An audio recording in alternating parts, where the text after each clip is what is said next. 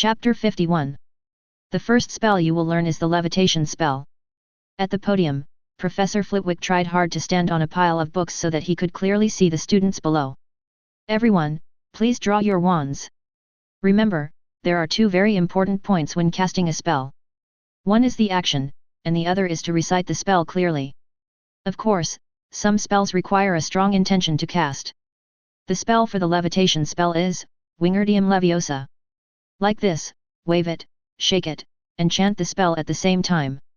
As Professor Flitwick continued to explain, the little wizards below began to try it out impatiently, and began to wave their wands one by one. There is a feather in front of each of you. I believe everyone has seen it. Next, try to make this feather float. The professor looked at the freshmen below who had already taken action with satisfaction.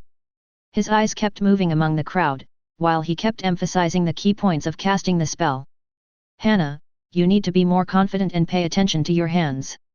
Terry, you need to say the spell clearly, this is very important. And you, Anthony, try waving your wand a little slower. I'm not asking you to hit people with it. Don't worry, everyone. I know this is difficult, but if you want to cast your first spell in your life, you will definitely have to go through some twists and turns. As the young wizards gradually found their way, Flitwick's speech became faster. Almost every freshman was named by him. Until Terry's somewhat doubtful voice sounded, Professor, is this really that difficult? Also, are you sure you need to chant a spell to make the feather float? What?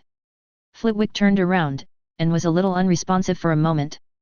Look at Aris, he clearly didn't cast any spell, but the feather still floated. Yes, I saw it too. Even his actions were perfunctory. Anthony's voice followed. The voices of the two people immediately attracted all the attention in the classroom. Aris awkwardly flipped through the books on the table and glanced helplessly at the two conspicuous bags beside him. He certainly didn't recite the spell just now, but his casting movements were still very standard. It was just that because the levitation spell was too easy for him, he subconsciously used silent casting. He had mastered this technique a week ago. Unexpectedly, what happened in just a moment was discovered by two conspicuous people around him, and they reported it to Professor Flitwick. Professor, actually Aris was about to say something to ease the weird atmosphere in the classroom. Because at this moment, everyone was looking at him with surprise, and some people even began to doubt the professor. This was obviously not the effect Aris wanted. If this professor was a little more petty, he would definitely hold a grudge against me. Perfect, absolutely perfect levitation spell. Unexpectedly, Professor Flitwick seemed to be overjoyed. He looked at the falling leaves under Aris' control, with clear trajectories and feathers moving like dancing arms, and praised them generously. For this successful, almost perfect levitation spell, 2 points to Ravenclaw. Aris, how did you do it? You really didn't cast any spells. Soon, after the surprise, Professor Flitwick also reacted, looking at Aris with some surprise and asked. Professor, actually. Aris was still thinking about how to explain that a first-year student had already mastered the silent spell. Beside him, the voice of the conspicuous Bayo Terry came again. Professor, I'm pretty sure Aris didn't cast a spell. Yes, I can testify to that. Anthony, the little conspicuous guy, followed closely and assured. Well, I did use the technique of silent spells. Aris chose to give up resistance helplessly. Originally, he was thinking that maybe he should slowly show his talents so that these professors would have time to adapt. But now it seems that this idea cannot be realized. But it's better this way, maybe he can get the right to skip classes openly sooner. It really is a silent spell. Flitwick's eyes widened, and he looked at Aris as if he was looking at a treasure. Excuse me, Mr. Shafik, could you show me again? Of course. Now that he had made the decision, Aris no longer thought about holding back. He let the feather fall back onto the table, then cut off the supply of magic power. Then, he gently waved the wand and made a spell-casting motion. The next second, the feather floated up gently again, and just like before, it drew one perfect arc after another above the classroom.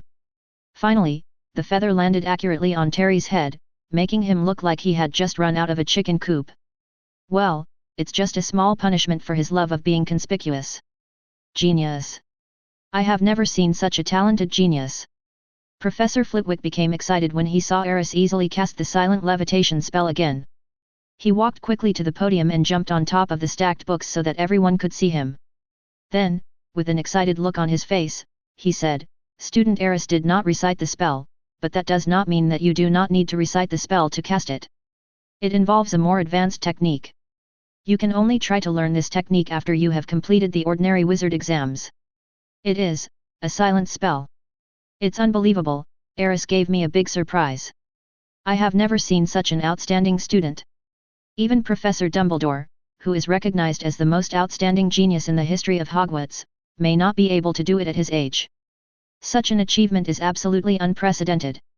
The young wizards looked at the excited Professor Flitwick in confusion, and then looked at Aris, who always had a polite smile on his face, and they didn't know how to react. In fact, Aris was a little embarrassed at this time. How could I not feel embarrassed? Being praised so generously by the professor in front of so many people. Some even say he is more powerful than Dumbledore. This tall hat is really too heavy. It felt like being in the school playground in the Muggle world, receiving the attention of all the teachers and students. There was also a loudspeaker next to it praising his great achievements. This is simply a social death scene. Professor, if you want to praise me, can't you wait until after class to praise me in my office? That way you wouldn't be so socially dead. After a while, the little wizards seemed to react, and their gazes at Aris became extremely hot. It looked like he was going to eat him alive. It's chilling. Aris, you are so awesome. Can you teach me how you did it? I know that he will definitely be a prominent figure in Hogwarts for the next 7 years. Merlin's beard. A talent stronger than the great headmaster Dumbledore, how is this possible? It's incredible. Professor Flitwick looked at Aris, who was surrounded by the crowd, and the excitement in his eyes gradually turned into a kind of determination. At this moment, he has secretly made up his mind. We must report this matter to the principal immediately and focus on training Aris from now on. Perhaps, in the future wizarding world there will be a second Dumbledore, or even a more powerful figure. And such a character comes from Ravenclaw. Recalling what Aris said at the dinner yesterday. At this moment, an idea suddenly flashed through Flitwick's mind. Maybe, this kid can really do it. Chapter 52. Soon, the charms class ended with all the young wizards and professors very excited. Perhaps, those little wizards were even more excited. Stimulated by Aris' outstanding performance, the young wizards worked very hard in class just to get a compliment from Professor Flitwick. As for Aris, the content of the class was too simple for him.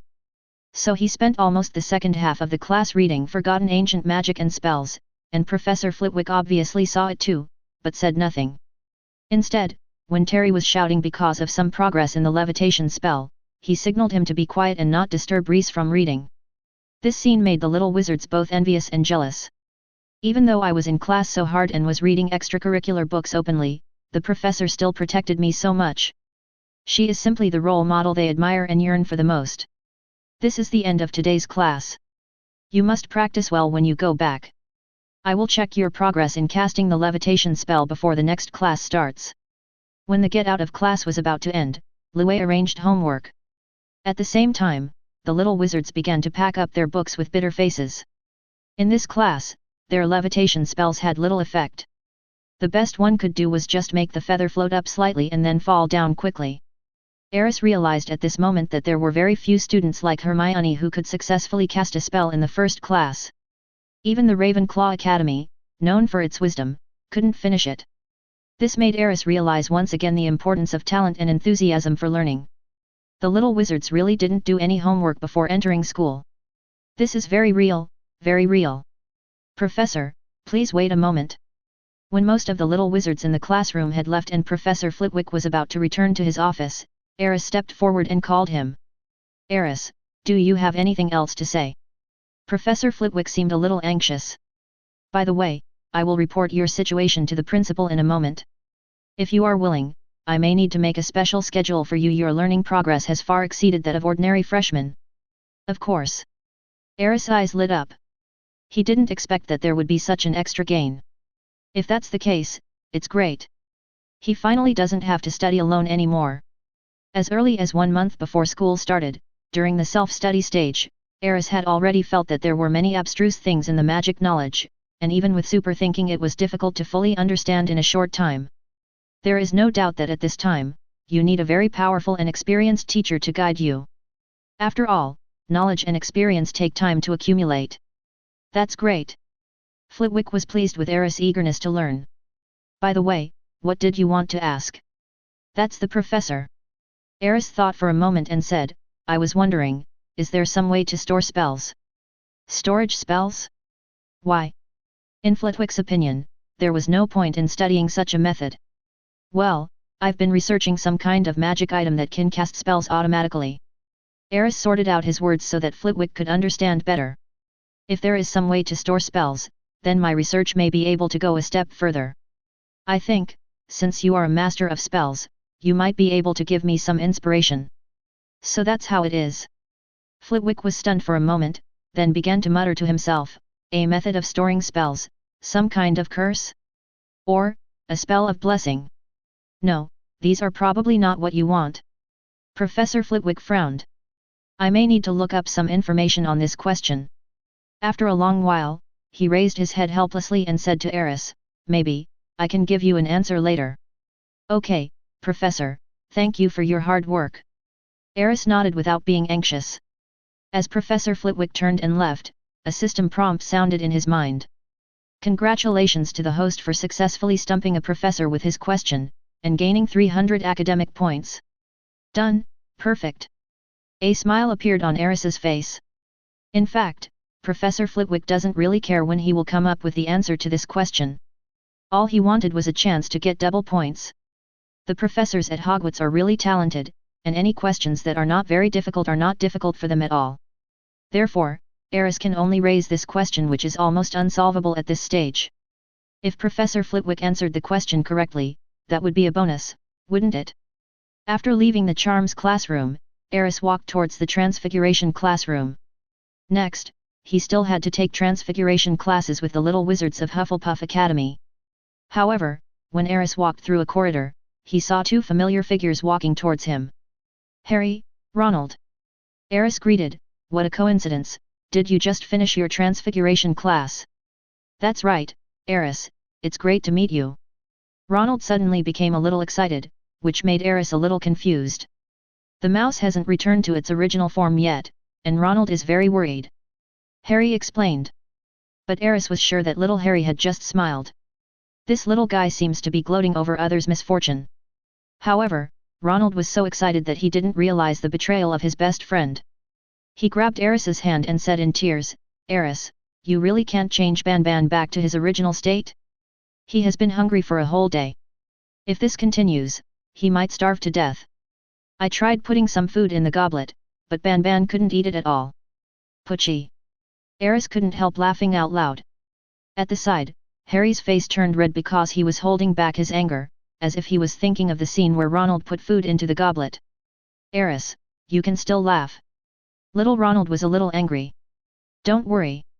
Aris suppressed his inner smile and asked seriously, didn't you tell Professor McGonagall about this matter and ask her to help you? Don't be ridiculous. Ronald shouted exaggeratedly, how dare I? Who would believe that a first-year student could perform such a transformation? If I really said that, the professor would think I was crazy. Aris and Harry both turned their heads away unkindly, fearing that they would burst out laughing again. However, Aris still consoled her earnestly, it's not that I don't want to help you, but I really don't know how to remove the curse. Don't worry, my spell will only last for 3 days at most. For a mouse, being hungry for 3 days is not a big problem. Are you sure? Ronald looked at Aris suspiciously. Of course, I promise. Are you kidding? That's Wormtail. He won't die of starvation after 3 days of starvation. I guess he won't starve to death, right?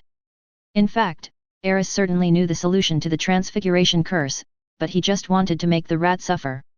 There's no righteous reason, I just don't like the mouse. Then I'll wait and see. Ronald lowered his head in frustration. It can be seen that he is really a little anxious.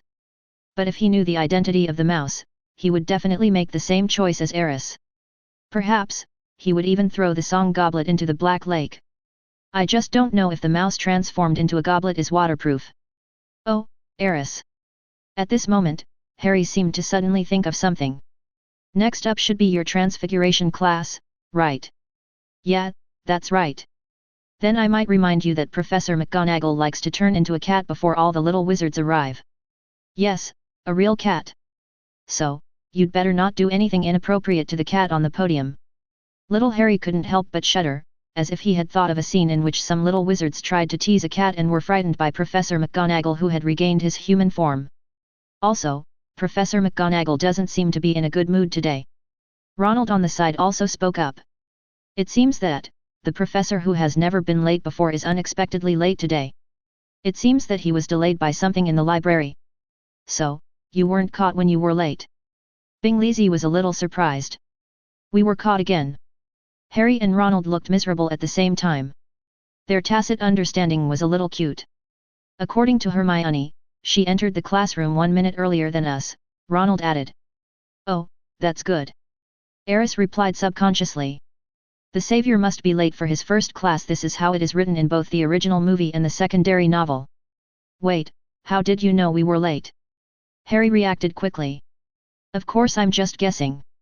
The stairs in the corridor are always changing, aren't they? Aris made up a lie naturally. Are you also? Harry was curious. No. After a brief chat, Harry and Ronald left quickly. It is said that their next class is potions. Thinking of Snape's special feelings for little Harry, Aris mourned for him for a second. However, thinking about what Harry just said, Aris was a little puzzled.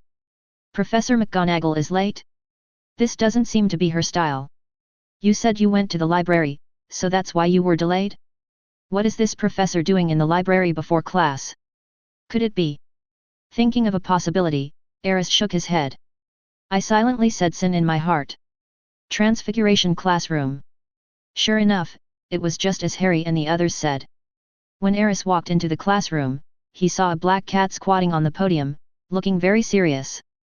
He also didn't know why Professor McGonagall could give people a serious feeling after turning into a cat. At this time, most of the other little wizards in the classroom had arrived. Aris sat down in a seat near the back. As soon as he sat down, he heard the discussion of two young wizards in front of him.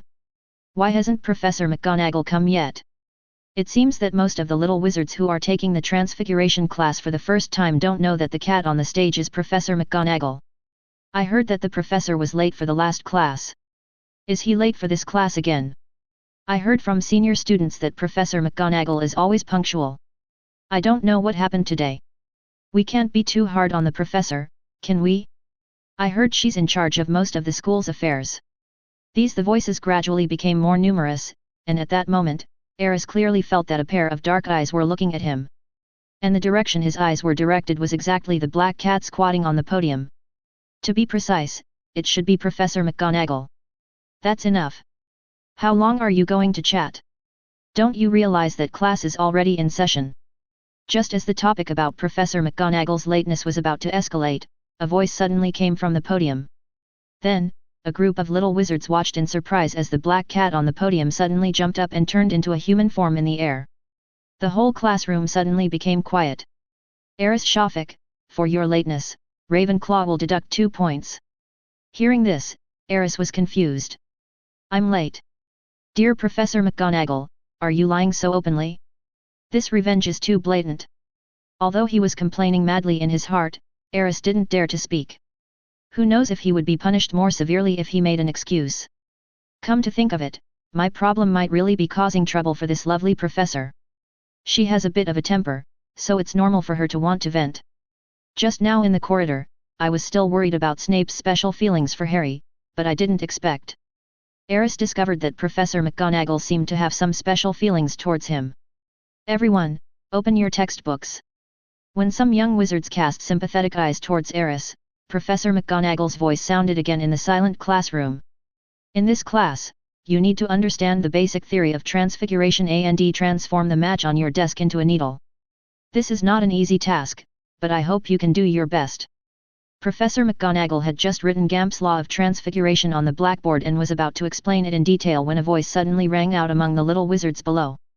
Sorry, Professor, I have a question.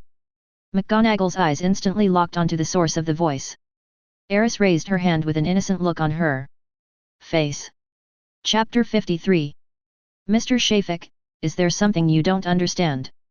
Professor McGonagall was about to get angry, but when he saw Aris's raised hand, he couldn't be too aggressive, so he could only patiently ask in a cold voice. If a little wizard has successfully completed all the courses in the first-year Transfiguration class, can you give this little wizard some privileges? For example, what about allowing him to leave class and study in the library? Mr. Shafik. Professor McGonagall's eyes became noticeably serious. I guess the little wizard you're talking about is you, right?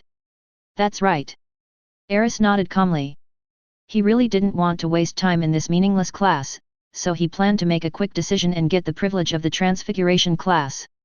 If you could turn the match in front of you into a needle, maybe. Professor McGonagall's tone became more and more serious. Even the other little wizards could feel that the atmosphere in the classroom was becoming more and more solemn. Professor, actually, I can. Before Professor McGonagall finished speaking, Aris' voice sounded again, in a serious tone. As soon as these words came out, there was a buzz in the classroom. All the young wizards knew about Aris's talent in spells, and they were deeply impressed by her. But transfiguration is obviously different from simple spells. The young wizards knew the difference between the two, so they were a little skeptical for a while. Can he really do it? My father said that transfiguration is a very difficult and dangerous subject that requires a long period of study and practice before it can be mastered. I guess Aris doesn't want to stay in Professor McGonagall's class anymore. After all, the professor was clearly targeting him just now. Although I admire his courage and talent, Aris is really too reckless.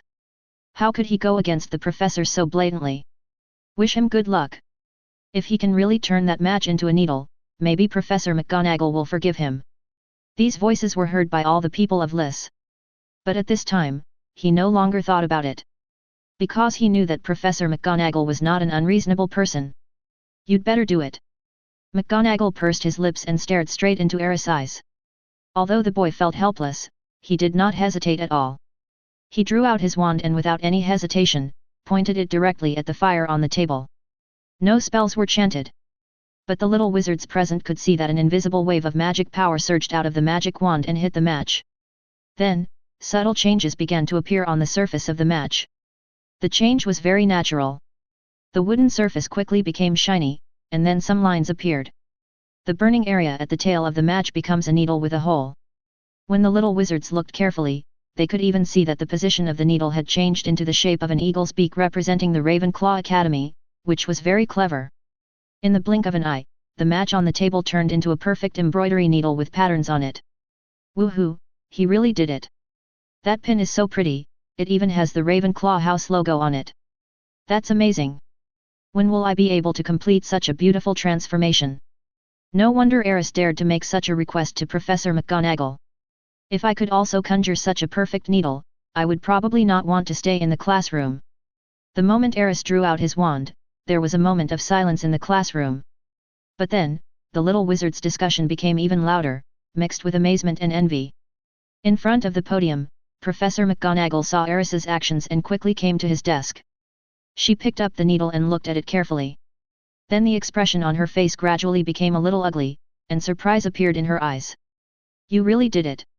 She turned to look at Aris, her tone filled with shock and disbelief. Professor, this should be just a small problem for Aris. At this time, a little wizard from Hufflepuff suddenly spoke up and said carefully, I heard that Aris turned a mouse into a goblet while on the train.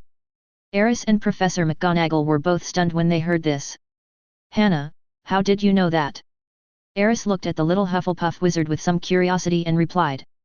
Professor McGonagall was obviously curious about this matter and did not interrupt Aris's questioning. The little girl seemed a little embarrassed. She hesitated for a while before whispering, I traded a piece of ham with a Gryffindor student for this information. At the time he was talking in mysterious terms, and I thought it was something very interesting. After he told me this, I thought it was just a rumor. It was not until now, after seeing Aris perform such a beautiful transfiguration spell, that I realized that this might be true.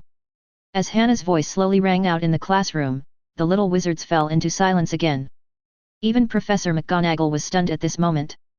Because she was the only one who knew best how difficult it was for a first-year student to turn a mouse into a goblet.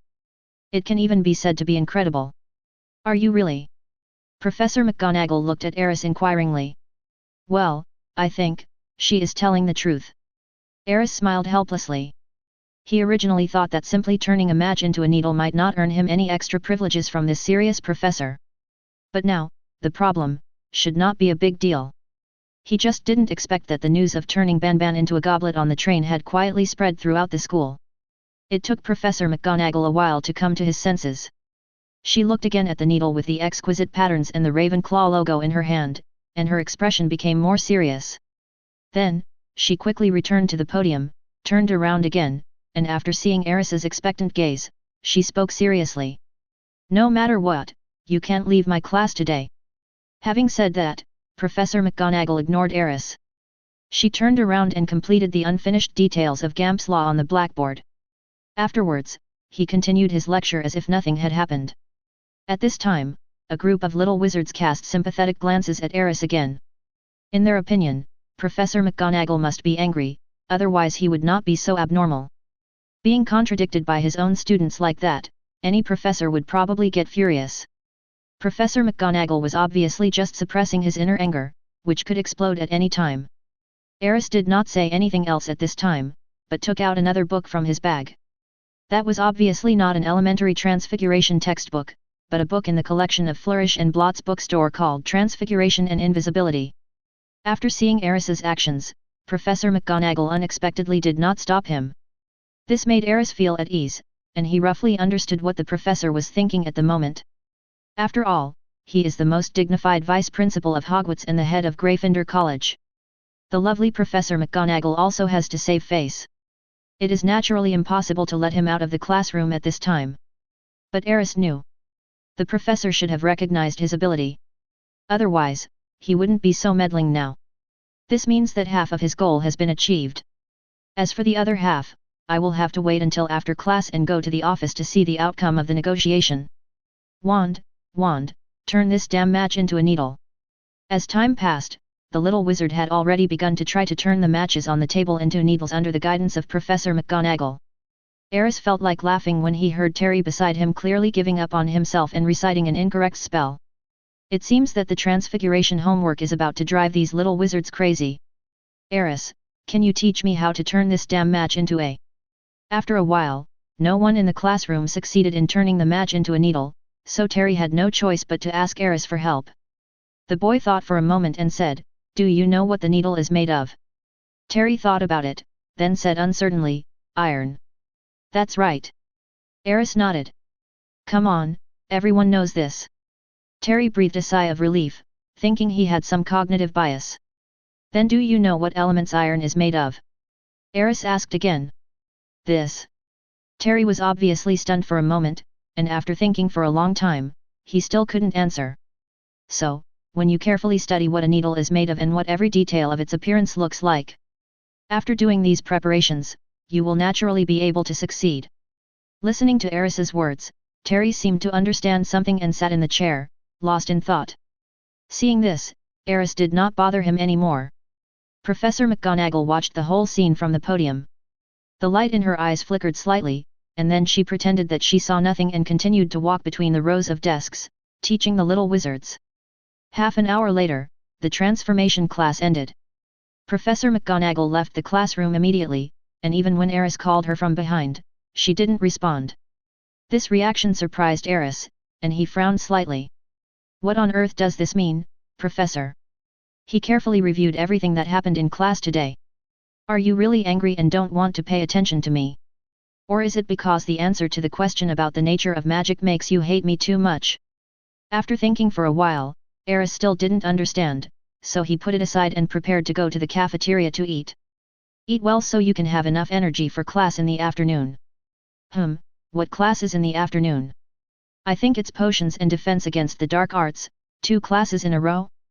By the way, why is there no divination class in the first grade?" Aris was a little distressed. After he merged with Merlin's talent card, he also had the talent of a fortune teller, but he had never shown it until now. The point is, he really doesn't know how to practice this thing. Principal's office. After class, Professor McGonagall came here in a hurry. "Say the password and go inside through the spiral staircase." Professor McGonagall spoke impatiently with a hint of indignation. "Principal Dumbledore, you have to take care of Aris." She came to the principal's desk, looking like she was going to call him to task. What happened? Professor McGonagall. Dumbledore asked with a calm look as if he had everything under control. Just now, that little guy dared to openly make trouble in my class. He wants me to give him the privilege of skipping classes. Although he turned a match into a needle just during class, this is really not the attitude a freshman should have. Oh. Dumbledore's eyes sparkled behind his semicircular eyes. So, the little guy is also very talented in transfiguration. What do you mean? Professor McGonagall frowned. Flitwick has been here just now. I think you might be interested in what he said. Dumbledore's expression was half smile. He's been here too. Professor McGonagall was stunned. Aris's talent in spells is also extraordinary. This is a good thing, isn't it? The old headmaster looked at McGonagall thoughtfully and continued leisurely. Flitwick suggested that we prepare a special curriculum for little Aris and give him special guidance according to his self-study progress. What do you think about this matter, Professor McGonagall? This. McGonagall fell into a brief silence, and then sighed after a moment. This might be a good suggestion, otherwise that little guy would probably make trouble in my class every day. Since you agree with this plan, why not think about how to help this gifted child? He must really need your special guidance right now. But this doesn't fit in with the school's teaching plan. Professor McGonagall muttered. But it was obvious that there was no resistance in her eyes, and she had already tacitly agreed to the proposal. Smart children are always one step ahead. We should give them full tolerance in learning, right? Dumbledore smiled, as if he had seen through McGonagall's little tricks. Thought. That's all we can do. McGonagall did not object. In fact, McGonagall did not come here to complain about Aris's crimes, otherwise he would not have mentioned at the beginning that he had successfully completed the fire transformation. Her ultimate goal is the same as Professor Flitwick's, which is to apply for a privilege for Aris. However, almost half of the entire Hogwarts teaching system was formulated by this lovely and rigorous professor. Asking her to openly overturn the rules she set just for a first-year student would obviously be detrimental to her management of the school. Therefore, she would use this retreat to advance approach to find Dumbledore. And Dumbledore, of course, knew what she really wanted. By the way, Minerva, have you made any new progress in your research on the nature of magic? Hearing the principal mention this matter, Professor McGonagall felt very depressed. She said coldly, because of this incident, I even broke my principle of never being late for class. So, what do you say? Looking at the professor's departing back, Dumbledore shook his head in amusement. Then, a thoughtful look appeared in his eyes again. Aris Shafik, he murmured softly. You really are becoming more and more like him. No, in terms of talent alone, you have even surpassed that old guy. Surpassed me too. Chapter 54. Aris, here. As soon as he entered the auditorium, Aris heard someone calling him. Ronald, Harry. Aris walked over and sat down next to the two of them. It was Ronald who stood up and waved to him just now. As soon as the morning classes ended, the little wizards couldn't wait to run to the cafeteria. Some little wizards got up late in the morning and hurried to the classroom without having time to eat breakfast. Now I am so hungry that my stomach is sticking to my back. Hermione, you're here too.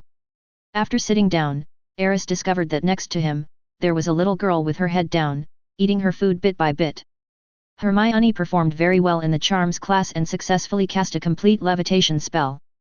Harry explained to Aris in a low voice, she was very happy at first, but just now. Everyone in the cafeteria is talking about your wonderful performance in the charms class. My God, silent levitation charm, you are so amazing. Yes, I've never heard of any first-grade wizard who can cast a silent spell. Ronald also spoke at the right time and cast a look of admiration at Reese.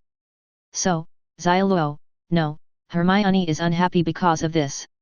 Aris was a little amused. Not entirely. Harry explained again, she also heard about your performance in Transfiguration class. Didn't she already know that I'm good at Transfiguration? Aris was speechless. On the train, the little girl saw him turn the mouse Banban into a goblet. That's why she might be even more depressed. Because, the more I want to surpass you, the more powerless I feel. Harry and Ronald echoed each other and then sighed. It was as if they had also fallen into autism. Aris looked at it and shook his head speechlessly. He turned his head and looked at the other Shark Granger. Student Hermione, you should be proud too. He thought for a moment and said with a smile, "You know, even the Ravenclaws, who are known for their intelligence, didn't have anyone successfully cast a levitation spell in the first spells class. You are actually already a top student in the eyes of others." Hearing this, the unhappy little witch finally couldn't help but raised her head and looked at Aris. "Even though you said that, I don't feel comforted." The little witch took a big bite of the sausage in the bowl, and then quickly drank a few mouthfuls of pumpkin porridge. "Forget it. If you don't have enough talent, you have to work harder." She didn't look at Aris again, but picked up the school bag next to her, turned around and went to the library. "Look at this, don't you two feel ashamed?"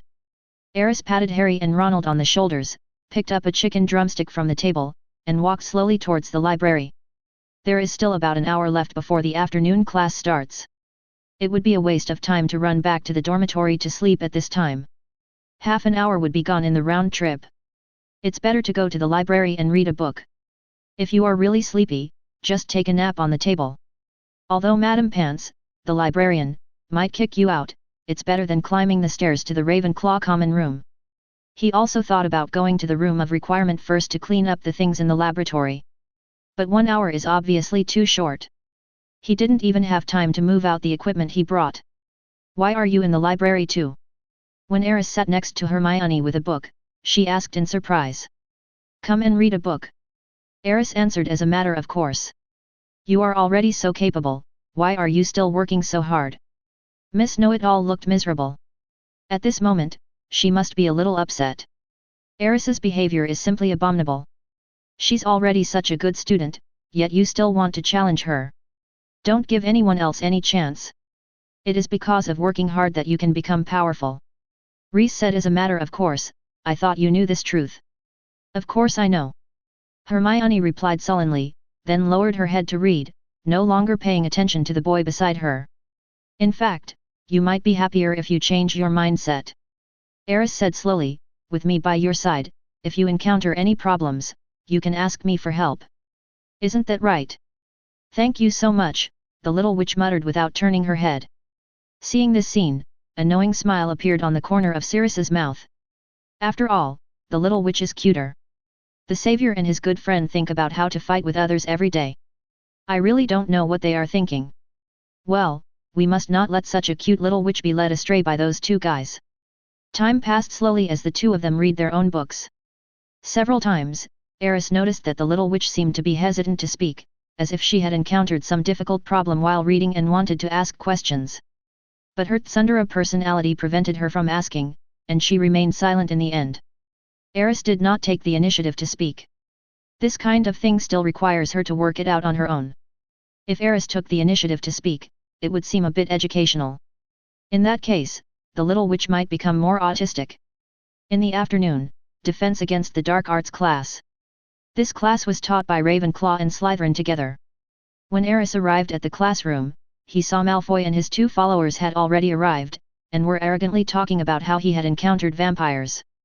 "I guarantee that you have never had such an experience." Malfoy boasted seriously, "Do you know what vampire teeth look like? Aren't they fangs? I heard that vampires have very sharp teeth." Crabbe said in a cooperative manner. "It's not just fangs." Malfoy said more vigorously, "You should know that vampires all suck blood, right? The last vampire I encountered had just finished sucking blood, and there was still blood on its fangs. It was so scary. Also, if he opens his mouth towards you, you'd better turn around and run away without any hesitation. Because, he is probably not full yet and wants to find some more food. Well, please make way." Suddenly, a voice sounded, interrupting Malfoy's lame boasting. "Who is it? You want to die?" Malfoy turned around suddenly, and then saw Aris with a smile on her face. The handsome young man with blonde hair and white face froze in an instant. He swallowed his saliva, swallowed back the dirty words that were about to come out of his mouth, and then said with an awkward smile, "Yes, Aris. Sorry, I'm just about to go back to my seat, of course you can come over." "Thank you." Aris touched the slicked back hair that Master Malfoy had deliberately combed. It felt pretty good. By the way. Aris sat down on the right side of Malfoy across the aisle and suddenly turned around and said, 0139041330 Philo 2300911361. After a vampire drinks blood, it actually doesn't leave any blood on its teeth, just like when you drink juice, it doesn't leave any juice on your teeth, right? Also, for a little wizard like you, when you realize that the vampire has regarded you as prey, it is too late to run away, unless you have learned the apparition technique. Next time you brag, you should think about whether it is logical or not. Otherwise, it will look funny to others. Remember that. Aris even kindly gave a reminder at the end, fearing that Master Malfoy had not remembered what she said.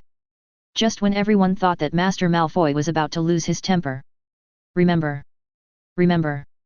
He nodded surprisingly, and then said to Aris honestly, "Thank you. Well, this kid is teachable." Aris nodded with satisfaction. It seems that under his careful education, Master Malfoy has gradually begun to learn to be grateful. That's great, isn't it? Humble people are liked by others. After seeing Malfoy's attitude, the classroom suddenly became buzzing. Is this the Master Shafik? Malfoy is so afraid of him. As expected of the heir of the Shafik family. Even the most arrogant Slytherin dare not confront him head-on. I heard that Master Shafik showed amazing talent in both transfiguration and charms. Now it seems that he is indeed extraordinary.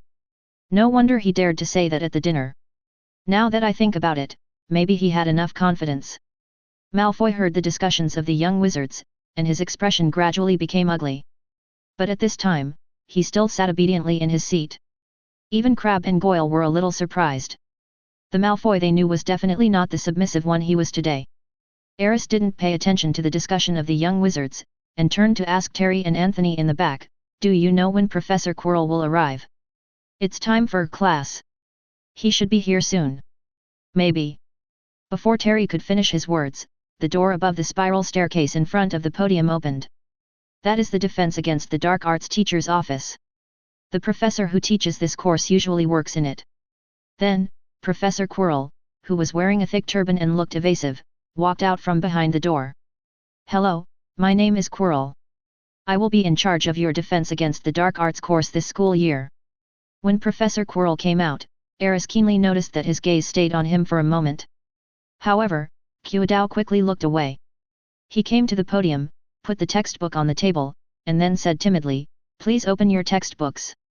Today we will learn the theoretical knowledge of the first lesson of Defense Against the Dark Arts, so you can put away your wands first." Aris looked at Quirrell for a moment, then smiled and shook his head. Who would have thought that the remaining spirit of Voldemort, once hailed as the most evil dark wizard in the wizarding world, was now hiding in the body of Professor Quirrell, who looked timid and pitiful.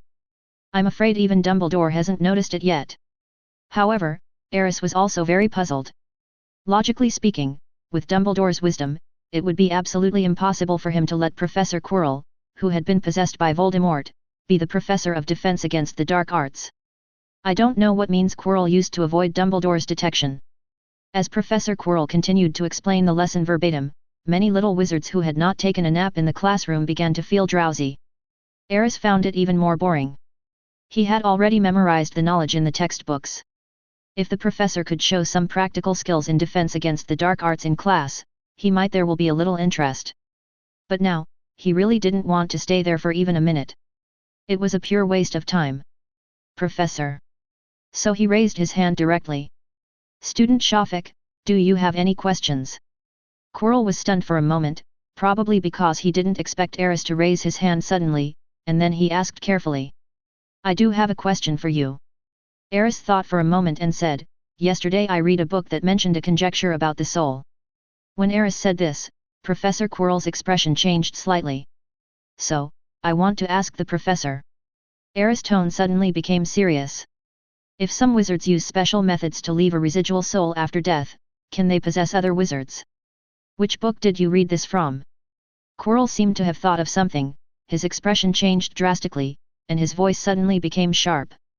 Seeing this scene, the young wizards in the classroom looked at each other in bewilderment. They had never seen Professor Quirrell like this before, and they were all surprised for a moment. Aris looked at him calmly and said, "The name of the book is Strange Magic Puzzles and Their Solutions. But unfortunately, there is no answer to this question in the book, so I thought of asking the professor." As if realizing his own gaffe, Quirrell softened his tone a little, and returned to his timid and somewhat stuttering self. Student Shafik, I'm thinking, the secrets of the soul are something that many adult wizards don't dare to easily get involved in. I mean, this question is too profound for you, and it's not something you need to know right now. Professor, you don't know. Aris spoke again with a harmless look on his face, curious. Quirrell's expression changed again and again, as if he was weighing something, but in the end he shook his head. Then, as if he was about to cry, he said timidly, no. That's right, this question. I can't answer it. In that case. Aris suddenly smiled. I just remembered that Professor Dumbledore seemed to ask me to go over and see. At this point, Professor Quirrell wished Aris would disappear completely, so he didn't care if he left the class.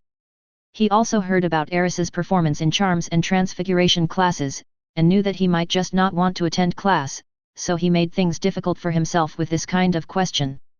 Otherwise, it would be more than just a matter of changing your facial expression.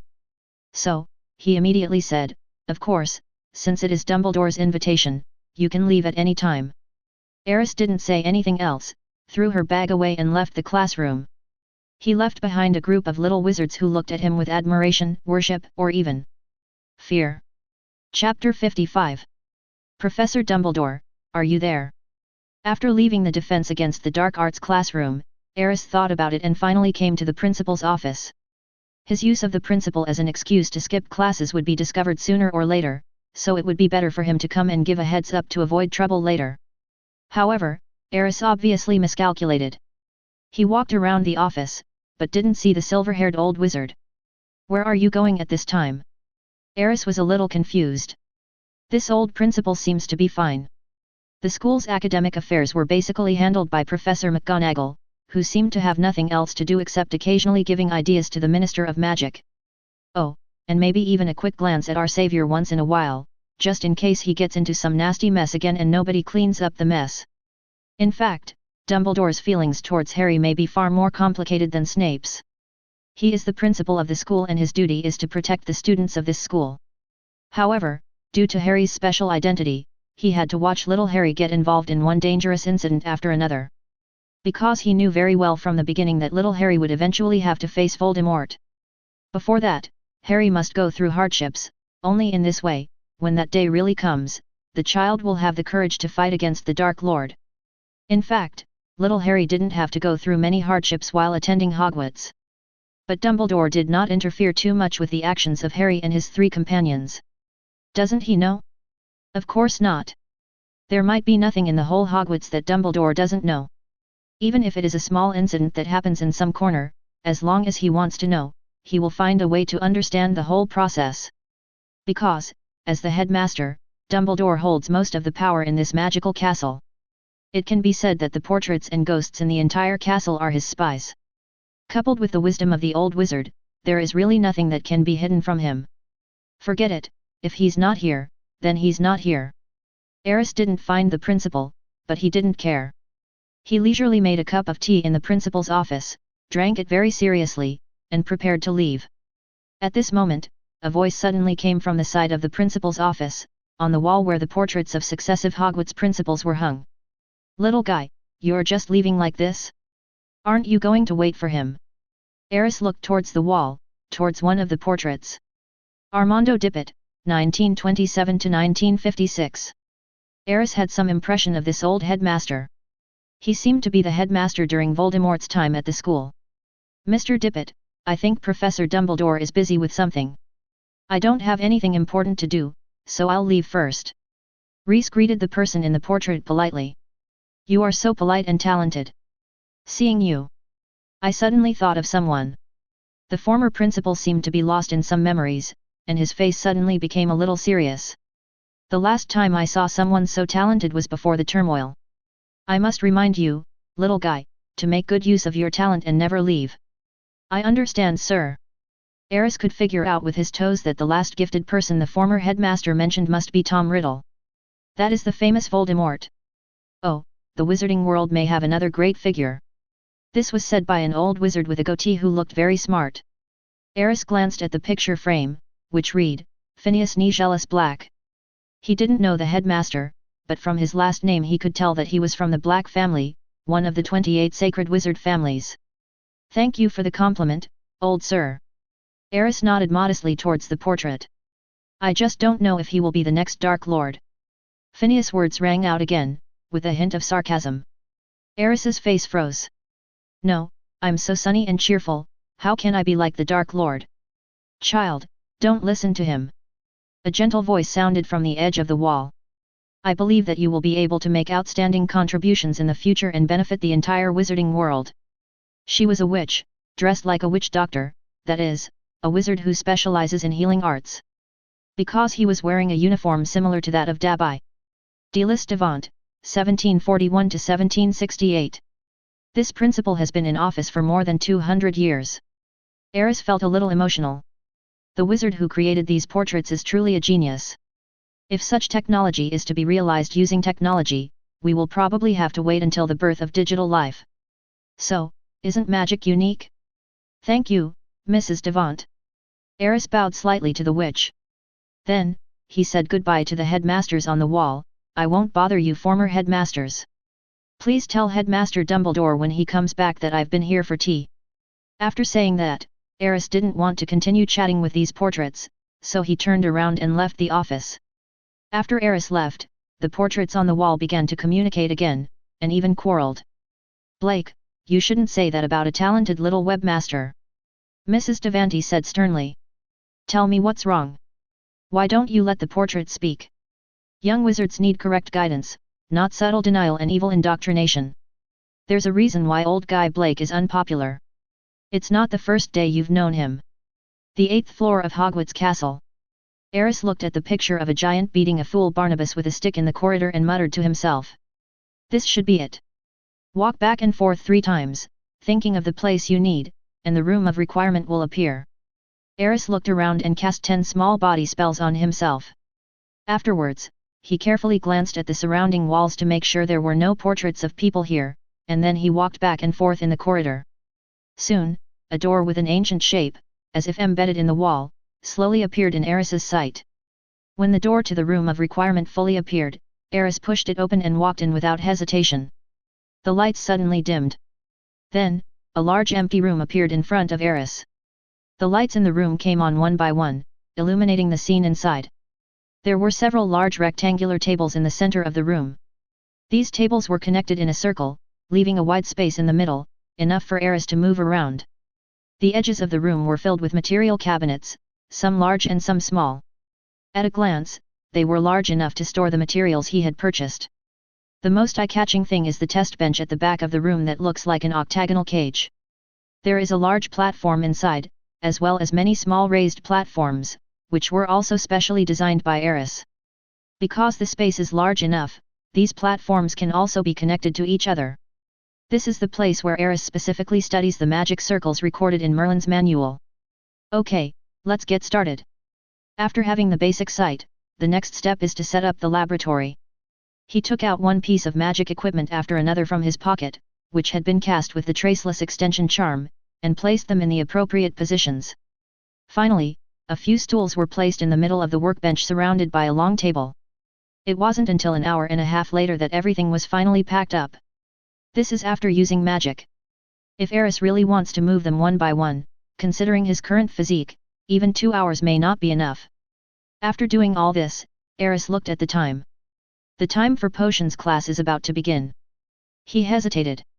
Snape was a little difficult to deal with, but the laboratory had just been set up and he really didn't want to waste time going back to the classroom.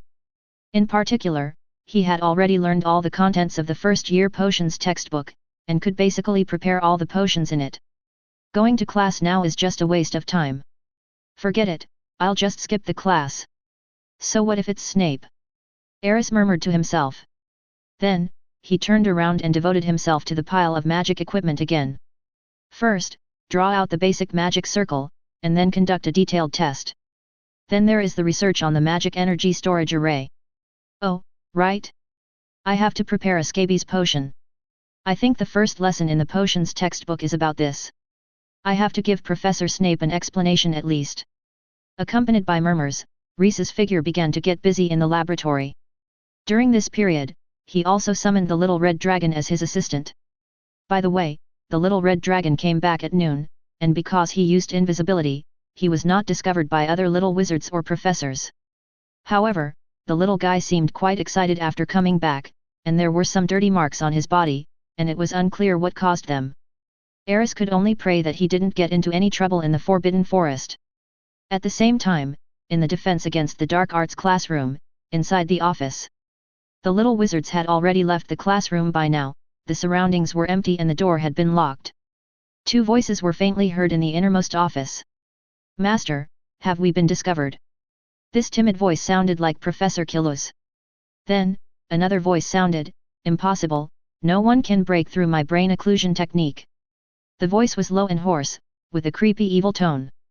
If a little wizard broke into the office at this moment and happened to hear this sound, he would probably be scared to tears.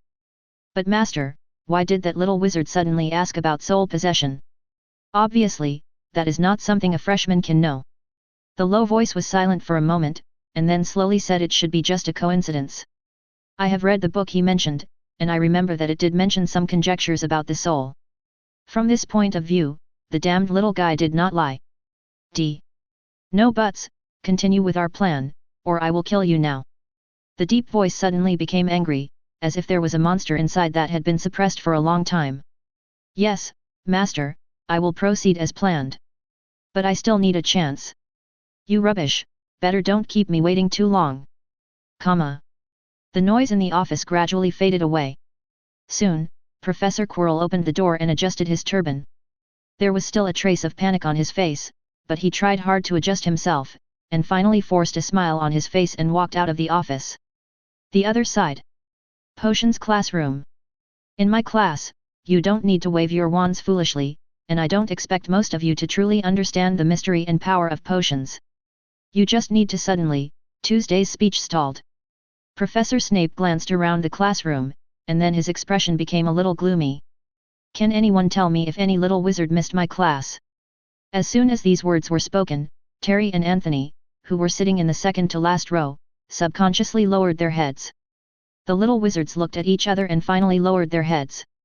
The young wizards of Hufflepuff Academy had naturally discovered that a very famous student of Ravenclaw had not yet arrived.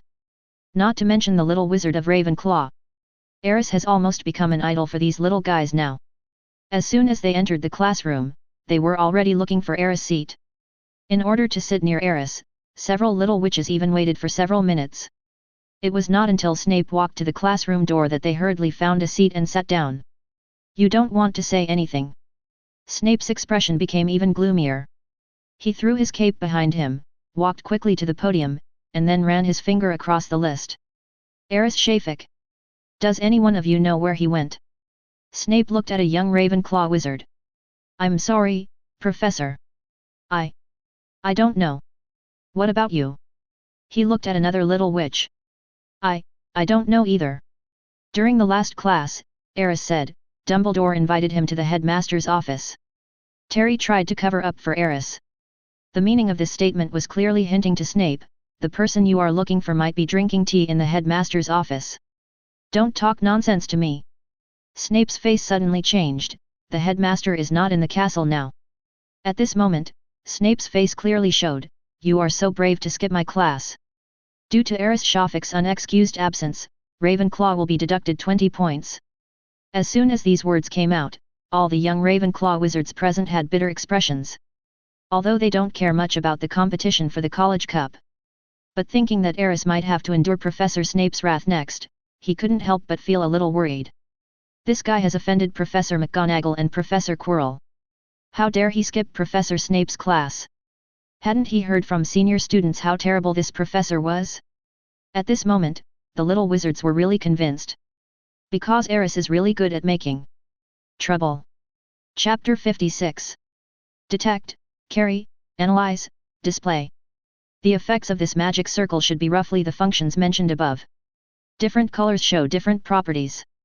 This arrangement of magic runes is very ancient. It doesn't seem to be recorded in most books in the current magic world. It is indeed worth studying carefully. It is indeed the manual of the great wizard Merlin. Inside the house where every wish is granted, murmuring sounds continued to be heard.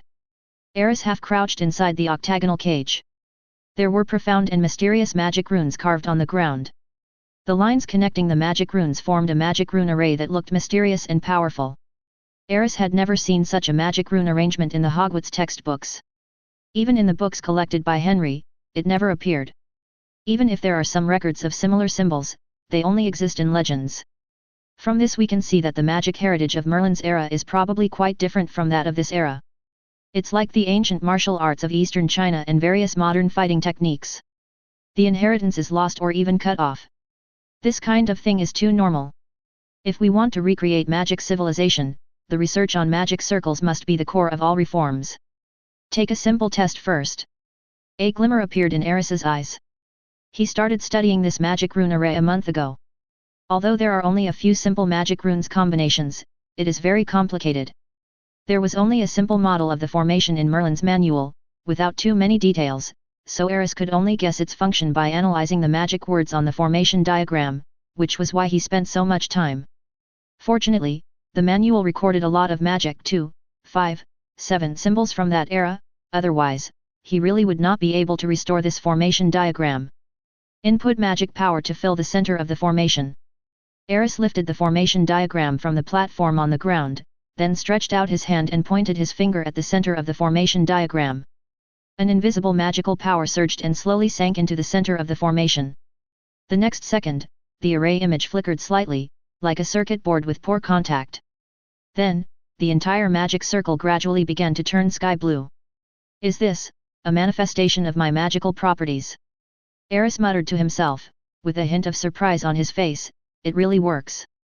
Merlin's handbook contains an explanation of the elements, but that ancient magic has long been lost.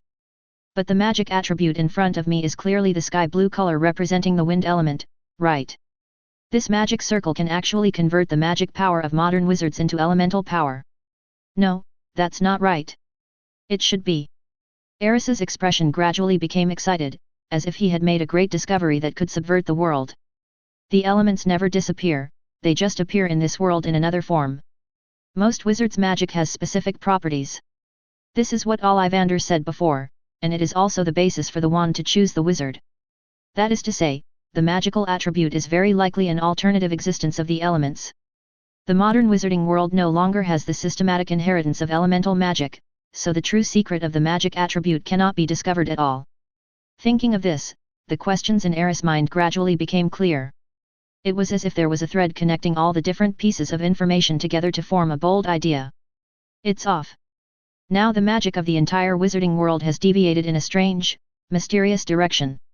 It's like the technology tree is wrong. And most of the real elemental magic has been lost. Or maybe only some simple spells were passed down, such as fire spell, freezing spell, water dungeon spell. Only a small number of top wizards, such as Dumbledore, may have vaguely realized the existence of elements and conducted some research. So, their magic can show such powerful power. The magic power is strong, maybe it's just one factor. Aris's thinking continued to diverge, and with the help of superthinking, ideas continued to emerge one after another. In the end, a set of conjectures that are basically self-consistent were formed. Unconsciously, as he continued to output magic power into the magic circle, the sky blue color of the entire formation gradually began to change. Aris noticed something and his eyes narrowed slightly. Soon, the sky blue color of the magic circle completely changed, and a chaotic light of black and white appeared. Is this the element of time and space? Aris was stunned. He had read in Merlin's handbook that the elements of time and space were extremely mysterious, and their manifestations were similar to chaos. And the black and white color before my eyes, isn't that the chaotic horse?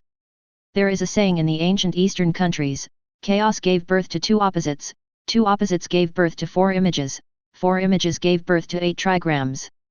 This also happens to fit in with the earth, fire, wind, and water in the elemental theory, as well as the lower elements such as the earth, sky, hills, and oceans.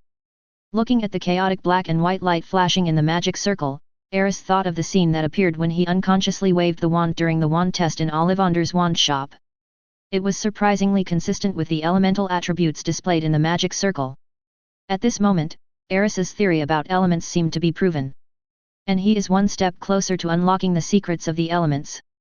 Next, we need to devote most of our energy to cracking the magic circle and perfecting the element system. This may be the most crucial point for the reform of the wizarding world and the development of elemental magic civilization. Aris muttered to himself, the light in his eyes becoming brighter and brighter. Just as he was about to withdraw his magic output, the flashing black and white colors on the magic circle began to slowly change again. First it changed into a thick earthy yellow, then a natural green, and finally a little bit of red sparks appeared, although the sparks were not obvious. 5 colors? These undoubtedly represent 5 different elements. At this moment, Aris was completely stunned. Aris stayed in the room of requirement until late. It was not until the intense hunger came over him that he realized how much time had passed. During this period, he repeatedly tested the magic circle. It was finally confirmed that his magic power really possessed multi-element attributes. This discovery surprised him, but also made him a little distressed. With so many elemental talents, which one should I major in? This is a really difficult question to decide. However, it is still too early to think about these things now, because his research on elemental magic is obviously still very superficial. For now, it is better to learn the magic spells in the current wizarding world. Only by fully understanding the differences between the two systems can we better improve and integrate them in the future, right? When Aris pushed open the door of the room of requirement and returned to the castle corridor, a smile appeared on his face again. No matter what, it's always a good thing to have multiple elemental talents. This is something worth celebrating. He casually cast an invisibility spell on himself and walked towards the castle kitchen. You can't be hungry. Otherwise you won't be able to sleep. He even sensed that the little red dragon in the pet space was also protesting. Because the little guy, like him, has been hungry for a long time. However, fortunately, I have the little red dragon Iris as my assistant. Her dragon language magic is of great help in the study of the elemental system. It seemed to be some kind of magic system that was passed down from generation to generation, but dragon language magic was more mysterious. Perhaps only by mastering dragon language could one truly understand it. Now Iris could only cast some magic for him so that the magic array could analyze the elemental properties and structure. Professor McGonagall, this matter is very serious. I think it is necessary to report it to Headmaster Dumbledore. When Aris turned a corridor, he heard faint voices coming from the front. Hagrid, are you sure there is something unusual going on in the Forbidden Forest? It's not caused by some natives? Professor McGonagall asked with a hint of doubt in his tone. I am very sure that those traces were definitely not made by the little fellow in the Forbidden Forest. If we do not conduct a thorough investigation, once things go out of control, it is very likely to affect the safety of the little wizards in the castle. Those little guys were terrified. They insisted they saw some kind of horrible creature invading. In that case, let's go to the principal's office. Professor McGonagall did not hesitate after hearing Hagrid's serious words. Soon, footsteps were heard in the corridor ahead. When Aris wanted to find out more about the situation, he found that the footsteps had gone away. Forbidden Forest, are there any terrifying creatures invading? Aris suddenly had a bad feeling in his heart. The terrifying creature they are talking about, could it be Iris? But why was that little guy considered a horrible creature by the creatures in the Forbidden Forest? She's still so small and cute. Elise. Thinking of this, Bingley's had to start communicating with the little red dragon in the pet space. Wow! A babyish cry sounded beside Aris's ear. The system is very powerful. Aris can communicate with the little red dragon in the pet space directly from the outside. Did you get into trouble in the Forbidden Forest? Wow! So what did you do in there? Wow! Fight? You're looking for a fight with the creatures inside. Wow! The little red dragon's tone was obviously a little proud. You beat them up and made them run around. Wow! Don't worry. Your disguise is good, but if Dumbledore really investigates, do you think you can hide it from him? If we are discovered, we may not be able to stay in Hogwarts anymore. Gods! Running away from home? You're running away, what the hell? Do you have any shame? You really treat Hogwarts as your home? Wow! The Forbidden Forest is your home? Okay. If you don't behave yourself, you'll be kicked out of the house. Aris shook his head helplessly and directly cut off the connection with the little red dragon. He thought about it for a moment, but ultimately decided not to go to the principal's office. Now, we can only deal with it coldly for the time being. It's better to delay it for a while. He dared to bet that if the existence of the little red dragon was really discovered, Even Dumbledore might not be able to save her. Those guys on the Hogwarts board would never allow a dragon to appear in Hogwarts. Schwartz? Even if that dragon has an owner. They might even have other thoughts about the little red dragon. After all, she is different from other dragons in this world. It is even possible that he would take Aris away at all costs. Although Aris is currently quite capable, he is not so arrogant as to think that he can easily deal with the entire board of directors. Although the original book doesn't mention much about this board. But Aris could figure it out even with his feet. Those people are definitely not simple characters. Even Dumbledore's attitude towards them was to avoid provoking them if possible. The power of capital, even in the wizarding world, should never be underestimated. Principal's office. Headmaster Dumbledore sat behind his desk, his brows slightly furrowed. Obviously, he encountered some difficult problems. Professor, do you have any suggestions? At this time, Hagrid's voice sounded, with a hint of inquiry. Maybe I can go explore deeper into the Forbidden Forest. Can you go alone? Professor McGonagall glanced at the larger man. With Yaya, there shouldn't be any problem. Hagrid said confidently. But everyone present knew that the dog Hagrid raised was very timid and would just run away when encountering trouble. After a moment, Dumbledore finally spoke, let's wait and see how this goes for now. He stood up and looked through the window in the direction of the Forbidden Forest, a hint of doubt in his eyes. Logically speaking, there shouldn't be any uncontrolled creatures there, after all. Having said this, Dumbledore did not continue. He shook his head slightly, as if he had made a decision. Hagrid, continue to observe the Forbidden Forest. If you find anything new, notify me immediately. If necessary, I will go there myself. As for the safety of the little wizards in the castle, you can rest assured. The heritage of Hogwarts is far beyond your imagination. After saying this, the silver-haired old man looked at Professor McGonagall meaningfully. Professor McGonagall nodded knowingly, then tugged at the corner of Hagrid's clothes. In fact, she could only pull the hem of his clothes because Hagrid was so big. Since Professor Dumbledore has made a decision, let's just wait and see. After saying that, the two prepared to leave the principal's office. At this moment, another voice suddenly came from the direction of the gate. Professor Dumbledore, I'm afraid the safety of the young wizards in the castle is not only caused by the Forbidden Forest, but also by a certain daring guy.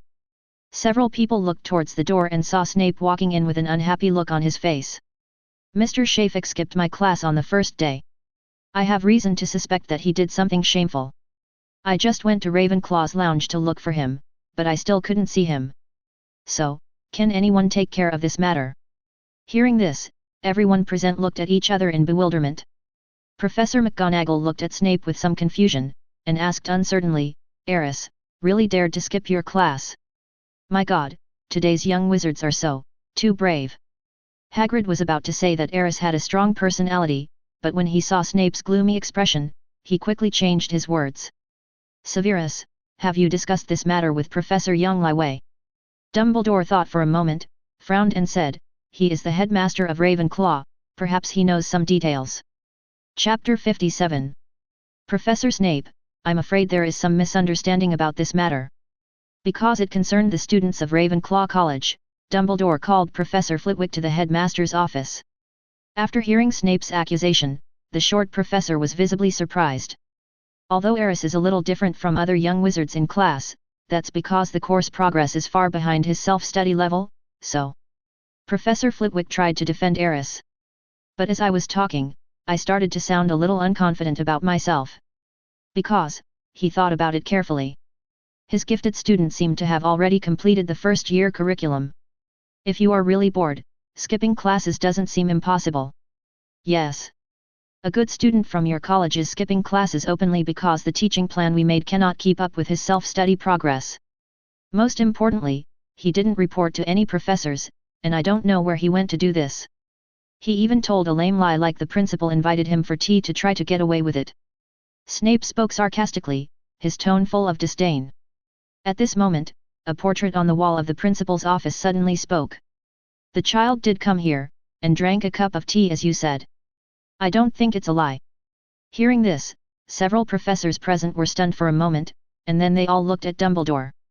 Not bad, the little fellow knows how to do things fully, and he has put in a lot of thought. Dumbledore touched his forehead and shook his head as if it was funny. This guy actually broke into the principal's office casually. Flitwick also looked like he had a headache. It's not really an intrusion, Professor McGonagall said calmly. After all, the password to the statue was given to him by Headmaster Dumbledore himself, so it can only be considered a normal visit. It's just that the headmaster happened to be away. I think this little guy 30 is quite unique. Hagrid finally said what he had always wanted to say. So, you're just going to indulge him like this and not pursue the matter? Snape's expression darkened again. Severus, don't be anxious. Dumbledore smiled kindly, and as he stood up, his silver-white beard swayed slightly. We need to be a little more tolerant of gifted kids, don't we? Since he feels that the current courses are too easy, how about you spend a little more time and adjust the schedule for him appropriately? Professor Flitwick has already proposed this to me, and Professor McGonagall has agreed. After saying that, the silver-haired old wizard looked at the two professors. I think you haven't changed your mind yet. Indeed, given his talent, I think it is very necessary to give him individual tutoring. Flitwick quickly agreed. Professor McGonagall didn't say anything, but nodded slightly. Therefore, Snape was the only one who had not expressed his opinion. As long as the deans of the three colleges and the president present can finalize this matter, the work of other professors will naturally be easier to advance. If you insist on doing this, what's the point of me objecting? Snape still had a gloomy face, and seemed to be still angry about Aris skipping class. But at this point, Dumbledore had obviously made a decision that he alone could not overturn. In that case, the matter is settled. Dumbledore finally announced the result. Wait, doesn't he need to be punished for skipping class? Snape was clearly unwilling to accept this. If every little wizard learns from him, how will Professor McGonagall manage this school in the future? Have you ever thought about the seriousness of this matter? So what do you think we should do with him? Dumbledore looked at Snape with a half-smile. At least his family should be informed so that Mr. Shafik can realize his mistake. At this point, his tone suddenly paused, as if he had just remembered something. Yes, if he has family. Professor McGonagall added silently. Everyone knows that Aris is the last heir of the Shafik family. Hagrid looked at Snape and grinned. Does Professor Snape want to ask himself to be the parent representative and inform him of his absence? After saying this, Snape's expression became even gloomier. On the side, Professor Flitwick watched closely, not daring to say a word, for fear that the war would spread to him. After all, Aris was a student of Ravenclaw, that was a fact. And he is the Dean of Ravenclaw Academy. If you look into it carefully, he has an unshirkable responsibility after this incident happened. Okay, let's just leave it at that. Finally, it was Dumbledore who stepped in to ease the atmosphere. I'll talk to Aris personally about his new schedule, you just need to be prepared. Also, you don't need to spend too much time on tutoring. As you know, he's a superstar. A genius always has his own way of learning, and your responsibility is to help him solve some of the problems that really bother him, such as questions about the nature of magic. Dumbledore suddenly winked at Professor McGonagall. These teasing words instantly made the serious Professor McGonagall feel uncomfortable. His face darkened visibly. Thinking that when I tutor Aris in the future, that guy will definitely have all kinds of weird questions waiting for me. She suddenly felt like she had shot herself in the foot. Professor Dumbledore, please rest assured. I will prepare well. Flitwick was the first to express his attitude. In the end, no one else said anything. After a few people had a brief chat about the specific implementation methods of this matter, that was the end of it. After the professors left, Dumbledore stood in front of the huge window, looking at the scenery in the distance, his brows slightly frowned again. In fact, from the very beginning, the things he was worried about and felt difficult about were not Aris's problems. In his opinion, even if this little wizard had great abilities, he was still young and would not be able to make any waves. He was really worried about someone else. Gellert Grindelwald. A gentle whisper came out of the old principal's mouth. The reason he left school today was actually to go to the tower in Nurmengard. There, he met his old friend whom he hadn't seen for a long time, Gellert Grindelwald. So far, everything Aris has shown is very similar to his good friend when he was a teenager. This made him involuntarily come up with some ideas. So, I went to talk to Grindelwald. And the result was just as Dumbledore worried. Does the appearance of this little guy give you new hope? Thinking back to his old friend's expression and mental state after he finished talking about Aris, Dumbledore couldn't help rubbing his forehead again. Different, totally different. At that moment, he seemed to see again the vigor and vitality of his old friend when he was young. Dumbledore knew very early that the reason why Grindelwald stayed in that tower was not because he was unable to escape.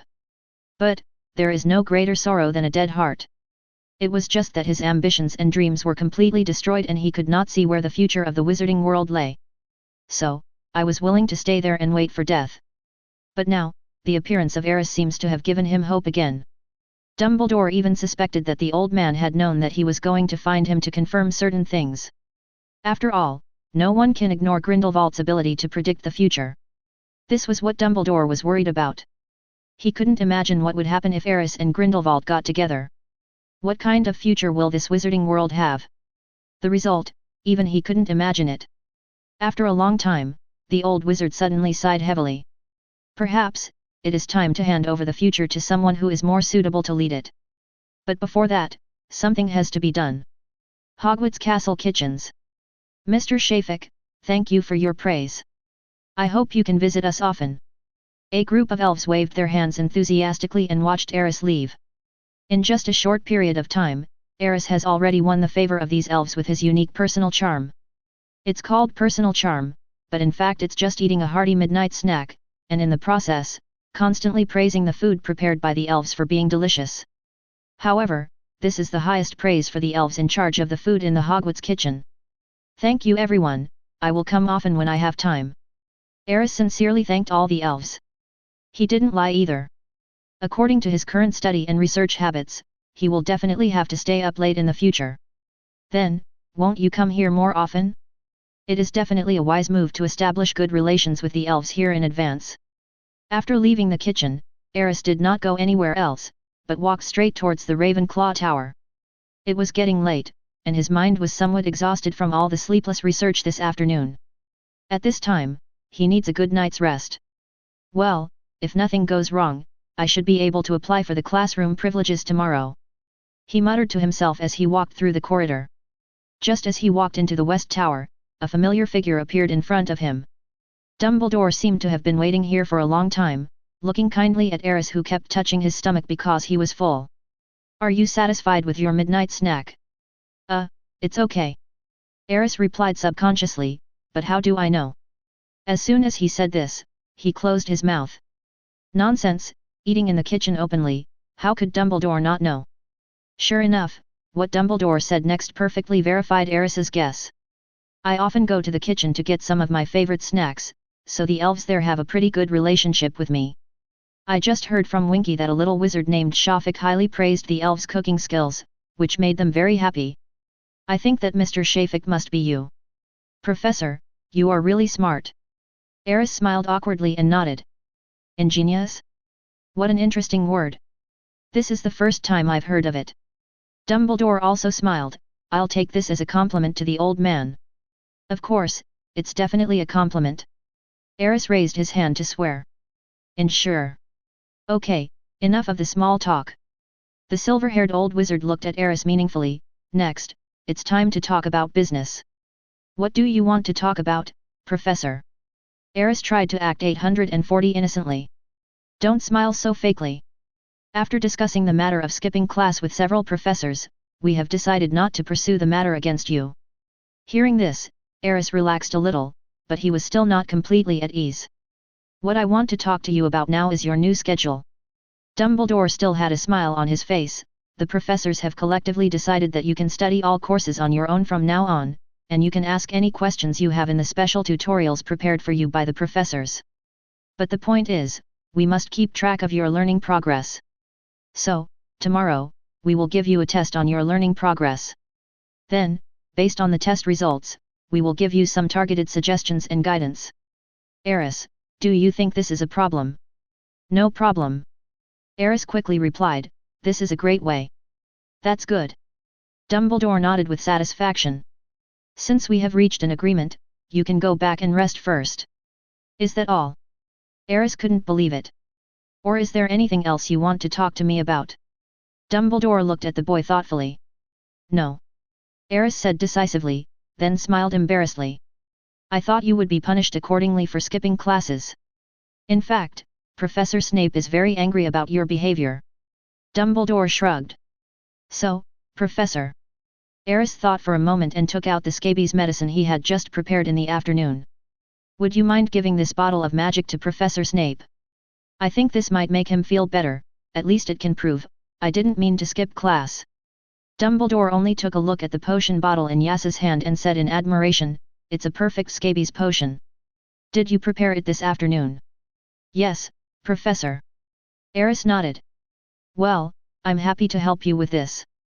Dumbledore looked at the boy appreciatively, but soon changed the subject, but if you could hand this potion to Severus personally, he might be happier. Really, is that so? Aris was a little uncertain. He felt that if he really did that, Professor Snape would definitely think he was provoking him. It's up to you to decide. Dumbledore winked at the boy. Of course, you can also choose not to hand it over. After saying this, when Aris came to his senses, the old wizard had disappeared without a trace. Chapter 58. Aris, you're back alive. Great, Aris is fine. I said, he will definitely escape. That's strange. How could Professor Snape let him go so easily? As soon as Aris returned to the Ravenclaw lounge, he was immediately surrounded by a group of young wizards. Seeing this scene, the corner of his eye twitched slightly. These guys seem to care about me, but why do I feel like they are hoping that I won't come back? Thank you for your concern, I'm fine. Aris responded with a stiff smile. Aris, didn't Professor Snape look for you? Terry finally squeezed to the front and looked the boy up and down. From the looks of it, this guy seemed to think that it would be normal for Aris to come back with missing limbs. You didn't look for me. Aris pretended to be confused, like a child playing. How is that possible? Anthony on the side also shouted, Professor Snape found out that you skipped class. Although we have already told you that you were called by Headmaster Dumbledore, he should have come to find you. You said that I was called by Dumbledore. Aris looked at the two of them with a strange expression. He didn't expect that these two would actually take the excuse he made up in the defense against the dark arts class seriously. What's even more outrageous is that they actually told Snape the same thing. Now, even Aris felt that it was really abnormal that Snape didn't come to see him. Before he went to complain to the principal, he should have come to me first to vent his anger. Aris didn't know that Snape had indeed looked for him, but he had been hiding in the room of requirement. After coming out, he went directly to the kitchen, which was why Professor Snape had never been able to catch him. I can only say that this is really good luck. Aris, even the senior students were shocked when they heard that you skipped Snape's class. Chuzhong looked at the boy with some worry, but his tone was inexplicably excited. You don't know, there's probably no one in the school who doesn't know your name now. This is not a good thing. Aris shook his head helplessly. But this is cool, isn't it? A young Ravenclaw wizard in the crowd shouted. That's right. No one has ever dared to skip Professor Snape's class. Have you forgotten that he didn't skip Professor Quirrell's class? Aris, you are absolutely amazing. You have done something that all of us want to do but dare not do. Everyone was talking at once, and they even worshipped Aris, who skipped class, as a hero. Seeing this scene, Aris was also speechless. He sighed earnestly and said, Everyone, I know you are very excited, but please don't get excited for now, okay? I need to remind you that skipping classes is a very bad behavior. Especially, skipping classes without learning the knowledge in class is extremely irresponsible to yourself. The reason I skipped class is because I have already finished all the first-year courses. If you can do the same, I think the professor will not force you to stay in class and listen to the content again. So did you find out? What is the most important thing to do if you want to skip class legitimately? The little wizards looked at each other in a daze. A small hand was raised in the crowd, and a weak voice said, Is it for all the courses in the advanced college? That's right. Aris grabbed the little hand, you guys thought of it too. As long as you can finish all the first-year courses in advance, you can skip classes whenever you want like me, and the professors won't be able to punish you. Don't say you can't do it, I can do it, why can't you? So, what are you still doing here? Hurry up and learn. Aris' words made the young wizards excited. Terry and Anthony were the first to lose their patience and turned around and ran towards the room. I have decided that I must stay up all night to read books tonight, and try to finish all the courses ahead of time like Aris, and try to skip a class with a clear conscience. I'm going to study too. Even if I can't finish all the courses ahead of time, as long as I can finish tomorrow's content ahead of time, I can tell the professor and he will at least agree to let me read extracurricular books in the classroom. If you want to show off your skills in front of others, you must work hard behind the scenes. Come on. There is reason to suspect that this person may have blood from an ancient Oriental country. Like Aris, try to skip class once this school year. The excited little wizards left the lounge one after another, as if they had taken some stimulants. Ravenclaw, known for its wisdom, seemed to have turned into a brainless Gryffindor after meeting Aris. Is this the power of idols? Looking at the little wizards leaving, he looked helpless. Aris, is it really okay for you to teach them this way?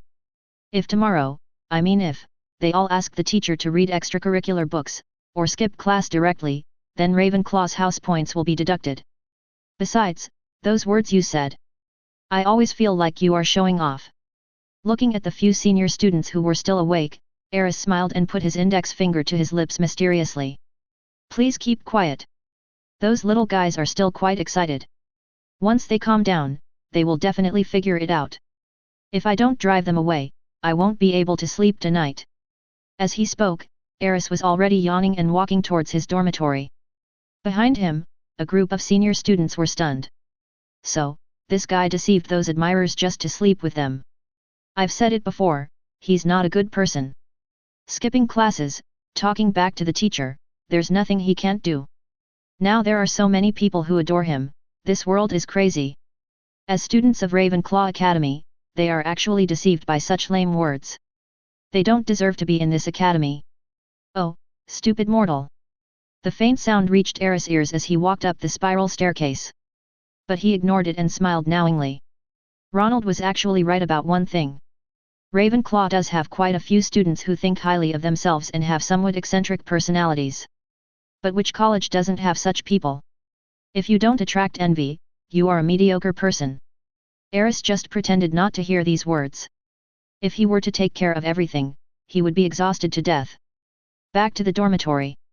Aris first wrote a letter, recording all the interesting things that happened today. Then, he forced Iris to work and sent it to Luna overnight. He promised the little girl that he would write to her often. Since you promised, you must keep your word. After doing all this, Aris focused his attention deep in his mind. Call up the system panel. After accumulating for a month before school started, his academic ability points had exceeded 20,000. But most of these points have been used up. Now, the attribute panel of Bentley's has undergone great changes. Name Aris Shafik. Identity title, the only heir of the Shafik family, a first-year student at Hogwarts. Magic value, B level, 210/500, pet, dark red dragon, Elise, comprehensive talent, SSS level. Common talents, photographic memory, super thinking, super speed reading. Special talents, all-round shapeshifter, prophetic astrologer, wandless casting, language of nature. Special skills, meditation. Main subjects, charms, advanced, potions, intermediate, defense against the dark arts, advanced, transfiguration, advanced, history of magic, intermediate, herbology, intermediate, astronomy, intermediate, elective subjects, flying class, not yet started, divination, intermediate, ancient magic research, intermediate, ancient magic, advanced, alchemy, intermediate, fast chanting. Academic ability points, 4,590. First of all, the magic level was raised to B level, which is equivalent to the magic level of an adult wizard. Secondly, the levels of various subjects, most of them have reached the intermediate level, and those who have done more research have even reached the advanced level, which means they have passed the ordinary wizard examination and reached an excellent level of knowledge reserve. Even among the subjects that Aris had studied more, such as spells, defense against the dark arts, transfiguration, and ancient runes, although he had not yet reached the next level, his actual knowledge reserves were already far beyond those of an average webmaster who had passed the ordinary wizard exam. After closing the property panel, Aris opened the system mall again. The accumulation over the past month has resulted in a lot more items being available for redemption in the mall. In addition to the gold galleons and magic potions at the beginning, there are several more items in the mall. General Subject Experience Package, 500 points. Charms Experience Pack, 300 points. Potions Experience Pack, 300 points. Epiphany Potion, after use, it will enhance your perception of magic power and give you a chance to enter an epiphany state. 1000 points are required to redeem it. Magic Crystal, it can store magic power, and also draw stored magic power from it. It can be used as a material for magic arrays. It requires 1000 points to redeem. Aris did a simple test on the two new items and found that they both have great effects. Needless to say, the Enlightenment Potion can give you a chance to enter a state of enlightenment. Even if you don't enter that state, it can enhance your perception of magic power. It is a very useful bonus potion when meditating. As for the magic crystal, Aris did some simple research. Because the exchange price of this material was not cheap, he did not waste too much. After preliminary research, it was found that in addition to storing and supplying energy, this material could also be used as a key material in a magic circle, such as the center of the circle, or as a magic node. Because of its energy storage properties, the magic circle could remain operational even without a continuous supply of magic power. Another thing is that Aris realized that there might be a possibility of storing spells in this kind of crystal. If you want to continue your research, you will need more magic crystals. Therefore, Aris has not used up the newly acquired points during this period. Now, the system's academic ability points have accumulated to nearly 5,000. It seems that the research on magic crystals can now proceed to the next step. He took out a bottle of enlightenment potion that he had saved from the system, drank it in one gulp, and then closed the interface. Entering a meditative state, that mysterious feeling emerges again. This feeling was very wonderful, as if everything around him had turned into pure energy. Energy of various colors filled the entire space, and he was swimming freely in that space. The ubiquitous energy would always find the right opportunity to merge into his body. This is not a state of enlightenment, but just arousal normal blessing of the Epiphany Potion. His perception of magic power was enhanced to an extremely high level. Normally, if you don't use the Enlightenment Potion, it is difficult to quickly establish a connection with those strange energies even if you enter a meditative state. Therefore, the speed at which magic power increases is naturally much slower. This month, Aris's magic power level was able to break through to level B in one fell swoop, all because of the effect of the Epiphany Potion. One time, he even entered the Epiphany state directly. The speed at which magic power increases is 10 times faster than normal.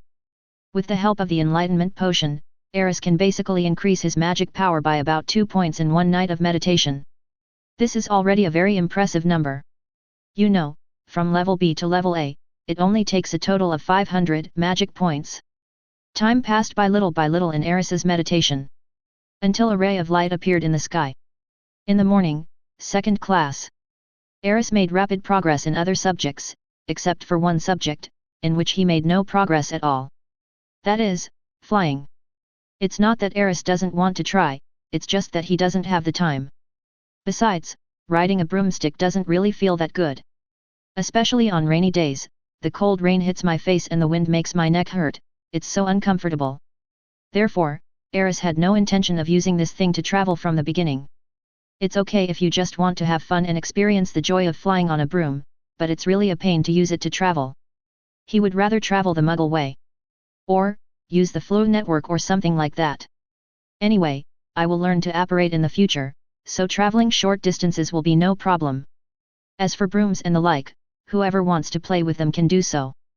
Aris has even decided that if he really wants a means of transportation, it must be a flying supercar like the Weasleys. That's really cool, okay? But Aris had to come to the broom class. Because, when Professor Flitwick asked him if he had ever ridden a broom, he suddenly answered no.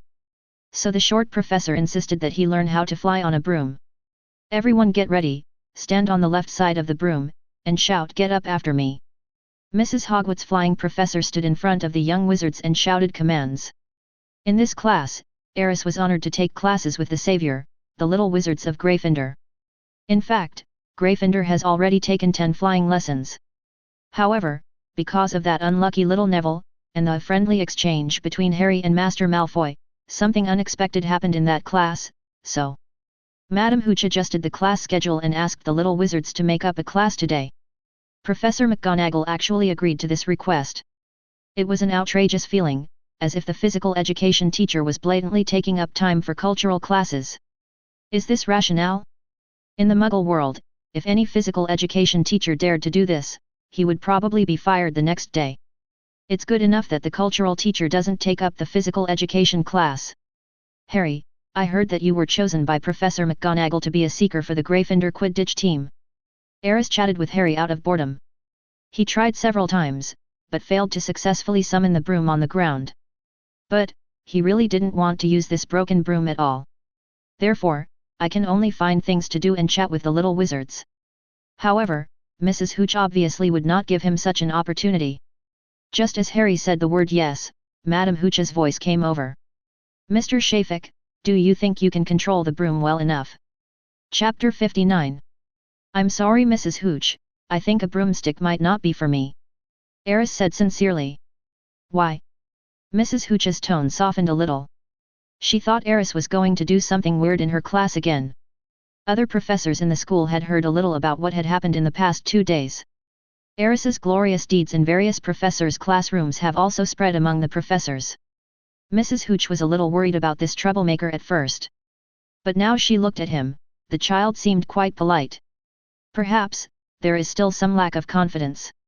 She had never seen a little wizard say that he was not suitable for flying during his first flying lesson. Is it Shafik? He seems to have trouble connecting with the broomstick. It turns out that even top students are not good at something. Some little wizards saw this scene and began to discuss it in a low voice. It may sound a bit harsh, but I have to admit that seeing Aris being humiliated makes me feel good for some reason. Terry whispered to Anthony beside him. I thought Aris didn't hear it. Anthony also had an expression of approval. The deterrent power of the academic bully was too strong. In other classes, they were beaten by Aris again and again. The confidence of the little wizards has long been destroyed. Now, seeing that Aris also suffered a setback, how could they not be happy? That's enough, even if it's Aris, can't there be things that he's not good at? Little Hermione listened to everyone's discussion and suddenly felt unhappy for some reason. She defended Aris righteously, and at the same time, looked at the boy with a little worry. At this time, Mrs. Hooch had come to Aris. She glanced at the broom still firmly on the ground and tried to comfort him. Aris, I know it's a little difficult. But flying is a skill that every wizard must learn. Maybe you should try it again. Aris heard Hermione's defense and gave the little girl a gentle smile. Then he looked at Mrs. Hooch, and the smile on his face became somewhat intriguing. However, his tone was still sincere as he said, Mrs. Hooch, I think you may have misunderstood. It's not that I can't ride a broom, I just think, this thing is really not suitable for me. It hurts my butt to sit on it, but the stability is poor, and to be honest, the 050 model is not that cool. Actually, I think there might be another way to fly that is safer, more stable, and more comfortable, right?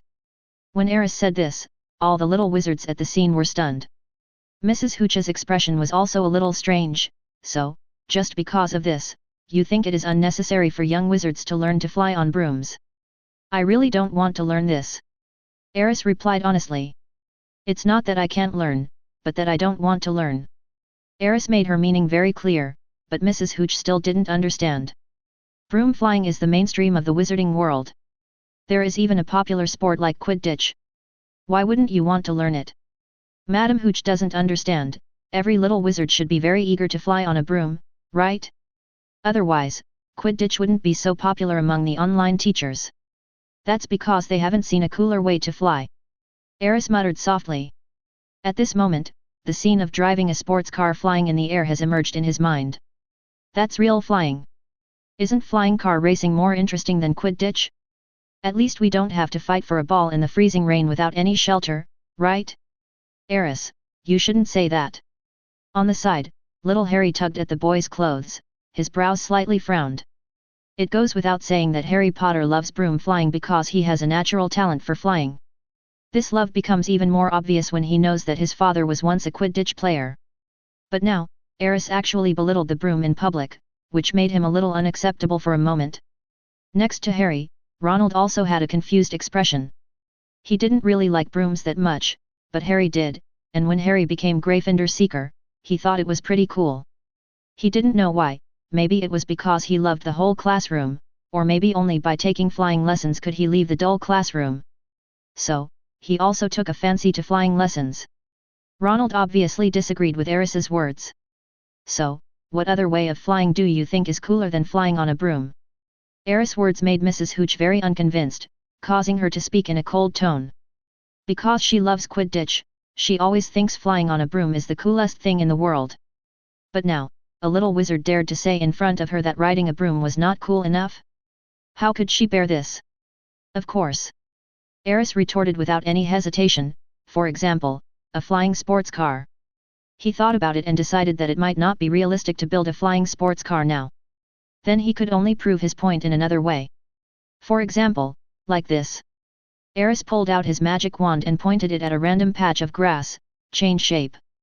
Then, something happened that made the little wizard's eyes light up.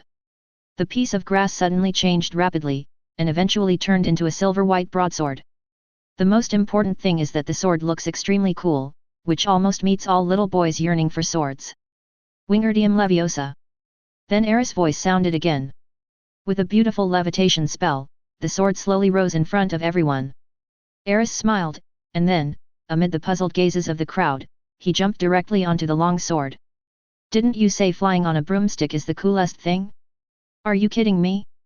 Where do you put the sword flying art of the ancient Eastern nation? Aris used a levitation spell to control the sword, and casually cast a protective spell on himself to resist the wind. Then, in the shocked gazes of everyone, the sword slowly flew up, suddenly accelerated, broke through the sky, and went straight into the clouds. The effect of the protective spell dissipated the oncoming strong wind to both sides, forming a white wave that was almost visible to the naked eye. The scene was like adding an energy shield with wind-breaking effects in front of Aris. Is this transfiguration plus a levitation spell? No, it should be a variant spell, much more powerful than the levitation spell. Madame Hooch stared at Aris, who had already flown into the air, her eyes almost filled with surprise. Theoretically, the levitation spell cannot control the flying of the spell itself, because the circulation of magic power will be interrupted. Just like an electrical short circuit, the flow of magic power out of the body and back into the body will cause the magic power cycle to be unstable. The spell will naturally fail. But Aris cleverly used the art of transfiguration and turned the grass into a sword. He directly used the levitation technique to control the sword and lifted up his body. In theory, this is indeed desirable. But implementing it is very difficult. At this moment, Mrs. Hooch was shocked by more than just Aris's whimsy. I was even more shocked by his use of magic and his understanding of spells. This skill alone is probably stronger than most adult wizards out there. But he is only an 11-year-old kid who just started school. Could it be possible that a person's talent could be this good? Unlike the confused Madame Hooch. At this moment, after a moment of stunned silence, the expressions of the little wizards suddenly became extremely excited. Aris actually flew up on a sword. No, he's flying on a sword, which is much cooler than riding a broom. He even brought his broom, but he didn't ride it. Has anyone ever seen anyone flying on a broom? Is this what Ars Reese meant by a cooler way to fly than riding a broom? All the little wizards were stunned and even excitedly ran after Aris in the sky. The brooms they were holding had already been thrown away somewhere unknown. It's incredible. He always does things that no one expects. He muttered to himself with a dull look on his face. This way of flying, how on earth did he come up with it? Harry also looked envious and shocked, but soon his face fell.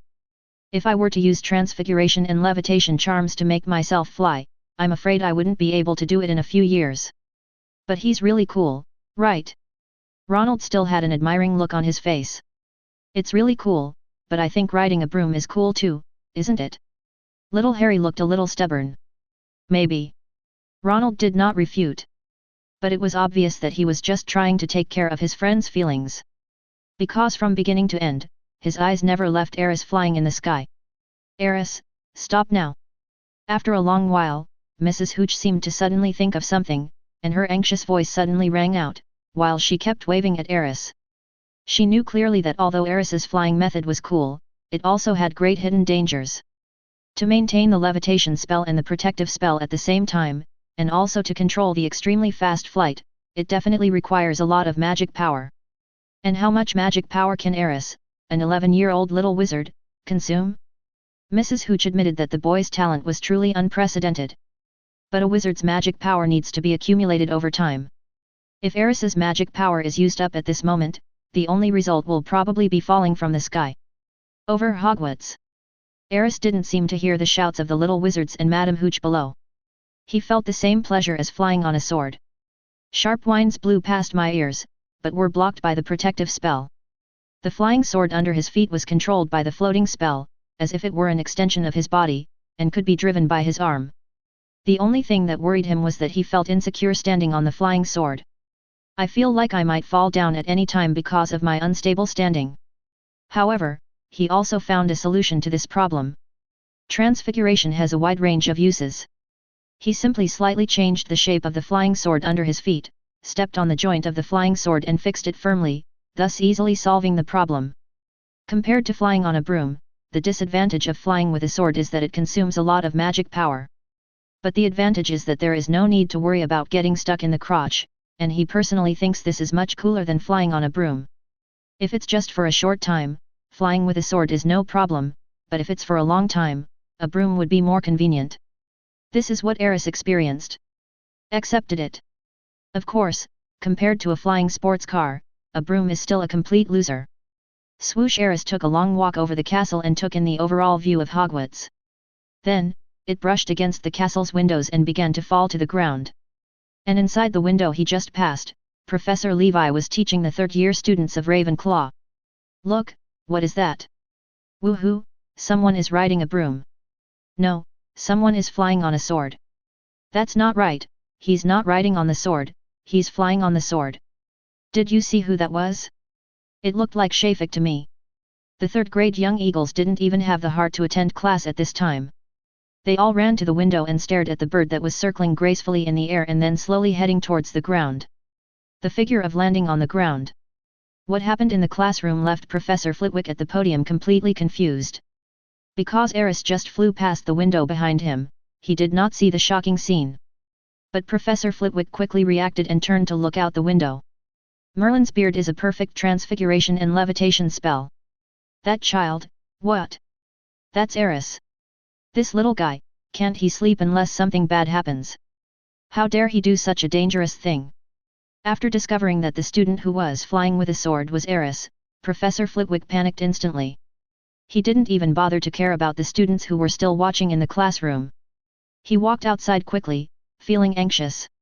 At this moment, he just hoped that it was not too late to rescue the child from the air before his magic power was exhausted. How on earth did he manage to fly on a sword? Among the third-grade students watching by the window, Chu Zhang's best friend Marietta had a look of disbelief on her face. Chu Zhang was silent for a moment, then spoke quietly, "Is there a possibility that's not called flying on a sword, but flying with a sword?"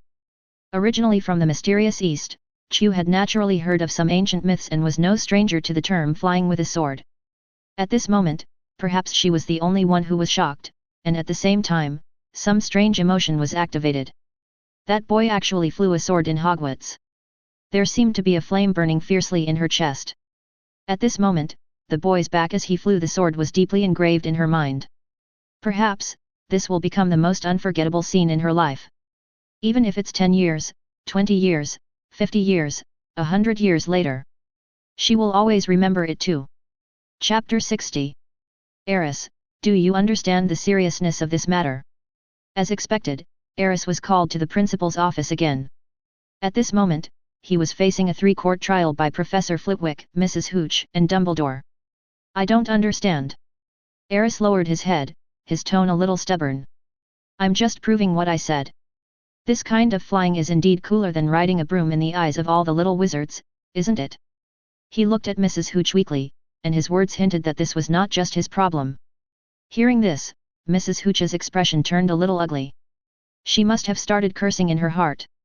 I have never seen such a little wizard who is capable of causing trouble. Even in the principal's office, he still didn't repent and dared to refute the professor's words. Principal Dumbledore, I am also responsible for this matter. Madame Hooch finally sighed. She thought that she had really underestimated this first-grade wizard. He even complained to the principal. This little fellow is so clever now, I'm afraid he will be even more amazing in the future. There are some differences in cognition, and the viewpoints are mutually dialectical. This is not a big problem. Behind the desk, Dumbledore also seemed to be having a headache. He looked at Aris meaningfully, and then changed the subject, but without adequate safety measures, it is still risky to rashly try out your new ideas. Aris, you must remember this lesson. Yes, Professor. Dumbledore had spoken, so Aris could only lower his head obediently. In fact, he didn't really want Mrs. Hooch to take the blame. But there are some things that cannot be compromised blindly. Otherwise, even a person with extraordinary talents will sooner or later be lost in the crowd. This is what Aris thought in his heart. He knew very well that Dumbledore was not a law-abiding person. It is said that people with talent have more character. Aris' current performance might make the old wizard pay more attention to him. Just like Harry and his two companions, they got into trouble all the way, but the old wizard always protected them and did not feel any resentment or dissatisfaction towards them. This shows that, deep down, Dumbledore actually prefers students who are not so obedient. Of course, Uncle Newt is an exception. Actually, that person also has his own strong obsessions and pursuits, and in essence, he is not a law-abiding person. Professor, fortunately nothing irreparable has happened yet. Flitwick looked at Aris helplessly, so, maybe this matter can just end here. Of course, you must remember that you must never be so reckless next time. Do you understand? Aris. Aris glanced at his dean and nodded honestly. It's better to quit while you're ahead. Now that they've given you a way out, it's unreasonable to be rude if you don't know what's good for you. I know I was wrong, Professor.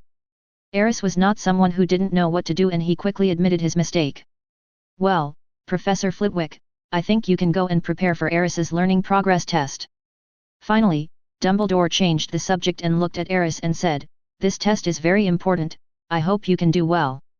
Understood, Professor. Aris nodded. On the side, Mrs. Hooch shook her head and said nothing more. Afterwards, several people left the principal's office together. In the corridor, after Madame Hooch left, Professor Flitwick took Aris to the charms classroom. The test will begin shortly. Are you sure you are ready? Of course, Professor, I'm available anytime. Ying Race nodded. The two of them walked quickly through the corridor. A group of little wizards appeared in front. Aris saw Hermione and Harry among them. Perhaps he was worried that Dumbledore would punish Aris. That's why these little wizards are waiting here, wanting to know the latest situation. It should be class time now, right? What are you little guys doing here? Professor Flitwick asked in a somewhat unhappy tone after discovering Hermione and the others. Professor, we don't have classes this afternoon. Hermione answered carefully. Flitwick thought about it and finally reacted. Because of the Aris test, several of our classes were postponed. Not only the first-year wizards, but also some senior students' courses have been postponed. Due to Snape's special request, this test will be supervised by him and Professor Flitwick. Perhaps, he was worried about Aris and was afraid that he would cheat in the exam. In fact, Snape had always felt that special tutoring was unnecessary. Because that would increase his workload a lot. Think about it, there are only so many teachers in Hogwarts, and although there are not many students, the courses for 7 grades combined are enough to keep the professors busy. Since there are no classes, let's do whatever we want. Flitwick didn't say much and prepared to leave with Aris. Professor, has Aris received any punishment? Little Hermione asked, still a little worried. Nothing. Flitwick replied casually, if there is no problem, I want Fike to do the test now. At this time, Aris also cast a reassuring look towards little Hermione. Then, under the watchful eyes of Harry and Ronald, he followed Flitwick. Test? What test? Hermione looked at Harry in confusion. Aris is just like us, he just started school, right? Why is he testing now? This doesn't make sense. Perhaps the professors feel that he is good enough to handle the ordinary wizarding exams. Harry shrugged. I also think that what the professors do has its reasons. Ronald also looked indifferent. No, I have to go and see what the hell they are doing. Hermione's curiosity has been aroused. The little witch has a special feeling for exams. It is undeniable that she likes exams perhaps more than any other student in Hogwarts. Because she feels that it is the best way to test her learning outcomes. Soon, as the little wizards left one after another, the news that Aris was about to conduct some kind of mysterious test spread. Then, all kinds of speculations began to emerge among students from the 4 major colleges. Perhaps, they have also thought that the postponement of today's class may have something to do with Aris's test. So, those little wizards whose courses were postponed and who had nothing to do all heard the news and took action. Outside the charms classroom, students gradually began to gather around to watch. They were talking in the corridor in groups of 3 or 4, guessing the content of Aris' test this time. Perhaps the professors want to use some kind of test to prove that Mr. Shafik does not belong to Hogwarts. After all, he has caused a lot of trouble here. Impossible. Hogwarts has never actively expelled a student in its history. Maybe this test was actually proposed by Shafik himself, because he was confident enough to complete OWLs ahead of time. You're crazy. No first-year student can pass the OWLs exam directly. This joke is not funny at all. But if these are not the reasons, then what is the reason for this test? As more and more people discussed the topic, the young wizards became more curious about the reason behind Aris' test. Many people even blatantly came to the window of the charms classroom and looked inside, as if they wanted to see something from inside. As the news continued to spread, more and more people gathered in the corridor outside the charms classroom. In a corner of the corridor, 2 figures were looking at the situation outside the classroom and communicating in low voices. Professor Dumbledore, perhaps we should ask these little wizards who are here to join in the fun to leave. Professor McGonagall's expression was a little serious. She looked at the students gathered in the corridor and was obviously unhappy. Forget it, Minerva. Dumbledore smiled and raised his hand to straighten his robe, which was slightly wrinkled. These kids can't stay in the classroom and the lounge all the time, can they? Look, it's so lively now. Professor, you just spoil these little guys too much. McGonagall looked a little helpless. Okay, there's no need to discuss this issue anymore. The silver-haired old wizard took a look at the situation in the spells classroom, and then said thoughtfully, compared to this, I want to know what Aris' current level is. Professor McGonagall thought about it and said without paying much attention, it should be just finishing the first-year courses. It's only been a month since the little guy received the school's notification letter. Do you still expect him to be able to complete the second-grade courses on his own? What about the silent spell and that beautiful transfiguration just now on the playground? Dumbledore shook his head. 0 request flowers. Obviously, he did not agree with Professor McGonagall's point of view. He felt that perhaps Aris had more surprises for them. So, second year. Professor McGonagall frowned slightly. Perhaps, he just put more effort into silent spells. If he has good talent, it is not impossible for him to master this skill in the second grade. I still think you see it too simply. Dumbledore still shook his head. It's impossible that his level has reached the third grade, right? You know, Professor, the accumulation of knowledge cannot be compensated by talent. McGonagall looked surprised and a little doubtful. It seems unclear why Dumbledore would have such high expectations for Aris. Once the little guy finishes the test, maybe we'll have the answer. Dumbledore still did not make a clear statement. At this moment, there was a sudden loud noise in the corridor ahead. The little wizards seemed to notice that the situation in the classroom had changed. Here we go, the professor gave Aris a test. Dumbledore immediately spotted little Harry in the crowd. A smile appeared on his face and he shook his head gently. It's good to be young, full of curiosity about everything, right Minerva? Especially those little Gryffindors. At this time, Professor McGonagall also looked at Harry and the others, then frowned slightly. But being too curious is not a good thing. If you think about it from another perspective, isn't curiosity the driving force behind their progress? 0. Hearing this, Professor McGonagall fell silent. In the charms classroom, Aris looked at the test papers in his hand. There were 5 of them, and they looked a bit thick when stacked together. He did not answer immediately, but looked at Professor Flitwick and asked, Excuse me, Professor, do I have time to answer your questions? No. Flitwick shook his head, but there's no need to waste time on questions you don't know how to answer.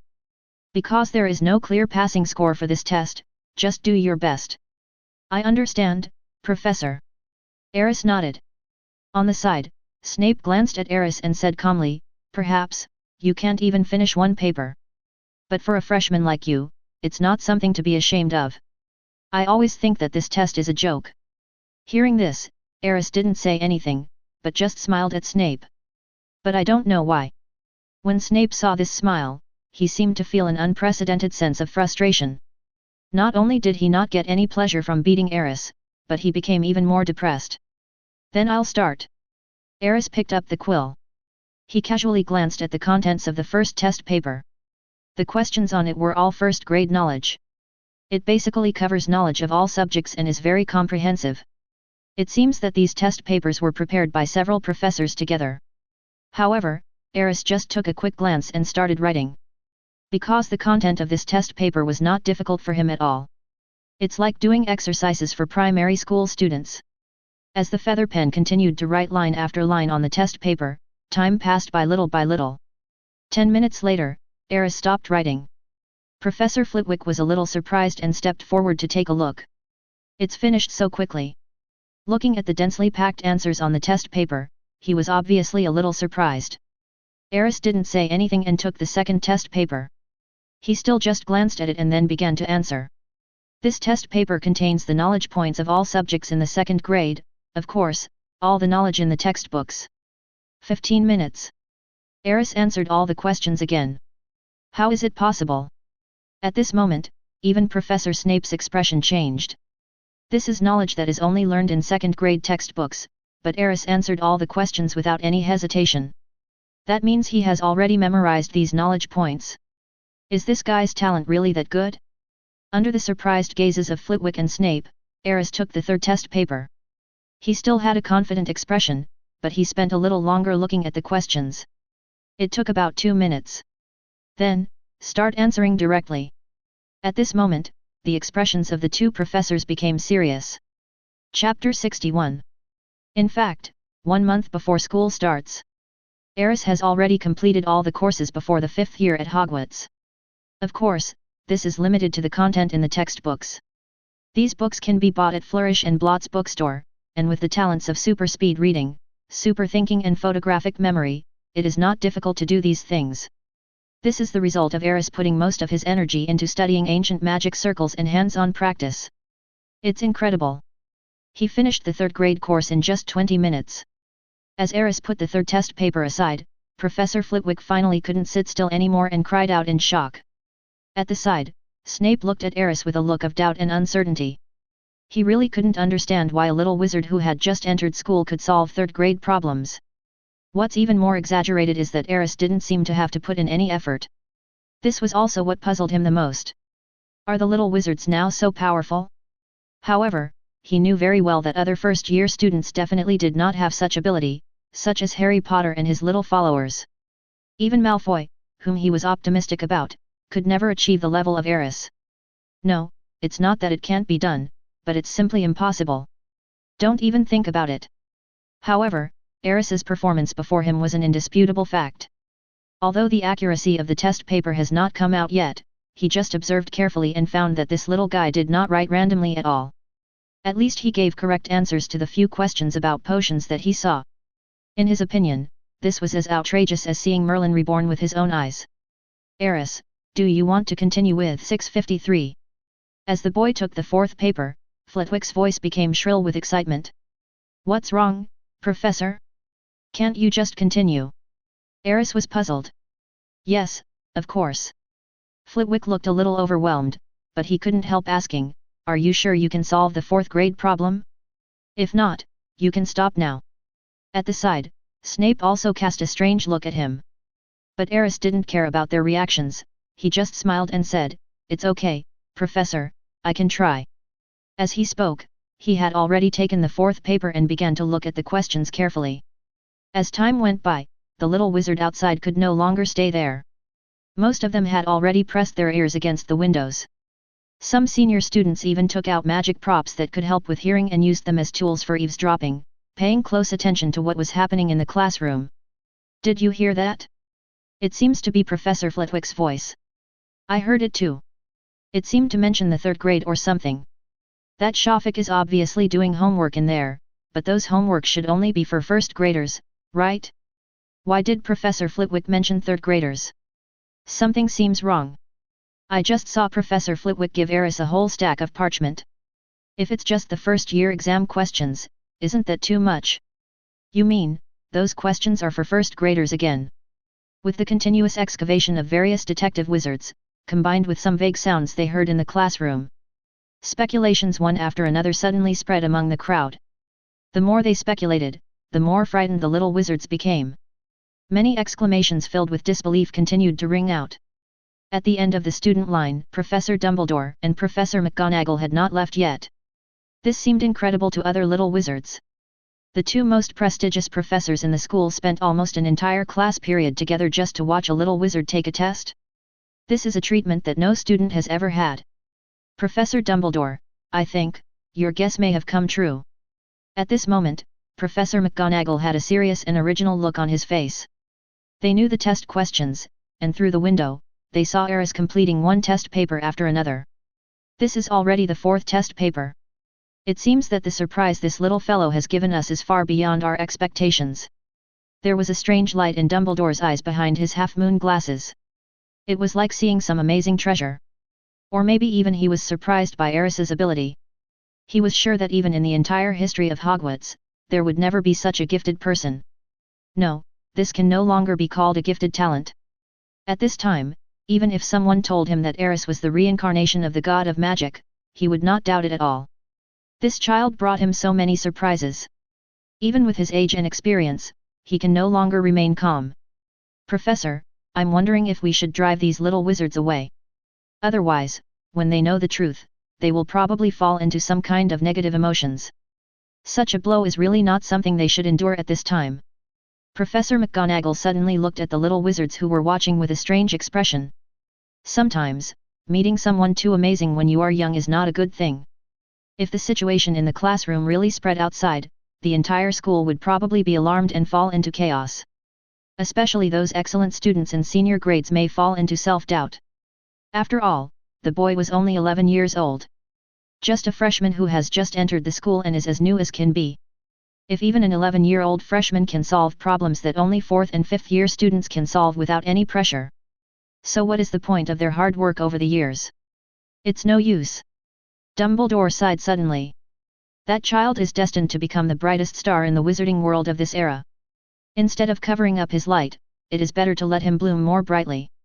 Perhaps, that light can break through the old shackles, allowing this world that has gradually fallen into decay to regain vitality and usher in a brand new era. As Dumbledore muttered to himself, Professor McGonagall seemed to hear something incredible. His gaze slowly turned to the silver-haired old wizard. Professor, are you serious? In all my life, there has never been a moment when I am more serious than now.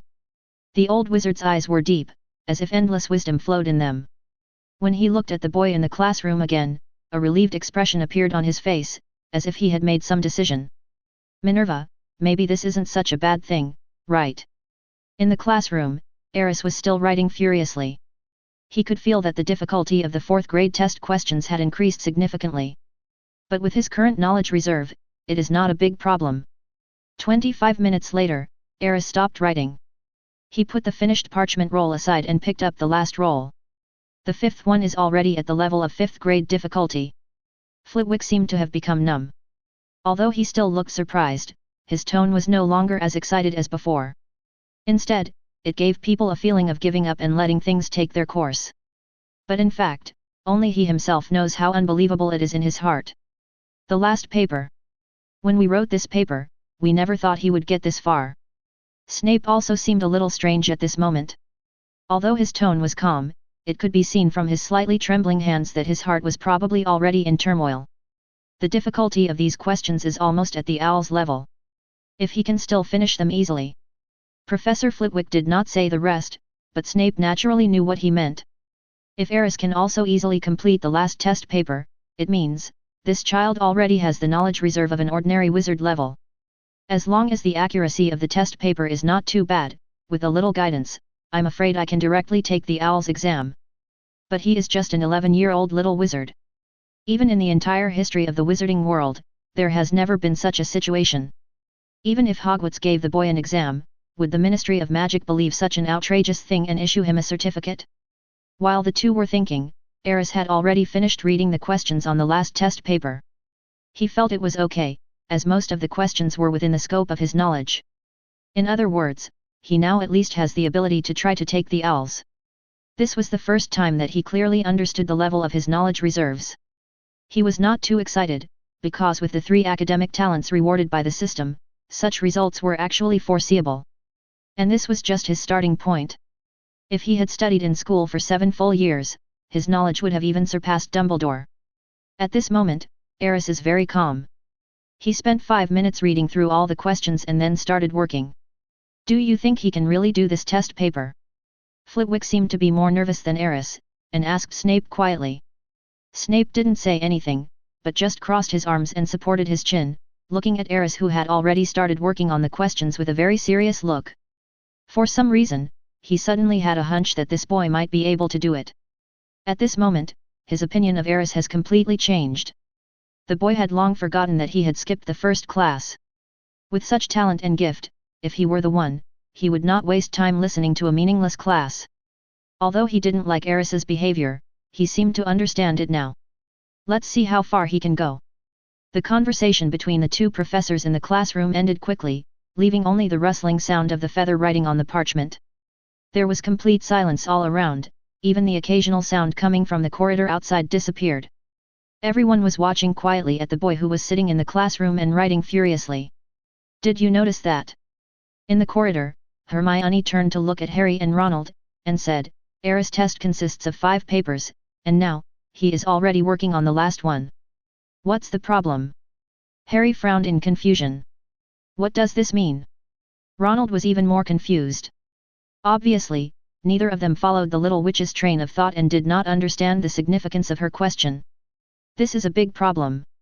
Jing suddenly turned around excitedly, and then analyzed in a deep voice, perhaps I can already roughly guess the meaning of this test. Aris's talent is very good, even better than any other in Hogwarts. After several incidents of disrupting the class, have you ever wondered why Aris did this? Why? Harry and the other man did not disappoint and still looked confused. Because he feels that he is wasting his time. With Aris's talent, he must have already finished all the first-year courses. Hermione said confidently, because even she had already prepared most of the courses. It took a while for Aris to learn it, let alone Aris who has a photographic memory. Perhaps he made a scene in class to get some kind of privilege so that he can have more time to do what he wants to do. And the professors certainly wouldn't let him do this, so the result is, a test. The professors want to understand Aris' current learning progress so that they can provide him with special tutoring. If we deduce this as a premise, it won't be difficult to come to a conclusion. Those papers must be set at different levels of difficulty, and Aris must have started with the easiest one. And now, he has made it to the last one. What does this mean? Does this mean he has finished the most difficult test? Ronald asked tentatively. This is obvious. Jia rolled his eyes in annoyance. At this time, Ha seemed to have reacted. The key point should be the difficulty of these papers. Each paper should correspond to a knowledge point for a certain age. The more Harry thought about it, the more frightened he became, and he couldn't help but show an expression of disbelief on his face. The first paper is about first-grade knowledge.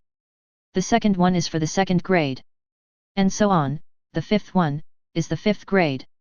Hermione's small chest began to rise and fall violently, and the expression on her face became extremely wonderful. You mean, Aris is now working on questions that only 5th graders can understand? Ronald was completely dumbfounded, staring at the two of them blankly. This is just my guess, but the result may not be too far off. Hermione couldn't help but turn her head and look at the boys back in the classroom again. I just can't calm down. Are we thinking too much? Ronald grabbed his hair exaggeratedly. Aris is just a freshman like us, how could he being able to solve 5th grade problems is simply a foolish dream. Is he really the same as us? At this time, Harry looked at Ronald very seriously. Maybe, he is a little smarter and more powerful than us. Ronald scratched his head awkwardly. Just a little? Hermione asked in a deep and soul-searching tone. Afterwards, the three of them fell silent, their expressions were as usual. Chapter 62. Shafik is doing 5th grade problems. Is this test intended to give him special tutoring? The 5 test papers in the classroom represent the difficulty of the 5 grades. Is the person who analyzed these results still asleep? How is this possible? No matter how good Shafik is, he can't possibly solve 5th grade problems when he just entered school? This is obviously an unfounded guess. Somehow, Hermione's analysis suddenly spread among the group of young wizards watching. It's actually easy to understand. The three of them had not deliberately lowered their voices during their discussion. And there are basically people all around. It's no surprise that those words got out. What made the three of them a little indignant was that those people actually did not believe the results of their analysis. Obviously Hermione's analysis has been as rational as possible and has a certain basis in fact. In the first 2 days, Aris demonstrated knowledge far beyond what a first-year student should have. Whether it's a silencing spell or a levitation spell, or sword flying in broom class. Without sufficient knowledge reserves to support him, how could a first-grade wizard possibly do those things? Among them, Hermione was the most angry. She was the only one who knew Aris's true strength. The scene in Flourish and Blott's bookstore still occasionally echoed in her mind and made her feel deeply moved. They could doubt Aris's talent, after all, that was really hard to accept. But we shouldn't deny her judgment without any factual basis. This is something the proud little witch cannot accept. You know nothing, let alone understand how terrifying Aris's talent is. The little witch yelled at the students around her, then turned around sullenly, staring at Aris' figure in the classroom, and stopped talking. The little wizards around were all confused, not knowing when they had offended this know-it-all lady. Harry and Ronald also looked at the other young wizards indignantly, and then, like Hermione, squatted by the window and stopped looking at those people. It seemed as if they were using this action to show their support for Hermione. Oh, no, it should be support for Aris. Now, they have actually gradually accepted the fact that Aris is indeed smarter than them. And not just a little bit. 30 because Aris was their friend, the two even felt a sense of inexplicable pride. A little further away, Professor McGonagall checked the time. It should be almost done. Do you need me to call the professors of other subjects to help grade Aris's papers? No need. It should be no problem with you guys here. As for the questions in other subjects, I'll do it myself. Dumbledore murmured slowly. With Flitwick and Snape present, plus Professor McGonagall and Dumbledore, there are 4 knowledgeable professors gathered here. Although those exams also include courses such as History of Magic and Herbology. But the 4 professors present had basically passed the Ultimate Wizard exam, and had basically dabbled in all 12 subjects. There will definitely be no problem in marking questions for grade 5 and below. Professor McGonagall nodded. He had not expected at first that Dumbledore would mark the paper himself, and if he had known, he would not have asked this question. With Dumbledore's knowledge, there won't be any problem. Not long after, the door of the potions classroom was opened, and Flitwick walked towards Dumbledore with an excited look on his face. Aris has finished all the questions. Professor, do you think we should go to the principal's office now or? Facing Professor Flitwick's questioning look, Dumbledore shook his head. No need, just correct it here. Having said that, he took the lead and walked towards the charms classroom. Behind him, Flitwick and McGonagall hurriedly followed, with serious expressions on their faces.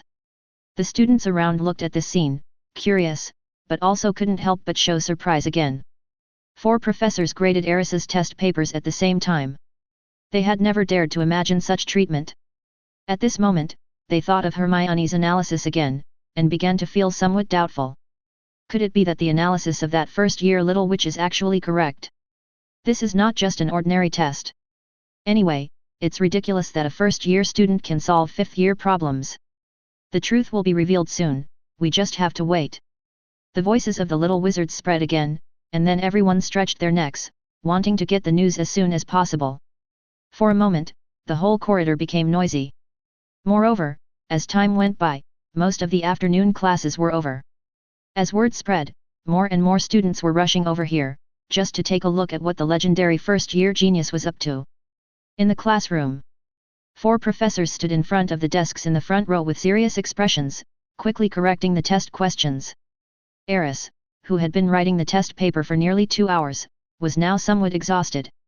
He was leaning on the desk, playing with his feather pen, bored. The results of the first grade exam are in, and the final results are excellent, all the answers are correct. Professor Flitwick's voice was relatively calm. Perhaps he had expected this result. The second-year exam papers have also been graded, and they are still excellent, with all the answers correct. A few minutes later, Flitwick issued another report. 3rd grade test paper, excellent, all correct. The professor's voice had become somewhat hoarse, as if he was suppressing something. 4th grade test paper, excellent, all correct answers. 5th grade test paper, all correct. By the end, Flitwick's entire body began to tremble with excitement. The expressions of the other 4 professors in the classroom were not much better.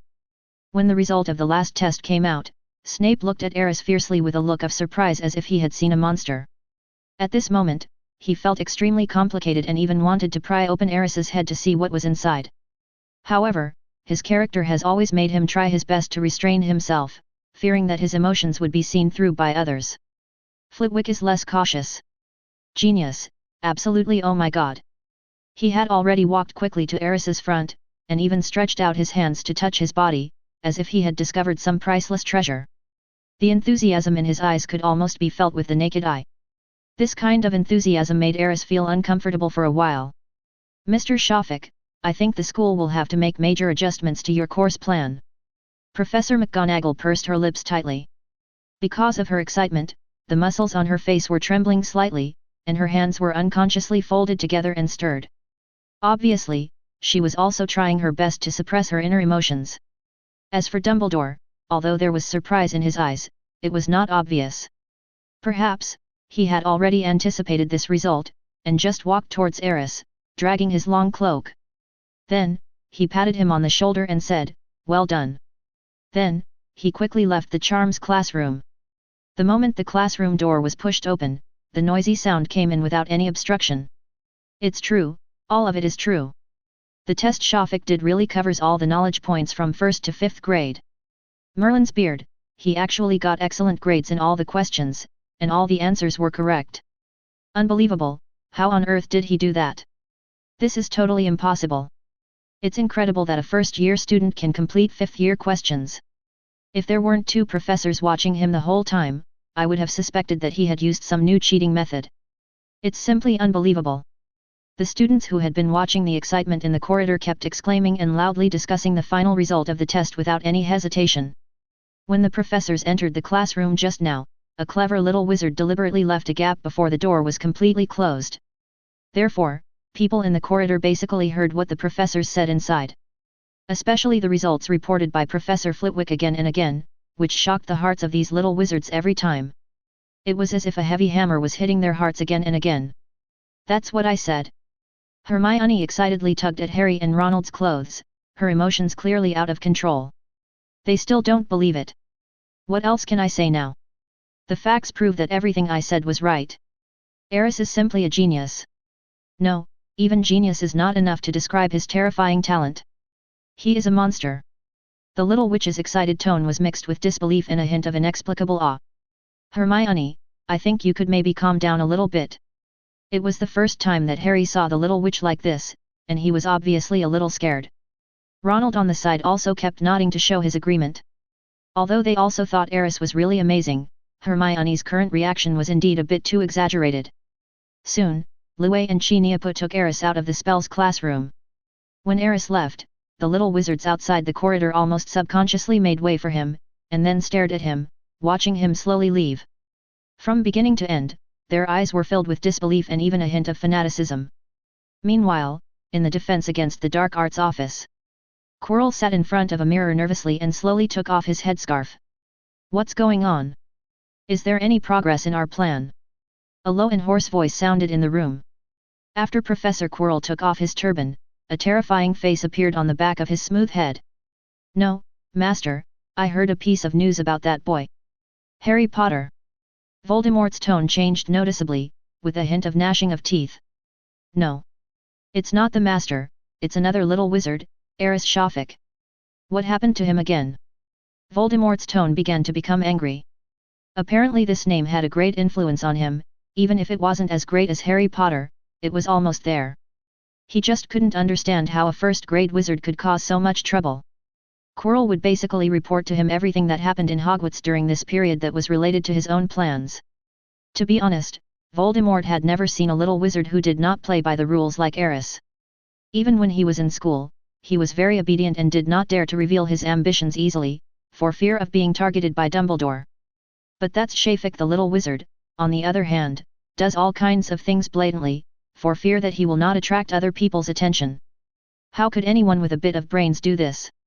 That kid just took a test, and from the latest news, he seems to have a knowledge reserve of no less than Owl's level. Quirrell reported the intelligence he had collected timidly.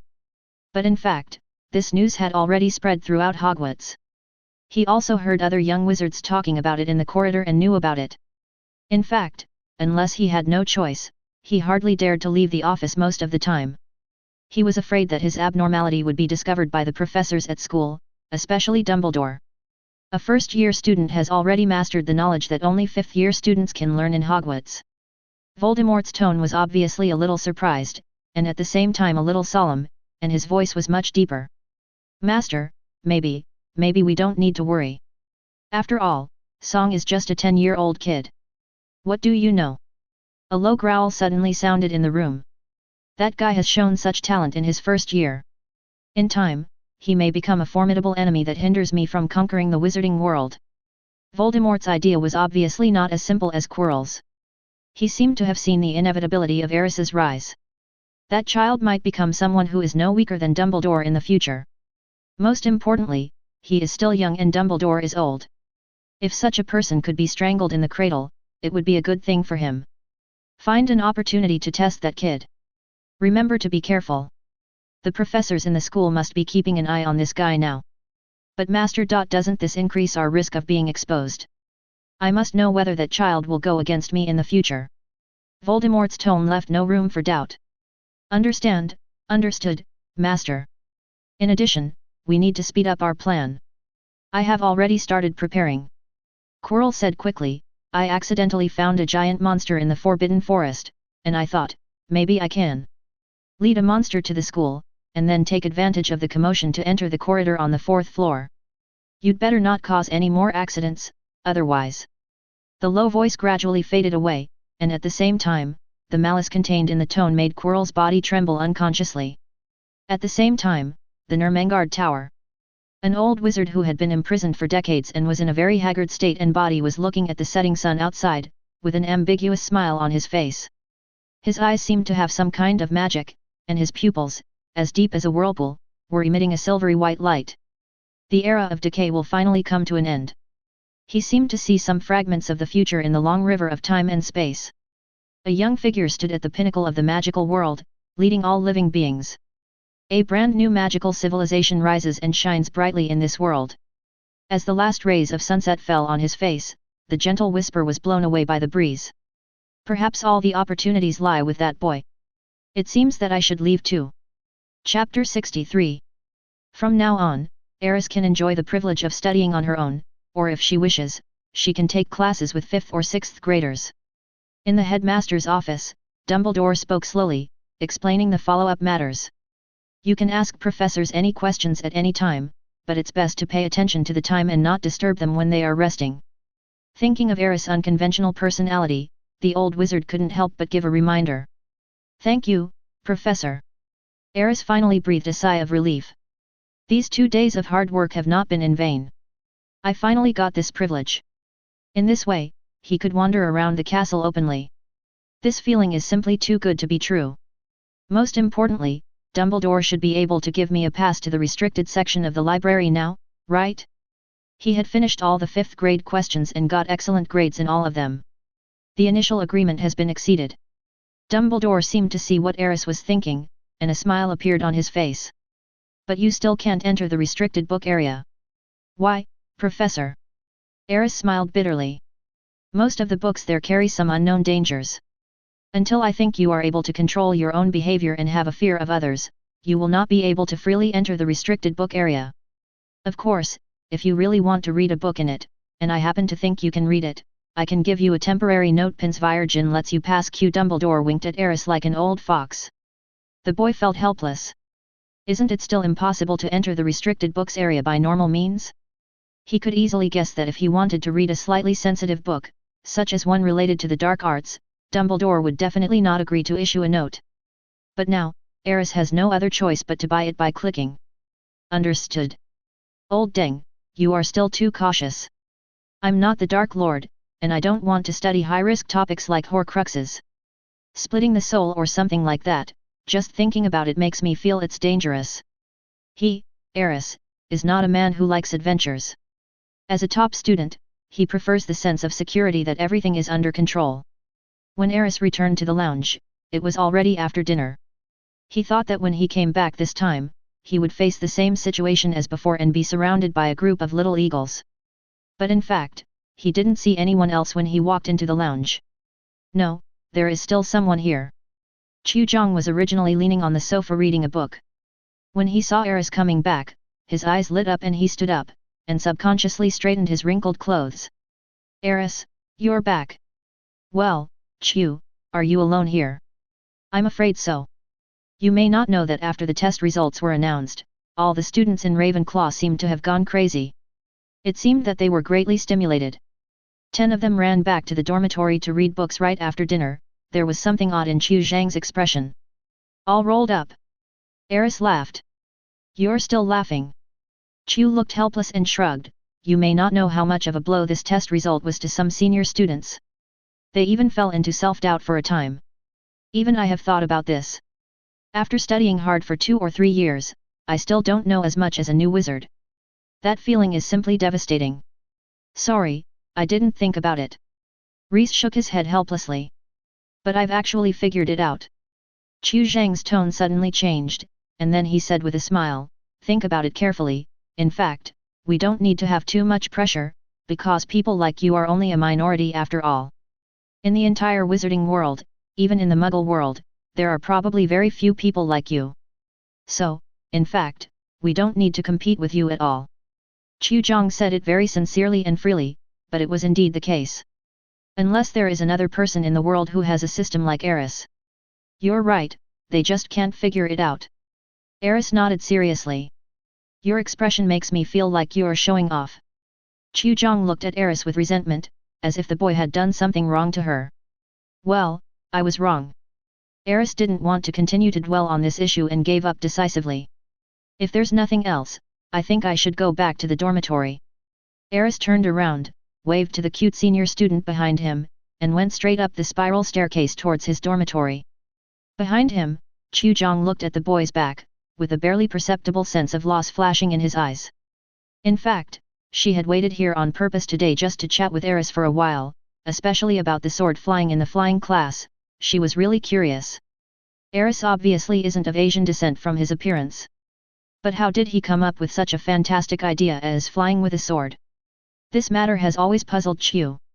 But at this time, she couldn't force Aris to stay, so she could only talk quietly. He turned around and returned to his dormitory. The next day, as the first ray of warm sunlight in the early morning fell on the windowsill, Bing Gris opened his eyes on time. After washing up, he went directly to the auditorium. There are now quite a few young wizards sitting in the huge auditorium, from all colleges. Aris, here. After taking a few steps, Aris heard a familiar voice. He turned around and saw Terry and Anthony eating breakfast. She might see? Are these two so competitive now? Aren't you guys exaggerating a little too much? Aris couldn't help but shook his head. You don't understand. Terry looked at the boy with resentment, stuffed a sausage into his mouth fiercely, and then continued, the world of geniuses is different from ours. You are the darling of this world and cannot understand our sadness. Aris, can you teach us how to study so that we can be as good as you? Anthony looked eager, his eyes wide open with a little bloodshot. It's obvious at first glance that these two funny guys must have stayed up all night last night. Thank you for your hard work. Aris sighed earnestly and patted their shoulders. Actually, it's very easy to be like me, just restart or change your account. Reopen? Change the number? What does that mean? Terry looked confused. Is it some mysterious learning method? Aris, can you tell us about it in detail? Anthony's eyes lit up, and then he looked at Aris with a little excitement. This? Aris looked embarrassed. He couldn't possibly tell these two idiots that restarting their account was like starting over, right? No, this is too discouraging. After just a little thought, Aris shook his head. It's not the right time yet. Your current abilities are not enough to use that kind of learning method, so, you should just follow the current method and study hard for a while. As long as you can keep going, your abilities will soon become fishy. Hearing Aris' words, Terry and Anthony's eyes became brighter and brighter. What Aris said must be right. I know what to do. Terry clenched his fists tightly, with a determined look on his face. Well, follow Aris' method, work hard quietly, and then surprise everyone. Anthony also clenched his fists. Come on. Aris quickly finished his breakfast and gave the two of them an encouraging look. Then he turned around and left quickly. These two idiots, there must have been something wrong with the Sorting Hat, which is why these two guys were assigned to Ravenclaw. With their IQ, how could they be the embodiment of wisdom? Wait. Aris reorganized his thoughts. In fact, if you think about it from another angle. Although the behavior of these two people seems a bit weird and nonsensical, they are quite thoughtful. If they can keep their current passion and study hard, maybe, it will surprise many people in the end. Wow, this is great wisdom appearing foolishly. Quite interesting. As he walked out of the auditorium, Aris kept thinking. So he didn't notice that Harry and Ronald had already jogged after him. Aris, can we talk to you? It wasn't until Harry's voice rang out that Aris responded, what's wrong? We found out something, but we're not sure, so we wanted to ask for your opinion. Little Harry said in a serious manner, with a hint of solemnity in his expression. Actually, it's about the corridor on the 4th floor. Ronald explained in a low voice. He looked around and made sure that no other little wizards were eavesdropping before continuing. Last night, when we were returning to the dormitory, the stairs suddenly turned and we ended up on the 4th floor. Guess what we saw there? Harry's tone became a little mysterious. Aris hesitated for a moment and said tentatively, isn't it a vicious and terrifying, three-headed hellhound? Ha! Aria! Harry and Ronald looked surprised, and then couldn't help but look around. How do you know there's a? Harry stretched out his hand, seemingly at a loss for words as to how to describe the beast, and finally quoted Aris's words, there's a three-headed hellhound. Guess. Aris shrugged. Of course he knew it. When he first watched the movie, that scene was quite impressive. Mainly because of the saliva of the three-headed dog of hell, it looks so disgusting. Therefore, the memory point is very clear. We guess that the monster is guarding something important, because there's a trapdoor right under its huge paw. That's a coincidence, isn't it? Harry said affirmatively. So? What do you want to do? Aris looked at the two of them with a smile. Whatever they are up to, Aris, I suggest you don't join in the fun, or you three will most likely be expelled from Hogwarts the next day. I can't imagine anything worse than that. Behind him, Hermione's voice suddenly sounded. Her tone was obviously a little excited, but she forced herself to lower her voice because she was afraid of being heard. The three of them turned their heads at the same time. Then, little Hermione came over with a few books. What on earth do you two want to do? What on earth does that damn three-headed dog have to do with you that you have to risk being fired to satisfy it? Your curiosity. Actually, we didn't intend to do anything. Harry lowered his head embarrassedly. He just thought that Aris was so smart that he would definitely be able to guess what the three-headed dog was guarding. That's what you said, didn't you, Hermione? What did you say the monster was guarding? Ronald shrugged. I knew you wouldn't give up. Hermione held her forehead in her hand speechlessly. At this time, Harry and Ronald both looked at Aris. Although Hermione didn't want to get involved in this matter, she was obviously a little curious. How do I know what's stored there? Aris raised his eyebrows, and after thinking for a while, he decided to give these little guys some time to play. Room. What's the point if everything is revealed in advance? Most importantly, he didn't want to be targeted by Voldemort in the dark because of this incident, Lee. I don't want to get involved in the story of a little wizard fighting the Dark Lord. But you know about the three-headed dog of hell, don't you? Little Harry looked suspicious, obviously not believing what Aris just said. Oh, I was careless. Aris felt helpless. Unexpectedly, little Harry's brain was working so fast at this time. Helplessly, Aris could only pretend to analyze it for them. You think, something that the professors can arrange a three-headed hellhound to guard must be very powerful. And before, the corridor on the 4th floor was not a restricted area, so that thing must have appeared in the castle this year. It's very important, and it just appeared this year. Combining these two pieces of information, what can you think of? Ronald looked confused as he listened to Aris' words. Little Hermione also frowned slightly, obviously thinking hard. Only Harry's eyes lit up slightly.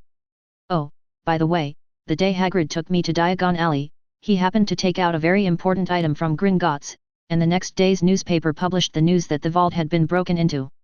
Someone must want to get that stone. So, that thing was most likely taken back to Hogwarts, that is, the thing guarded by the three-headed dog. Aris had never felt that Harry's mind was so clear. Although it was just a guess, it was surprisingly correct. It must be said that the protagonist halo of the Savior is really strong. According to the original plot, it would take some time for Harry to guess these things. However, Aris looked at little Harry and asked quietly, "Hagrid should have warned you not to tell anyone else about this, right? You telling us this, is really good." Asterisk. Harry was speechless for a moment, and his expression became visibly embarrassed. Chapter 64. Perhaps to ease the embarrassment, Harry decisively changed the subject. "But we still don't know what's in there." The effect of this approach was obviously good. Ronald and Hermione, who had been embarrassed along with Harry before, now looked much more natural. "I asked Hagrid before, but Hagrid was unwilling to reveal any information about the mysterious object." Ha and Ronald looked at each other. Then, he naturally turned his attention to Aris. "Do you really think I'm omnipotent?" Aris was speechless. At this point, he definitely couldn't reveal any more, or he would expose himself. Few people know about the Philosopher's Stone now. Regardless of whether Harry and his trio could guess the result in the end, the answer could not be revealed by him. Otherwise, old Dumbledore would definitely come talk to him again, and maybe even use legilimency on him directly. "If there's nothing else, I'm leaving." Aris didn't want to waste any more time with these three dangerous little guys. Besides, there are still a lot of things to do in the lab. "Wait, Aris, are you going to the library?"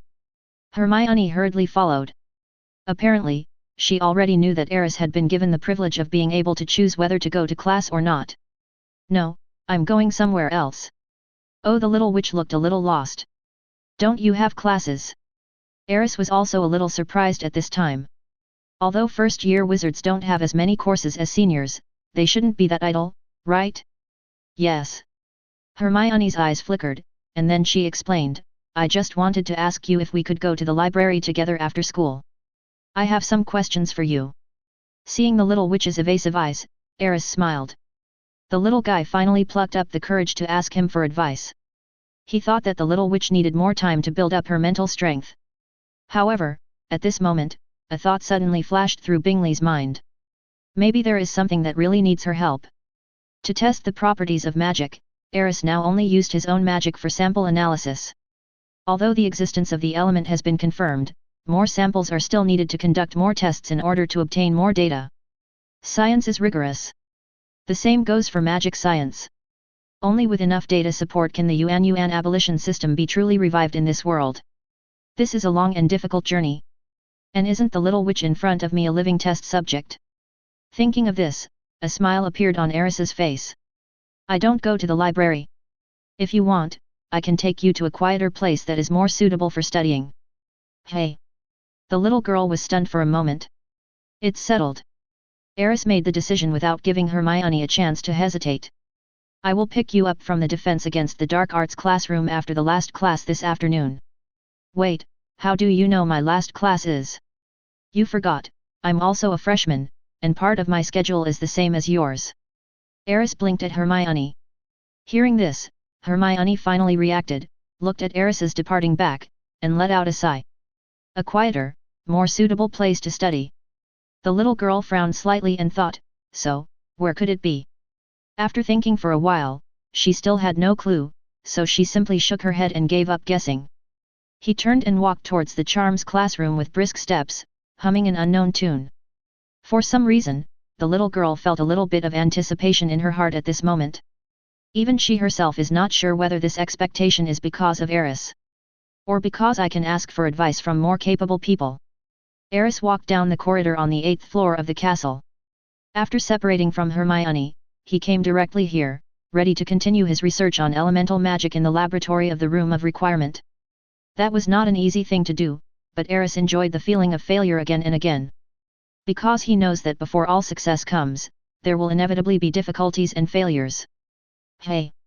When he walked to a window, his eyes suddenly looked up at the sky outside. Elise is back. He looked around and found that there were no portraits of people in this place, nor any other detection magic. Then, he waved gently to the outside. Soon, with a strong wind, Aris felt the little red dragon's body rush into his arms. "Go back to the pet space first. Before the little red dragon could cancel her invisibility, Reese directly took her back into the space. This place is too dangerous. It is possible that a little wizard or professor might see it at any time. Therefore, Aris had to be cautious. Wow! As soon as she was taken into the pet space, Iris made 10 dissatisfied little sounds. Dadf. Just bear with it for a while. I'll let you go out and have fun when there's a chance. Aris comforted the little red dragon. You know, this place is not safe for you. Once you're discovered, it won't be easy for me to save you. Wow! Elise suddenly let out a roar. The boy was somewhat helpless and could only comfort her again. Don't pick a fight with others all the time. Before our strength can intimidate the entire wizarding world, you'd better keep a low profile. Do you understand? Wow! The little red dragon whimpered again in dissatisfaction. Okay, stop feeling wronged. Aris shook his head in amusement, then continued walking towards the room of requirement while asking, did you get into trouble today? Wow! Wow! What? I bumped into someone. Aris paused and asked quickly, what kind of person is he, what does he look like, and what is he doing? Someone entered the Forbidden Forest and was seen by the little red dragon. Will that person also discover the little red dragon? Iris's whimpering sounded again, obviously explaining something. After Aris listened carefully for a while, Tuan breathed a sigh of relief. Hooded figures, sneaking around in the Forbidden Forest. This plot seems a little familiar. Hood, could it be Quirrell? What is he doing in the Forbidden Forest at this time, in broad daylight? Is it to scout the area, in preparation for taking the unicorn's blood and leading the monster into the castle? After thinking about it for a while, Aris arrived at the corridor outside the House of Requirement. He looked around and then skillfully summoned the door of the house. Soon, Aris disappeared in the corridor. As for what Quirrell was doing in the Forbidden Forest, to be honest, he didn't really care. As long as the existence of the little red dragon is not discovered, everything will be fine. Anyway, a small giant monster wouldn't cause any trouble even if it was introduced into the castle. In the end, Voldemort's conspiracy will be destroyed by the little savior Harry, just like the ending in a fairy tale. Everything is so beautiful. Therefore, it doesn't really matter whether he thinks about these issues or not. All he has to worry about now is what's going on in the laboratory. In the afternoon, the last class. In the Defense Against the Dark Arts class, as the end of school approached, Hermione became increasingly restless. Her eyes looked towards the classroom door from time to time. Is Aris waiting for me outside? She whispered softly. However, this speculation was soon overturned. Because she felt that Aris would definitely not waste time waiting for her. I'm afraid this guy won't show up until the end of get out of class. On the side, Harry keenly noticed Hermione's absent-mindedness. This is not common. Usually in class, Xiao Wang is always the most focused one. So, out of curiosity, Harry asked, Hermione, what's wrong with you? It's okay. Hermione became a little more serious and looked at the books on the table. However, I didn't realize that what Professor Quirrell was talking about was no longer on the page in the book. Ronald, did you notice? Harry poked his best friend on the other side. What? Ronald, who was originally a little drowsy, suddenly started. Professor Quirrell's teaching style is already very similar to History of Magic. Most young wizards couldn't understand how this professor could make a class that should have been very interesting so boring. Look, Hermione. Harry reminded Ronald. They both looked towards Hermione on the other side and saw the little witch resting her chin on her hand, looking at the book on the table with a vague look in her eyes. She must have something she didn't tell us. Harry said affirmatively. What does her business have to do with us? Ronald curled his lips indifferently. So far, he actually didn't like Miss Know-it-all's behavior very much.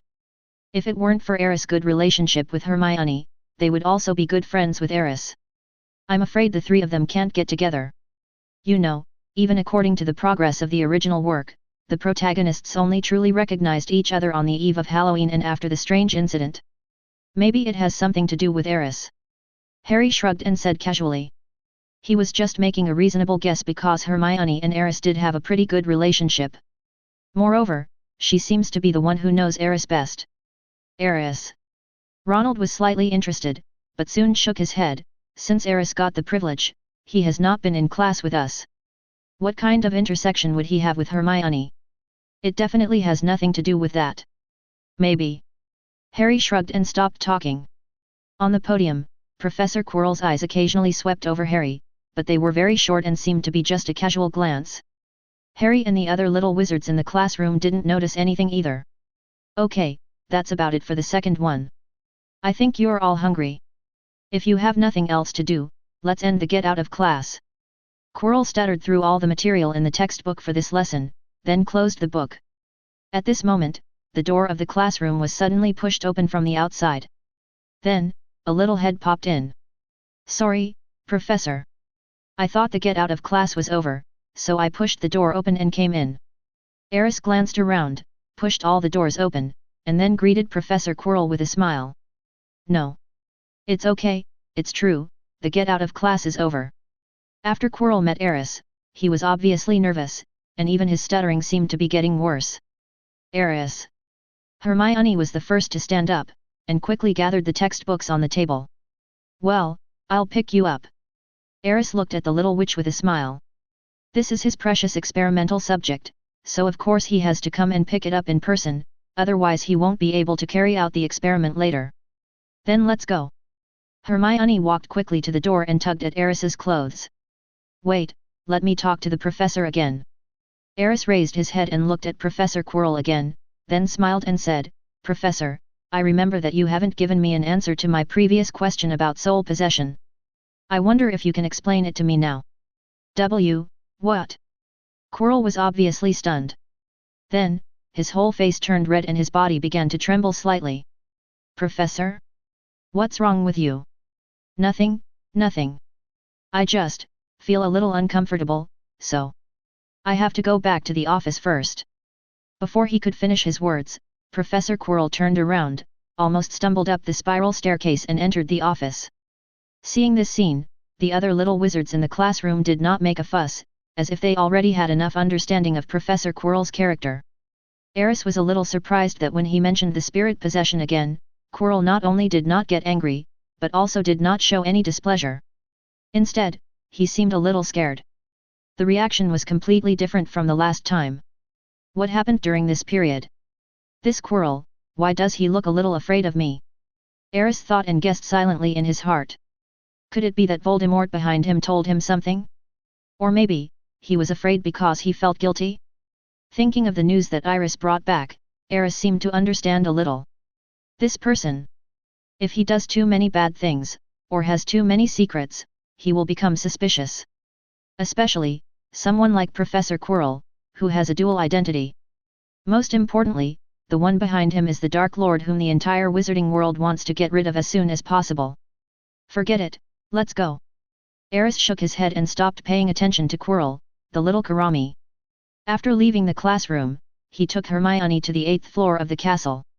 Strictly speaking, the room of requirement is not a secret among professors. Therefore, Aris did not plan to hide the laboratory matters from Hermione. After all, many experiments in the future could not be completed by him alone. Aris needs a helper, a real helper. Instead of being a pseudo-assistant like the little red dragon who can only cast 10 spells to collect materials for the experiment. Aris thought about it for a long time, and Hermione was actually a good choice. Because she is smart enough, has a decent character, and most importantly, has a very eager desire for knowledge and is more receptive to new things than other little wizards. Fast, and will not reject alternative attempts that are different from the traditional wizarding world. Therefore, Aris had decided long ago that he could train her as an assistant. Aris, where are we going? You'll know in a moment, that place is absolutely quiet and no one will disturb us. Aris said affirmatively. Hearing this, the little witch didn't know what she was thinking about, and her face suddenly turned slightly red. Then he lowered his head and stopped talking. However, he did not stop following Aris's footsteps. When they were passing through a three-forked corridor, Chu Zhang suddenly appeared and stared at the backs of the two men in a daze. A quiet place, no one will disturb them, where are they going? Chapter 65. On the 8th floor of the castle, there is the room of requests. When the mysterious door appeared in the wall, Hermione's eyes widened in surprise. For the little witch who had just entered school, something like a door suddenly appearing from the wall seemed magical to her. This is the room of requests. We can provide a suitable venue according to your needs. Seeing the confused look on the little witch's face, Aris explained with a smile. So, the place you mentioned that is quiet enough and won't be disturbed is, here. Hermione turned to look at Aris in surprise. Yeah, this place is nice. The little witch didn't say anything, but just looked at everything in the laboratory curiously. Various magic props that look very complicated, crucibles that are much more advanced than the ones used by young wizards in daily life, and alchemical equipment that they have only heard of. There were some things she had never even heard of, let alone seen. Great! The little witch looked obviously excited. This place is simply the perfect place to study magic. She had read a lot of books before, but sometimes she couldn't fully understand certain knowledge points just by reading the content of the books. Because many things need to be verified through practice. And here, almost all her fantasies about studying magic were satisfied. Excellent facilities and props, numerous magic materials, and as expected, the octagonal cage at the back of the laboratory caught Hermione's attention. What are these? The little witch looked at a magic circle in the octagonal cage with suspicion. It was the magic detection circle that Aris had been studying before. You can try it. Aris didn't explain much, and went straight to the little witch and pointed to the center of the magic circle. As long as you input magic power from here, a reaction will occur. Isn't this why Aris brought Hermione here? To test her magical attributes. He had previously tested his magic power, and the test results confirmed his conjecture. But after all, there is no precedent or reference for this kind of thing, so more data is needed to support it. If Hermione's magic power is analyzed using a magic detection array, the results are consistent with Aris's conjecture about elemental theory. Then, the correctness of this hypothesis can be further verified, and valuable data can be provided for his subsequent research. Is that so? Hermione didn't hesitate too much, and reached out her hand curiously to touch the magic circle. That's right. Release your magic power slowly. If you can't control it well, you can use your magic wand to wave at the crystal in the center of the magic circle. The effect should be similar. Of course, you'd better not think about blowing up the magic circle. Aris has mastered the control of his own magic power and can easily channel it. But Hermione is different. As a first-year student, it is still very difficult to control magic freely. Here I come. Hermione drew out her wand and nervously adjusted her stance. Come on, don't worry, it won't be dangerous. Aris encouraged. The little witch no longer hesitated and waved the magic wand lightly without chanting any spell. Immediately afterwards, a wave of magical power surged out from the magic wand.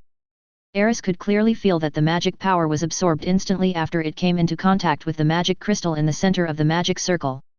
Then, the entire magic circle began to operate, and a light red light began to surge from between the array patterns of the magic circle. Is this my magic? Hermione took a step back subconsciously. Seeing the changes in the magic circle, the little witch's face was once again filled with surprise. Aris, what does this mean? Fire element, mixed with wind element. Aris carefully observed the changes in the magic circle, and then quickly recorded them in a notebook. While recording, he was also observing, not missing any changes in the magic circle.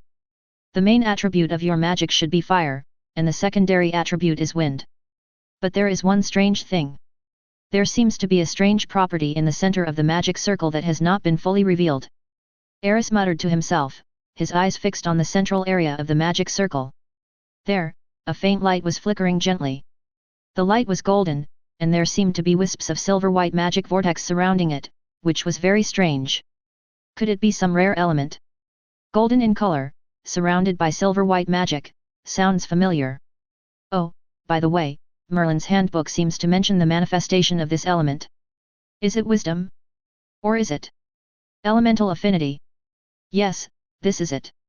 Aris looked at the little witch in surprise. He never thought she had such a talent. Elemental affinity is a good thing. Its effect is that it can make people naturally more sensitive to elemental properties than others. This kind of talent is undoubtedly very helpful for studying elemental magic. This is a treasure. Aris murmured to himself, and couldn't help but look at the little witch again. What happened? Hermione's face turned red all of a sudden. She was curiously observing the changes in the magic circle when she suddenly heard Aris mumbling. That statement does sound a bit ambiguous. It's not surprising at all that the little witch would misunderstand.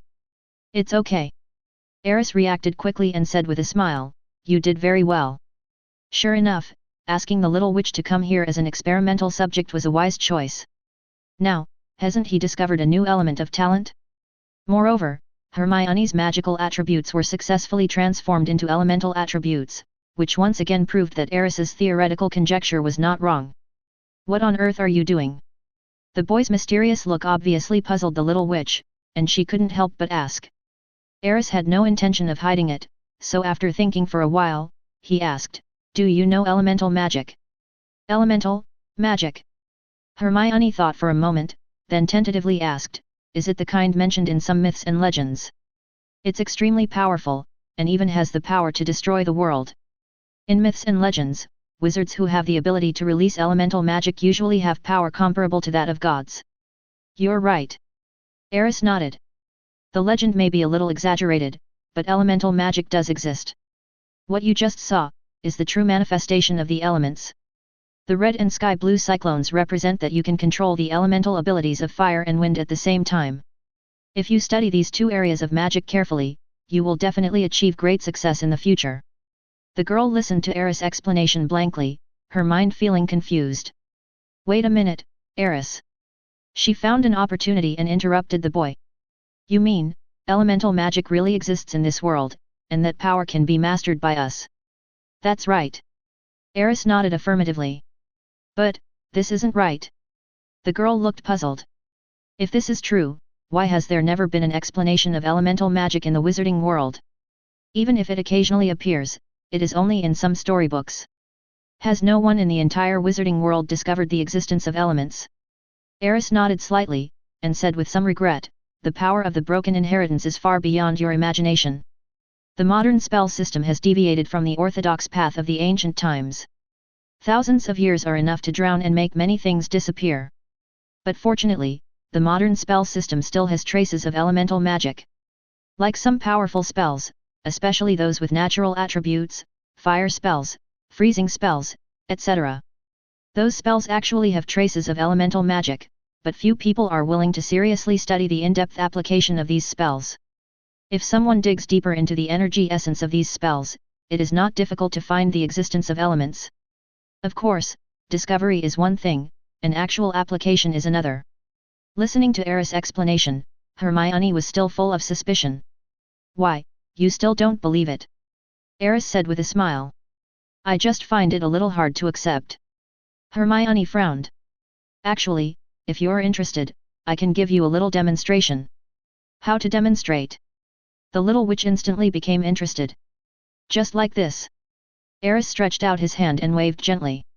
Immediately, a magical power emerged and quickly condensed in his palm, forming a light blue vortex. "What is this?" Hermione's eyes widened. "Continuously compress the wind element and make it rotate in a fixed direction to form the eye of the wind." Aris raised his hand, carefully observing the magic in his hand, and then continued, "I call this, wind whirl. As for the power..." Aris swung the wind whirl in his hand towards the corner of the room. The next moment, a strong whirlwind suddenly emerged, turning all the wooden products in that corner into flying pieces. "Wow, so awesome!" Hermione stared at the scene in front of her with her mouth open. At this moment, her entire worldview was overturned. "I never thought that a small whirlwind could cause such terrible destructive power. This is the result of my improvement of the hurricane spell by integrating the characteristics of elements." Aris spent a whole day studying this magic before he came up with the current prototype. "That's right, this is not the complete form of the cyclone. If you want to fully unleash the true power of the cyclone, you must get rid of the shackles of the hurricane curse. 0 Please give me flowers, 0 However, with Aris' current research on elements, there is no way to achieve this. This level is already the limit of what he can do. But even so, this magic has far exceeded the scope of the hurricane spell." "Hurricane spell?" The little witch quickly recalled her memories and said in surprise, "It seems to be a spell that can only be learned in the 4th or 5th grade. But it's true, you even did the 5th grade test questions, how could you not know the hurricane curse?" Hermione muttered. "Can you please focus on the main point?" Aris said, amused and helpless. "The power of the hurricane spell has been enhanced, there is no doubt about that. This is the effect and power of elemental force. This also further proves that elemental magic has not disappeared, but has been gradually forgotten by the world. Hermione obviously needed some time to digest all the things she had received at once. Her eyes were still on the ruins in the corner. My whole brain went blank. You want to bring back the elemental magic system? It took Hermione a while to react, and she looked at Aris with some shock. That's right, so. He stretched out his hand to the little witch and said with a smile, will you help me? Hermione was a little confused at first, but she looked at the confident smile on Reese's face. Gradually, a surge of hot blood suddenly surged in my chest. If they really succeed, a more brilliant magic civilization will be revived, though what a great thing that would be. Then, her eyes became firm. Time flies. Before I knew it, several hours had passed. As night fell, the entire Hogwarts castle seemed very quiet. On the 8th floor, in the corridor that should have been empty, there was a figure walking back and forth. Chu-Jong originally just wanted to see what Aris and Hermione were doing. Who knew that when she followed them here, they had lost their traces? She saw with her own eyes that the two people disappeared into a wall. The scene made her stunned for a moment, and she didn't have time to call them. Later, she felt that it was not a good idea to stay here, so she left. She went to have dinner and waited in the lounge for a while. However, as she waited, she felt more and more uncomfortable. The words Hermione and Aris said in the corridor kept coming to my mind, find a place where no one is. What on earth are they doing, so secretive? Perhaps she herself didn't even realize that she had become particularly concerned about Aris's whereabouts since some time ago. The boy's figure always appeared in her mind, and she even lost focus in class more than once. Therefore, Chu-Jong couldn't help it after all and just walked from the lounge to the corridor on the 8th floor. She swore that she just wanted to see if Aris and the others had come out. In the dark corridor, there was no movement behind the wall. She almost couldn't help but go back several times. But when she thought of Aris, she suppressed her fear and stayed. She felt that if she didn't figure this out, she might not be able to sleep well that night. Another half an hour passed by waiting. Finally, the wall opened again. But she felt inexplicably panicked. When Aris brought Hermione out of the room of requirement, she subconsciously hid. Over there, Hermione looked at the sky outside and couldn't help but exclaim. It's so late. Let me take you back. Aris checked the time and it was indeed 9 o'clock in the evening. For the little wizard in the castle, this time was obviously not early. Lumos. Aris drew his wand and cast a lighting spell. The cold light source shone on the huge corridor, making the already quiet corridor seem a little eerie. The little witch grabbed the corner of Aris's clothes without knowing when.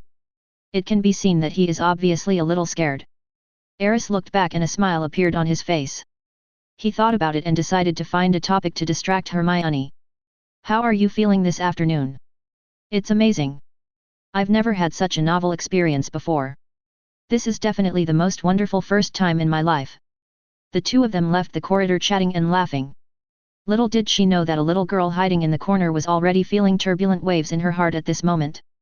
A novel experience. The most wonderful first time. At this moment, Chu-Jong felt his heart sinking a little bit. Chapter 66. It was nearly 10 o'clock when Aris returned to the Ravenclaw lounge. The reason why it was so late was, of course, that I took little Hermione to the kitchen for a midnight snack.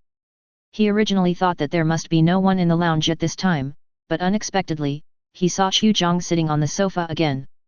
Chu? Why aren't you asleep yet? Aris took the initiative to say hello. Aris, have you just come back from studying? Chu emphasized the word study on purpose. Yes. Aris nodded.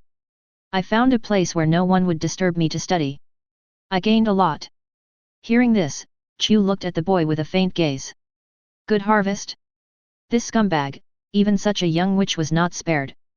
The righteous Chu-Jong thought about it for a long time and finally decided to investigate the matter thoroughly. Otherwise, you may not be able to sleep for several days. She actually didn't want to believe that Aris would be that kind of person. Oh. She deliberately raised her voice, raised her chin and said, that place sounds good. No one will disturb you and it's quiet. It seems to be suitable for studying. Tomorrow is the weekend, why don't you take me with you? Aris originally wanted to go back to the dormitory to rest, but after hearing this, he had to stop. You want to go too? Aris was a little surprised. Also. Chu's tone became strange again, so, there are other little Lu masters with you. Let me guess, it should be a little girl, right? Yet. What's wrong? Aris did not hide it.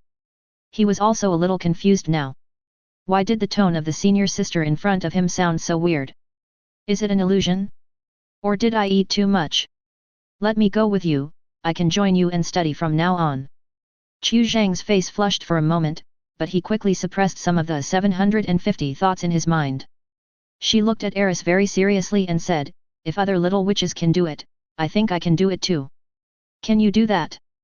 Aris looked at the senior schoolmate in front of him suspiciously. The results of Hermione's magical attribute test have come out, and a series of other tests have also been conducted. It seems that it is not impossible to have another experimental subject. This way, more comparative experiments can be carried out, which will definitely be beneficial to the research. But what Aris is worried about is whether Chu's personality can match theirs.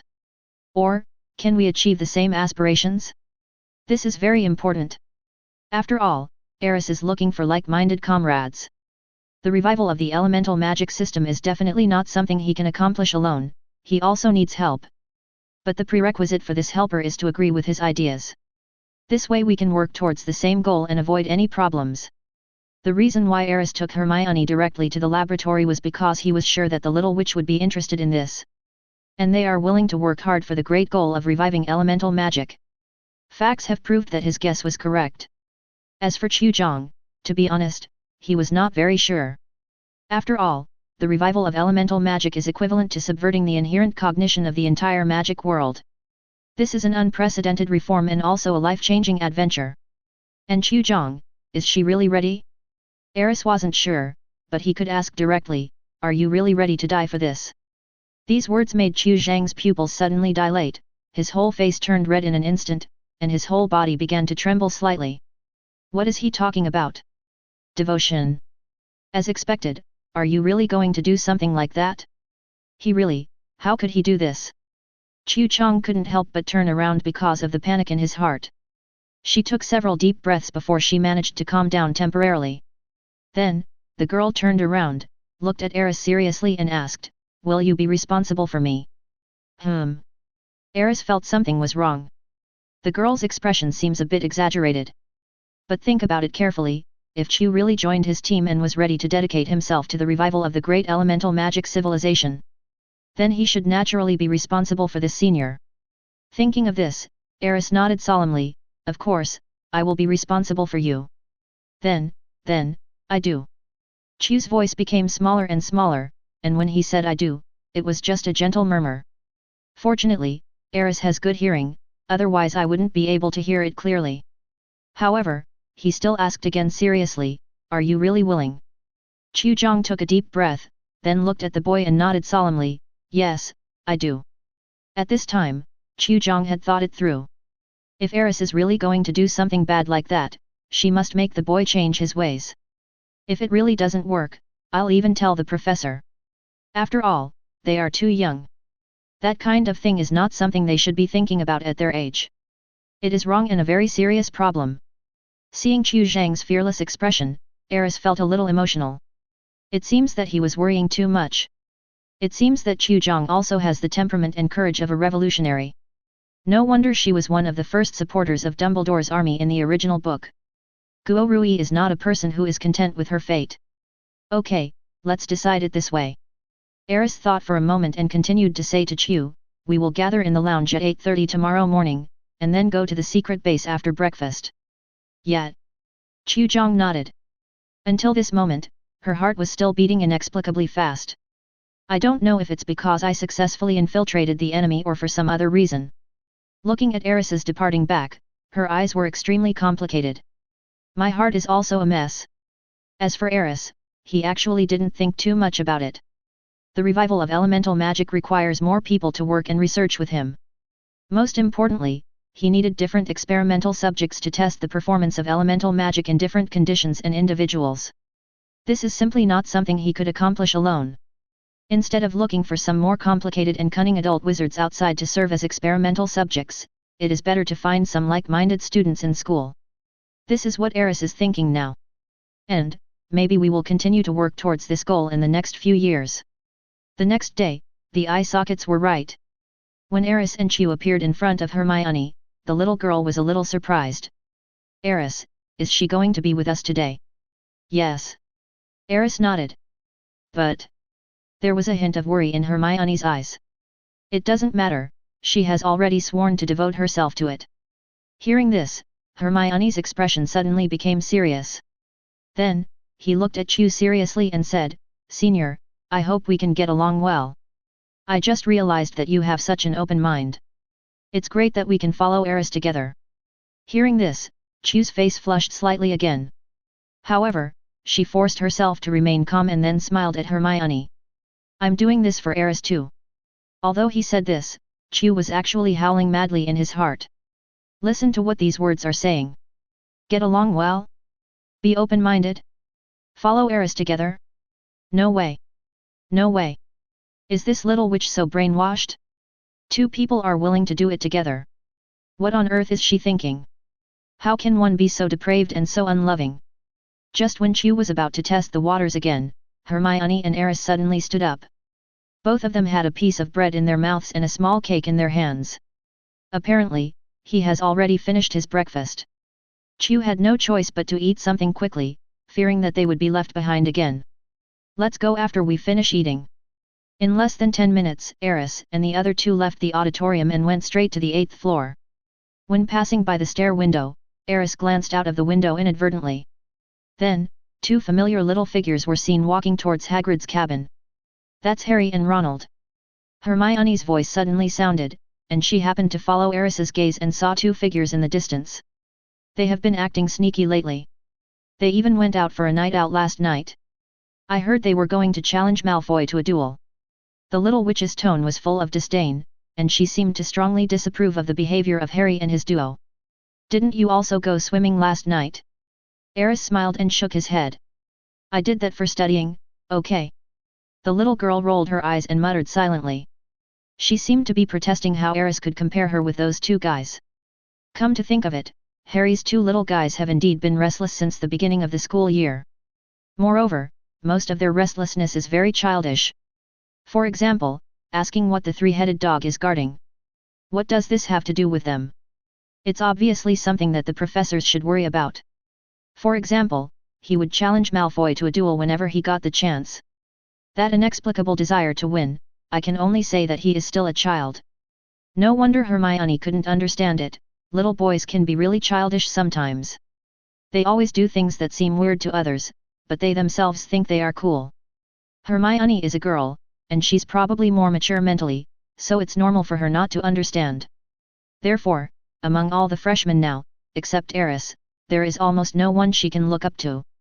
Sometimes she always thinks that compared with Aris, those boys are so childish and ridiculous. The difference between the two is simply like heaven and earth. We're here. Soon, Aris brought the two to the corridor on the 8th floor. He walked back and forth in the corridor 3 times, and then the door to the room of requirement appeared on the wall again. What on earth is this place? Chu asked subconsciously. He actually wanted to ask Aris this question last night. But I never found the opportunity. This is the room of requirement. Hermione explained, the secret room behind the door can automatically generate a suitable place according to our ideas and needs. It is very quiet and no one will disturb us. We can do whatever we want. Hearing this, Chu paused. At this moment, she actually had the idea of retreating. She was really worried that when the door was opened, a luxurious room with a big bed would appear. If that's the case, can she really resist Aris? After all, the boy had passed the 5th grade test and received an unprecedented the privilege of not having to go to class. She was sure that if Aris was really serious with her magical power, she is definitely no match for the boy. So, do you really want to go in? While Chu was hesitating, Aris and Hermione stepped forward and pushed open the door on the wall. The moment the door opened, Chu naturally saw the scene inside. Under the bright lights, a variety of magic props and equipment were placed on the long table in the middle, and dozens of cabinets filled with materials were placed in the 4 corners of the room. The door of the cabinet has been opened, revealing the precious magic materials inside. When this scene appeared clearly in front of Chu, her pupils shrank slightly, and then she froze in place. Come in quickly. Aris urged. The door of the room of requirement will not remain open all the time. When the person who opens the door enters the room, if the person outside does not follow quickly, the door will close again. You need to go through the door opening process again. This is also the reason why Aris urged Chu. Oh, sorry. Chu reacted and quickly walked into the house. However, even at this point her steps were still somewhat stiff.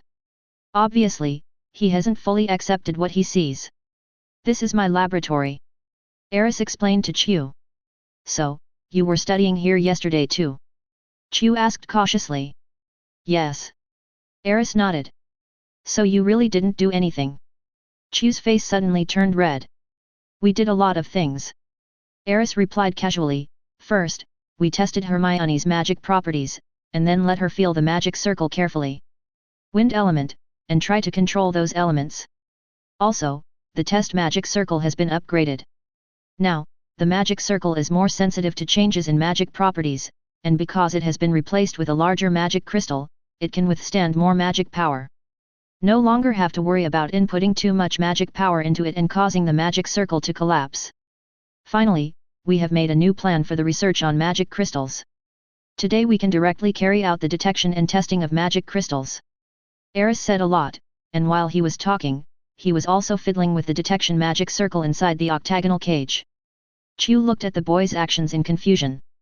She knew every word Aris said separately, but when they were put together, she didn't understand at all. Just like that. The girl suddenly felt her inner anxiety disappear in an instant. Otherwise, what else? Aris turned to look at the girl. Chu said this with some regret, and from the tone he sounded, it felt like he was about to cry. She swore that she would never tell anyone what happened today, and would never let anyone know that she had such embarrassing thoughts before. This mistake is really too outrageous. How did things turn out like this? I really want to jump into the Black Lake. Emotions after extreme sorrow or joy tend to become sensitive, and Chu is in this state right now. However, she was more grateful in her heart. I'm glad I didn't make a mistake. Fortunately, Aris is not the person she thought he was. That's enough. It doesn't matter if you don't understand now. I will explain it to you slowly. As Aris' voice sounded again, Chu's attention shifted to the magic circle. Looking at the mysterious magic circle, her inner curiosity was gradually aroused. Chapter 67. Locality attribute, no other innate elements. The elemental bias is very obvious. The wind element is absolutely dominant. We can directly develop into the wind system. When Chu's magic power was input into the test magic circle, a rich sky blue wind attributed light suddenly appeared on the magic circle, and the faint earth attributed element was suppressed to the bottom layer and was very inconspicuous. It was obvious that her talent was mainly in the wind attribute. And this just fits her identity as a Ravenclaw. Is this the elemental attribute? Chu's eyes were shining as he looked at the light on Kuang's magic circle curiously. Obviously, this was also the first time I came into contact with the theory of elemental magic. After Aris's brief introduction, Chu now has a basic understanding of elemental magic. As expected of a student of Ravenclaw, she has a strong interest in these ancient knowledge. Or, perhaps she had not yet realized what the emergence of elemental magic meant to the current wizarding world. Aris, what is your attribute? After figuring out the basic concept of elements, Chu suddenly turned to ask Aris. At this time, Hermione also curiously put down the magic crystal in her hand and turned around. Obviously she was also very interested in this question. I guess I have all the attributes. Aris thought for a moment and said. Although there are several attributes whose talents are not particularly obvious, they do exist.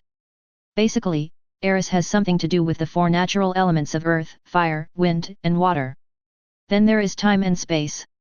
In fact, he himself was not sure whether he would receive new rewards from the system in the future and gain new elemental talents. So, just say it is a full attribute to save time explaining it later. All attributes. The two little witches showed surprise at the same time. Although I'm not very clear, this should be a very rare situation, right? Chu asked with some surprise. That's about right. The advantage is that you can study different elements at any time. The disadvantage is that the future development direction needs to be carefully considered, but that's all for the future. Now let's study the characteristics of the magic crystal carefully. If everything goes well, it would be great if we could find a replacement material in the wizarding world. In this way, we can truly popularize the use of magic circles in the future. The magic crystals they are studying now are exchanged from the system and cannot be obtained in large quantities after all. If one wants to promote the magic circle and take the first step towards the revival of elemental magic, then one must find materials that can replace magic crystals. First of all, the properties and materials of the magic crystal must be thoroughly analyzed before it is possible to find materials with the same properties in the wizarding world. So what do we need to do now? Chu asked again. Just like Hermione, you should practice controlling your magic power first. Without using a wand, you should channel your own magic power into the magic crystal, and then take the magic power back from it. Repeat the test to see if you can discover changes in the properties of the magic crystal in the process. Also, the key point is to test the lifespan of the magic crystal. Got it? Chu and Hermione nodded at the same time. Afterwards, one of them took a magic crystal that was divided into 4 parts and tried hard to do it. Aris did not study the remaining magic crystals immediately. Instead, he came to the side and opened the system panel. After exchanging for 3 magic crystals, there were only more than 3,000 academic points left. You can also do 3 10-draw combos. He took a look at the mall's redemption list. Due to the scarcity of points, there was no change in the items on the mall list. Still the same as before. However, the appearance of the magic crystal and the little red dragon made Aris have some guesses. Could it be possible that the system's lottery could draw more things related to elemental magic? It was because of this idea that he did not exchange all his points for magic crystals. Instead, I am going to draw another prize to see if I can get something new. Summoning the lottery wheel, Aris did not hesitate and started with 10 consecutive draws. Consume 1,000 points. Then the roulette wheel began to spin. As the colorful vortex appeared, rays of light jumped out from it. 4 white, 3 green, 2 blue, and 1 purple. The first one failed, and a purple quality epiphany potion was dropped. The others were things that were already in the mall list. Continue, and consume another 1,000 points. The roulette wheel spins again. 3 white, 3 green, 2 blue, and purple. There is still nothing new. The 2 purple qualities are the enlightenment potion and a magic crystal. Aris felt helpless. It turns out that there is no gold guarantee for 10 consecutive draws. I drew the little red dragon previously just out of luck. Moreover, Aris also discovered that gold and some purple quality items would not appear in the mall list even if they were drawn. Looks like it's unique. For example, the little red dragon Iris, and meditation. Neither of these 2 appear in the redemption list of the mall. Only the last 1,000 points left. Aris took a deep breath. If he couldn't pay back the items, all the points he had saved would be wasted. Continue. The wheel spins again. The colorful light then flickered again. Amidst the white, green, and blue light, a purple light appeared, and then, a golden light appeared. Aris' pupils suddenly dilated, and then his heart tightened instantly. Gold is out. He checked it out quickly. There were no surprises in the white and blue quality items, they were still the ones that appeared on the list. There is another book of purple quality, titled, Theory of Elemental Magic.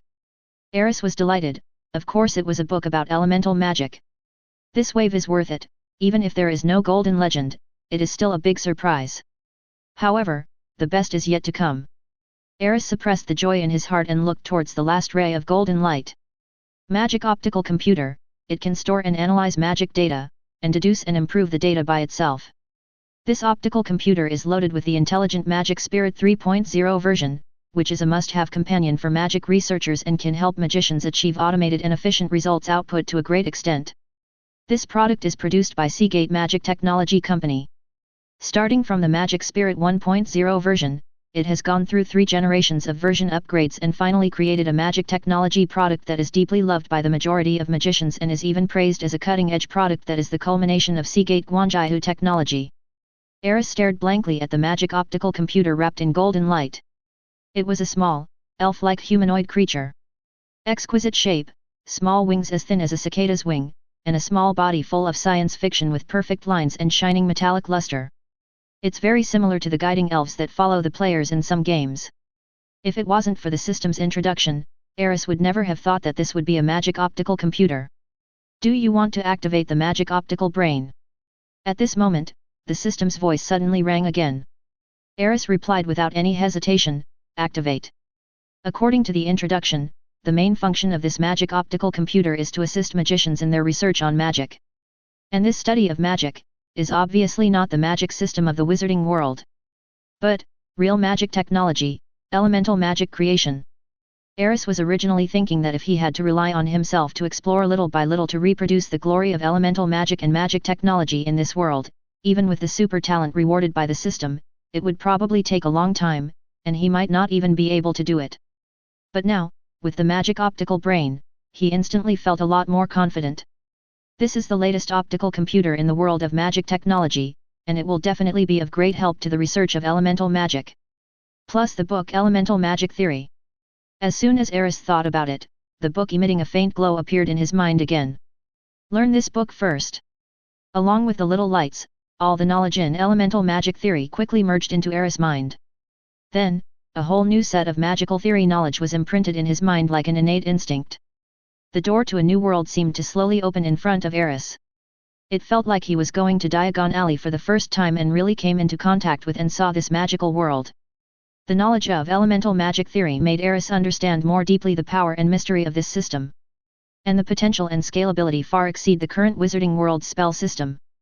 This is the cornerstone of a true technological magic world.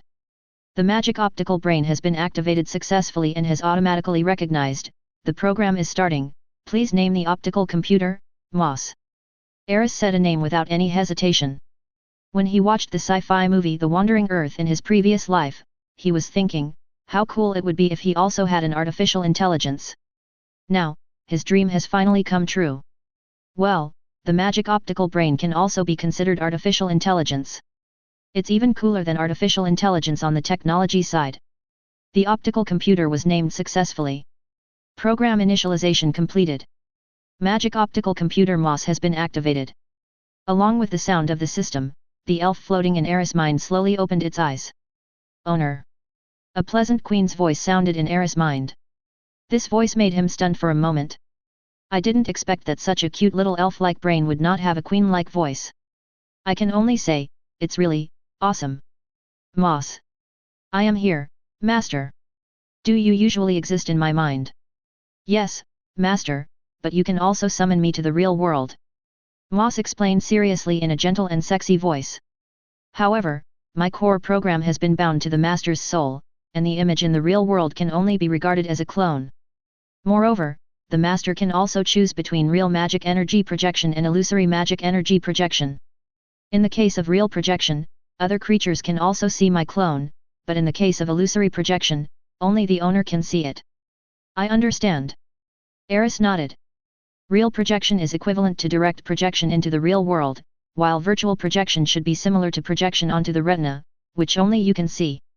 It must be said that this technology alone is enough to show the power of magic technology. This also made Aris curious, what exactly is Seagate magic technology? Could it be that in some magical world unknown to him, there really existed such a powerful magic technology company? Aris? Are you listening? Suddenly, a voice sounded beside Aris's 747 ear. When he opened his eyes, he saw Hermione and has come in front of me, looking at me curiously. What's wrong? Aris asked. Chu has just successfully channeled his magic power into the magic crystal, but the storage capacity of the magic crystal is far beyond our imagination. Even if we use up all our magic power, we still cannot transfer that small piece of magic power to the crystal. The small magic crystals are all filled with magic power, so I want to ask what should I do next? Hermione frowned slightly and explained. Well, this is also expected. Aris thought about it, and then summoned Moss with his mind. This is a fairy. The moment they saw Moss appear, the two little witches were surprised. That's right. Aris nodded and explained, this is a summoning magic that combines the elements of time and space. It can summon elves from other world to help us with the elements. I just figured out the key to magic research, and this is my first attempt. He concealed the existence of the system and gave a brief explanation to the two little witches. Looking at Chu and Hermione's surprised and shocked expressions, Aris knew that they must have believed this statement. Is this the magic of elemental magic? Chu looked incredulous and muttered to himself, this elf looks so similar to the house elves in the wizarding world. Completely different, their body shapes are so different, so cute, so beautiful. This is the elf from Otherworld. It's incredible. Hermione was also muttering to herself, with excitement in her eyes. The image of moss projected at this time has changed significantly. The first is the material of the body. The metal material of the main body has become bionic skin. The elf flapped its wings and floated beside Aris. After changing into a fair and delicate body, it transformed into a small green dress. At this time, the elf moss, apart from being less technological, does look more lovely and charming. Just looking at it, I have an urge to hold it in my arms and caress it. No wonder the two little witches were so surprised and excited when they saw it, and there seemed to be little hearts in their eyes. Okay. Aris smiled and said, let Moss record the data, and you just need to continue inputting magic power into the magic crystal. Well, we need to keep filling up the magic crystal to keep it positive. After saying that, Aris walked towards the octagonal cage at the innermost part of the laboratory. With the help of Moss, he also absorbed the knowledge of elemental magic theory. Aris felt that he should be able to further improve and develop the magic circle left by Merlin. It is not just limited to the research on detecting magic. Arrays. Chapter 68. Aris and his friends spent almost the entire weekend in the room of requirement laboratory. Including the following week, Chu and Hermione went there whenever they had time. To the extent that the two people's abnormality has even been noticed by the professors. In Charms class, Professor Flitwick was explaining the key points of casting the sand and rock curse. You must wave your wand with precision. If you haven't learned silent spells yet, you must keep your spells clear and accurate. Ever since Aris cast the silent levitation charm in class, Professor Flitwick would subconsciously add if you don't know how to cast a silent spell every time he mentioned the need to recite the spell clearly, which seemed to make him appear more professional. Do not attempt to kill your opponent with this spell, as it is more suited for dueling. Of course, if you want to teach someone you don't like a lesson, this spell will be very effective. As long as your magic power is strong enough, you can even throw him directly onto the wall. Because the casting of this spell makes a lot of noise, a space in the classroom was deliberately left empty for students to demonstrate. There was even a human-shaped target in the demonstration area, which was used as a casting target. Seeing that most of the young wizards were practicing their swinging movements seriously, Flitwick nodded with satisfaction. But soon, his eyes turned to the only person who didn't seem to be paying much attention. Chu seemed to be in a daze now. Chu, is there anything you don't understand? Professor Flitwick has been paying attention to this little witch for some time. Starting from the past few days, she seemed a little absent-minded in class. Ravenclaw students are all studious, especially Professor Flitwick, who is the dean of the college. So normally, the little eagles are very serious in their spells classes. Chu was a good student who was proactive and motivated. Flitwick was puzzled by the fact that his condition suddenly changed like this during this period. Sorry Professor, I'm fine. Chu seemed to have just come to his senses and quickly apologized to Professor Wei. So, you already know this spell. Flitwick obviously had no intention of letting the little witch go. Maybe, it should be okay. Chu hesitated for a moment, but still answered affirmatively. Then you try it. Flitwick stretched out his hand to ask the other students to stop temporarily. Chu, come on. Well done, let the professor see what you can do. Come on, Chu, you can do it. Seeing Professor Flitwick pull Chu out alone to demonstrate, the other little wizards who were watching the fun immediately started to make a noise. Perhaps, most of them never thought that Chu could succeed. After all, this spell was the latest one taught by Professor Flitwick, and it was very difficult and required a high level of magical power. At least so far, the other second-grade teachers on the field have not been able to successfully complete this spell. Don't be nervous, relax and remember the key points of casting the spell. Flitwick instructed Chu, who seemed a little nervous. However, Chu smiled slightly. Then, the wand was shaken lightly, and the spell was uttered clearly in a cute voice. Flying sand and rocks. A blue light shot out from Chu's wand. Almost instantly, the demonstration area of the classroom was filled with violent winds and sandstorms. Then, the humanoid target placed in the demonstration area was instantly blown away by the powerful magic and fell straight against the wall of the classroom. When Chu put away his wand, the whole classroom fell into silence. She did it. I can't believe she actually did it. Chu, you are awesome. Marietta hugged Chu on the spot, as if it was the first day she met this good friend. Faced with her best friend's sudden enthusiasm, Chu smiled embarrassedly. Very beautiful, very nice. At this time, Levi also looked at Chu in surprise. He originally thought that it would be great if the young wizards could learn this spell within 3 days. I really didn't expect that Chu would have such a brilliant performance. Chu, tell me, you have practiced this spell before, right? Flitwick asked with a smile. In his opinion, if it was the first time to cast this spell, it would not be possible to do it so perfectly and beautifully. No. Professor. Chu hesitated for a moment, but still told the truth. She had indeed never learned this spell, but she was just thinking about this question. From Aris, she already knew what her wind talent meant. It meant that she would have a keener perception of any wind element magic.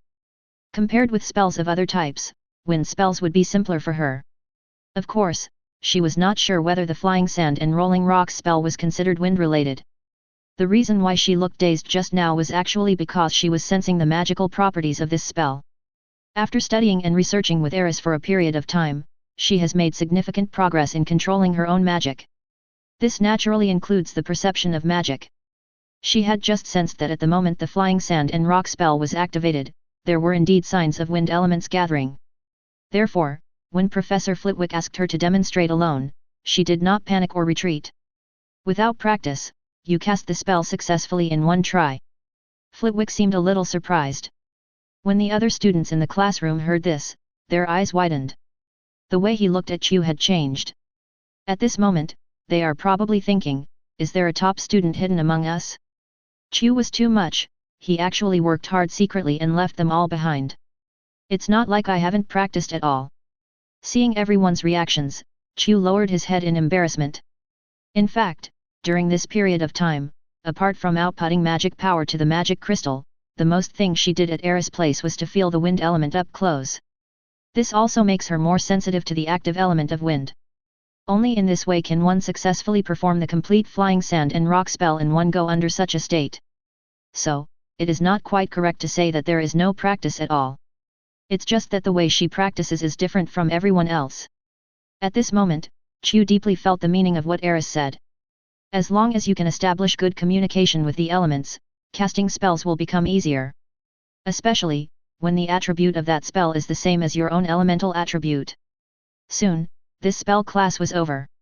After class, when Chu was about to leave the classroom, he was stopped by Professor Flitwick.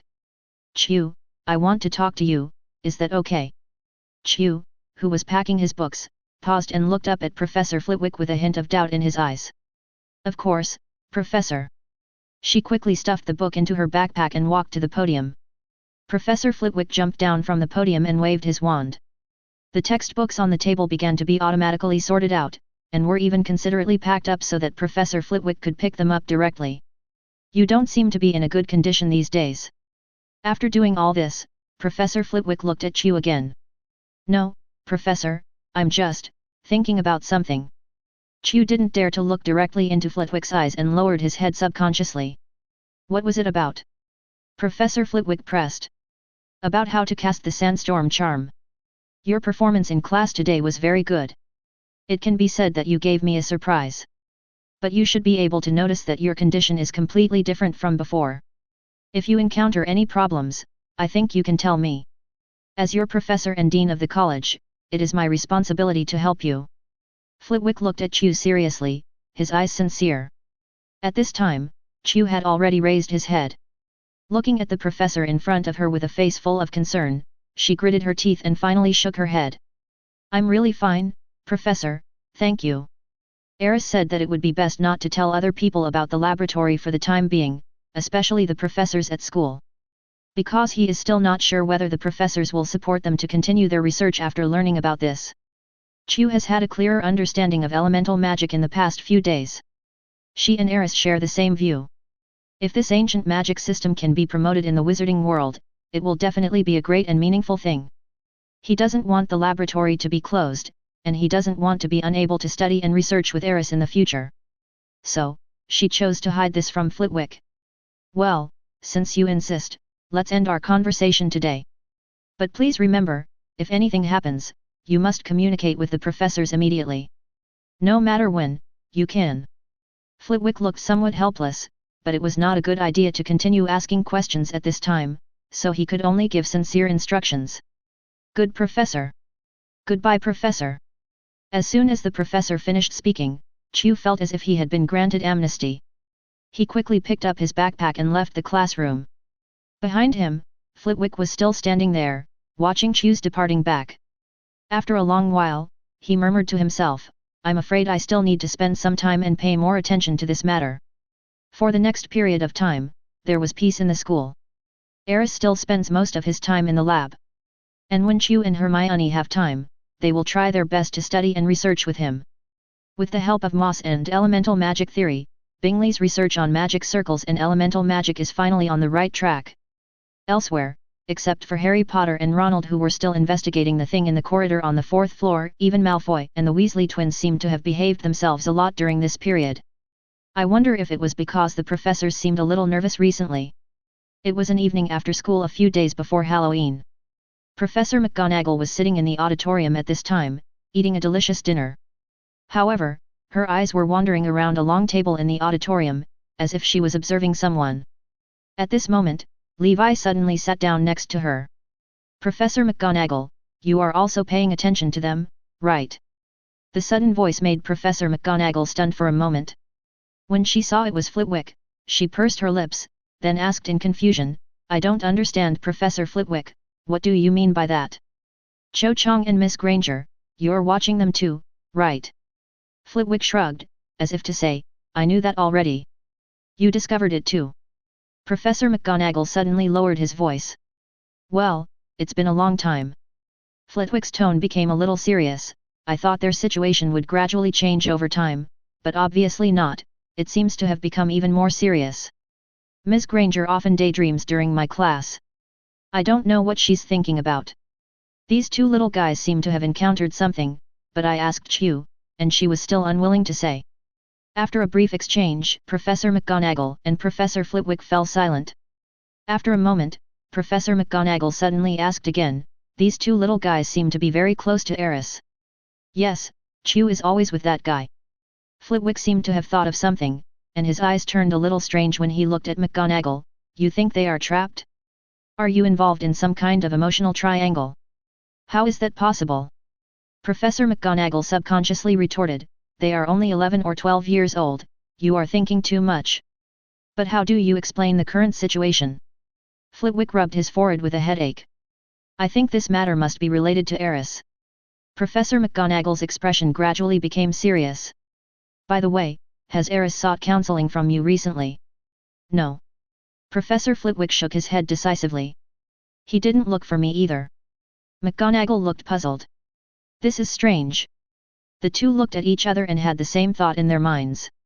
What has this guy been doing recently? Although, the principal has given Aris the privilege of not attending regular classes. Moreover, special tutoring classes are not held at fixed times. Only when Aris has doubts about certain courses and takes the initiative to find the professors, will the professors give him special tutoring. But this guy can't do whatever he wants. How come you haven't had a special tutoring class in such a long time? This is simply lawless. No, we must have a good talk with these two children and Aris. Professor McGonagall gritted his teeth. We must find out what this guy is doing now. If he's not monitored, he's going to get into big trouble. At this time, Professor Flitwick also thought of Aris's glorious deeds at the beginning of the school year, and nodded in agreement. I'll talk to Chu again. I'm going to find Miss Granger. The two of them didn't even have dinner and walked hurriedly towards the long table below. There, Chu and Hermione were quietly discussing what they had gained in the room of requirement over the past 2 days, and occasionally discussed some theoretical knowledge about the elements. Fortunately, there were no other young wizards around, so the two of them quickly noticed the two professors walking towards them. Oh no, I'm afraid Professor Flitwick is going to talk to me again. Chu's expression changed slightly. During this period, Flitwick approached her many times, but she dealt with them skillfully. But this time, the two professors seemed to be coming with great force, and it was obviously not so easy to get away with it. Hermione's expression changed, and she couldn't help but muttered, Professor McGonagall has been staring at me recently, so I don't dare to go to the room of requirement. I'm afraid she is here today. I can't help it, I have to confront me. What should I do now? The two little witches couldn't help but get nervous. Chapter 69. Miss Granger, perhaps we need to talk. McGonagall came in front of Hermione and Cho and got straight to the point. Then, Professor Flitwick added, "Come with Cho too." After the two professors finished speaking, they walked straight towards the office without asking the two little witches for their opinions. Hermione and Cho looked at each other, both showing trepidation in their eyes. They all knew very well at this moment that it might not be so easy to get away with it this time. Just as the two of them gritted their teeth and prepared to follow, a familiar voice suddenly sounded in front. "Professor Flitwick, Professor McGonagall, good evening." Aris looked a little lazy at the moment, with a hint of fatigue on his face. It seemed like he had been working hard all day without any rest. The moment they saw Aris, the two little witches' eyes lit up and they looked at the boy for help. With just a simple eye contact, Aris instantly understood the situation. He looked at Professor Flitwick and Professor McGonagall, who both looked serious, and a smile immediately appeared on his face. "Professors, what happened? Why do you look unhappy?" Flitwick and McGonagall were originally worried about Aris, and now Aris has run directly into their crosshairs.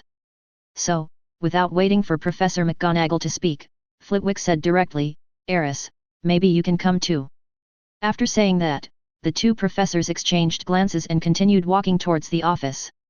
When the little wizards around saw this scene, curiosity appeared in their eyes. Two professors called 3 students to talk at the same time. This matter seems to be quite a big deal. There seems to be a very twisted story here.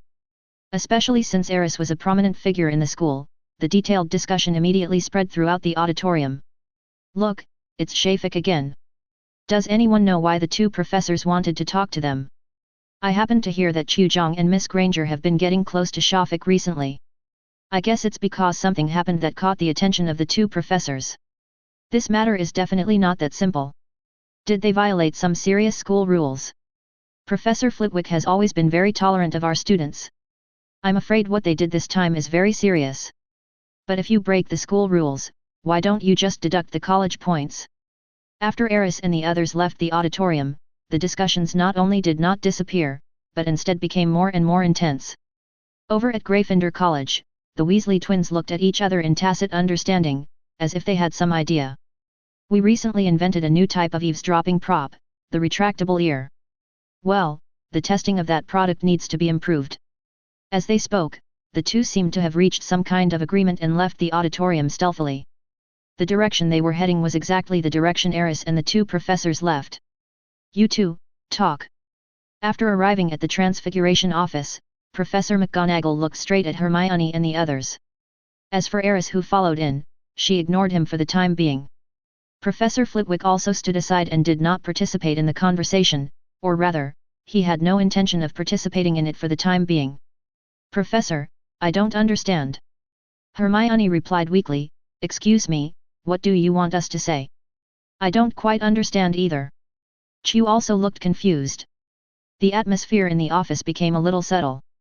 Professor McGonagall's expression became more and more serious, as if he was about to explode at any second. But Aris knew that she was just pretending. After all, Hermione and Cho hadn't really done anything wrong. Sure enough, after a moment of silence, Professor McGonagall suddenly sighed, and then his expression relaxed a lot. "According to Professor Flitwick and my observations, both of you seem to be a little off lately. You often daydream in class and disappear after class. You are completely detached from your classmates. So, I want to know what's going on." At this time, McGonagall had become serious and looked very worried about both of them. Hearing this, Hermione and Chu looked at each other. They were actually also wondering in their hearts. "However, after class, I often go to the room of requirement to study and research, and during class, I often become absent-minded by thinking about the application of elemental magic. How come these things that they think are normal are completely different in the eyes of the professors?" "Professor, we are really fine. Are you worrying too much?" Hermione mustered up the courage and spoke again. "Yes, not only is it okay, in fact, we feel pretty good right now." Chu also echoed from the side. They really didn't think there was anything wrong with their condition. On the contrary, as I learned more and more about elemental magic, I felt better than ever before. Ever since they started learning about elements with Aris, they often have some inspiration during class. Those occasional inspirations are not only of great help in learning spells, but also have some wonderful connections with the use of transfiguration. Take the example of a match turning into a needle. which involves the knowledge of transforming wood elements into metal elements. If you can understand the effects of these two elements during the transformation process, you can understand the mystery of transfiguration more clearly. They are often inspired by similar things, and thus have a deeper understanding of elemental magic and spells. This is also the reason why the two young teachers often daydream in class. Mr. Shafik, what do you think? Seeing that the two little witches had no idea of their problems, Professor McGonagall suddenly turned his gaze to Aris. Aris felt helpless when he heard Professor McGonagall address him. Even calling him by his last name, it seems that Professor McGonagall is in a really bad mood right now. I heard that Miss Granger and Cho have been getting close to you recently. I think you should be able to notice the changes in them, right? At this time, Professor Flitwick suddenly spoke up, or is it that the reason for this change actually comes from you? Facing the two professors' suspicious gazes, Aris smiled calmly and then slowly said, Professor, I think, you are all wrong. Professor McGonagall's eyes moved and his expression became serious again. Obviously, Aris' words made her feel a little dissatisfied. Don't be angry, just listen to me. If what I say is wrong, you two professors can punish me as you wish. The boy stood up, turned to look at Professor Flitwick, and asked, Professor, I think you should know more about Chu's current academic situation than I do, right? Of course. Professor Flitwick smiled when talking about this. She has made significant progress in her studies recently, both in her understanding of spells and her spell-casting skills. Aris nodded, then turned to look at Professor McGonagall and asked again, Professor McGonagall, where is Miss Granger? How has she been doing recently? McGonagall hesitated for a moment before nodding slowly, she is very good. It can even be said that among all the first-year students in this year, except for you, she is the best one. She has performed very well during this period, especially in the theoretical knowledge of various subjects of magic. She has made rapid progress. I think this is definitely inseparable from the careful teaching of the two professors. Aris flattered a little, and then changed the subject. If that's the case, then I have no problem. He smiled and looked at Chu and Hermione with an approving look in his eyes. Since their studies have not fallen behind, but are getting better than before. Aris pretended to be puzzled and asked back, then why are the two professors worried? He looked at Professor McGonagall again, with a hint of questioning, is it because they often lose focus during class? Is it possible that they are just thinking? Or is it because they are not sociable? We rarely see them interacting with young wizards in other places. Before Professor McGonagall could answer, Aris started asking and answering his own questions. But if you want to acquire knowledge, you must spend more time than ordinary people to accumulate it, and a good learning state must be communicated with better people. Their current level is far beyond their peers, so why do we require them to engage in meaningless socializing? After Aris finished speaking, the entire office fell silent. Professor Flitwick looked a little stunned, and even looked at Aris with a somewhat bewildered look. For a moment I didn't know how to answer this question. Professor McGonagall subconsciously rubbed his hands under the table, but his expression was relatively normal. But only she herself knew how surprised she was at this moment. Are these words really spoken by an 11-year-old boy? Without rich life experience and a deep understanding of human nature, how could one say such a thing? You know, even she and Professor Flitwick hadn't thought of this before. What they cared about was whether the two little witches would be hurt because of this abnormal state. Whether it is psychological or physical. At this moment, the two little witches only felt that the atmosphere in the office suddenly became depressing. The two of them didn't dare to say much and just lowered their heads. Afraid that the debate between Aris and the two professors would affect them. However, putting aside the depressing atmosphere at the moment, they still agreed with what Aris said in their hearts. In their opinion, Aris is actually such a person. In order to study quietly, he was able to spend a huge amount of money to build a laboratory in the room of requirement. In order to study, he almost gave up all social activities and stayed in the laboratory all day long. Even the two of them rarely saw the boy outside the laboratory. Such a person, saying such words, they don't find it strange at all. You have a point. After a long time, Professor McGonagall's voice finally sounded again. But Aris, your idea is dangerous. She seemed to have accepted it all, and slowly looked towards Chu and Hermione. There is no doubt that your studies are much better than before, but I hope you can understand. She sighed softly, her tone gentle but with a hint of persistence. For little wizards studying at Hogwarts, grades are important, but there is one thing that is even more important. The power of magic is mysterious and full of unknown dangers. You are all still children, and your minds are not mature in a certain sense. So, you need to experience some of the things that children should experience, which naturally includes making more friends. Only in this way can you always keep your original intention on the road of exploring magic and not lose your way. Do you understand what I'm saying? After McGonagall finished speaking, the first person he looked at was not Cho and Hermione, but Aris. In fact, she said this mainly to Aris, because she felt that Rhys might be in some extremely dangerous state. She had seen this state in other young wizards with outstanding talents before, as if it were some kind of demonic barrier. It was as if in this world, apart from more advanced magical knowledge, everything else had no meaning to them. They cannot see the people and things around them, and will not have any special emotions about irrelevant things. This is obviously not normal. Compared with Cho and Hermione, the biggest problem at this time is actually XXIX. Hermione seemed to be moved by McGonagall's words and lowered her head silently. Cho's expression was similar. She even thought that she hadn't had a good chat with her best friend Marietta for many days. Aris's expression at this moment was a little subtle. He seemed to be thinking about something, his brows slightly furrowed, and he was muttering to himself.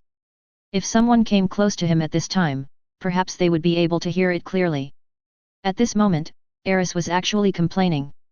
There are a bunch of little brats around here, and you want me to make friends with them? That's too much for me. It's okay to chat with you professors, but if I talk to you about elemental magic, or the nature of magic, you will probably make a fuss again, right? So, now that things have come to this, what do you want me to do? I'm helpless too. But at this time, Aris naturally couldn't say all these words in front of the two professors. He could only cough lightly, revealing an expression of approval, and said, Professor McGonagall is right. I am too one-sided. Then he looked at Cho and Hermione. Since the professor has said so, you should communicate more with the young wizards in the future. Don't just study all day long. You will become stupid. After saying that, Aris winked at the two girls secretly. The two little witches immediately responded and nodded, Yes, Professor, we understand. Seeing this, Professor Flitwick and McGonagall looked at each other, with helpless expressions on their faces. But soon, their eyes turned to Aris at the same time. So, let's talk about your problem next. Chapter 70. After hearing what Professor McGonagall said, Aris was stunned for a moment, with a puzzled look on his face. My question? Of course, maybe you should explain what you have been doing during this period of time. Professor McGonagall said seriously. Why haven't you come to the special tutoring class for so long? Aris' tone paused, but soon a smile appeared on his face again. Speaking of which, I do have some questions I would like to ask the two professors. As he spoke, he looked at Flitwick and said, Professor Flitwick, I have been thinking about a question for some time. What is the essence of the spell? What?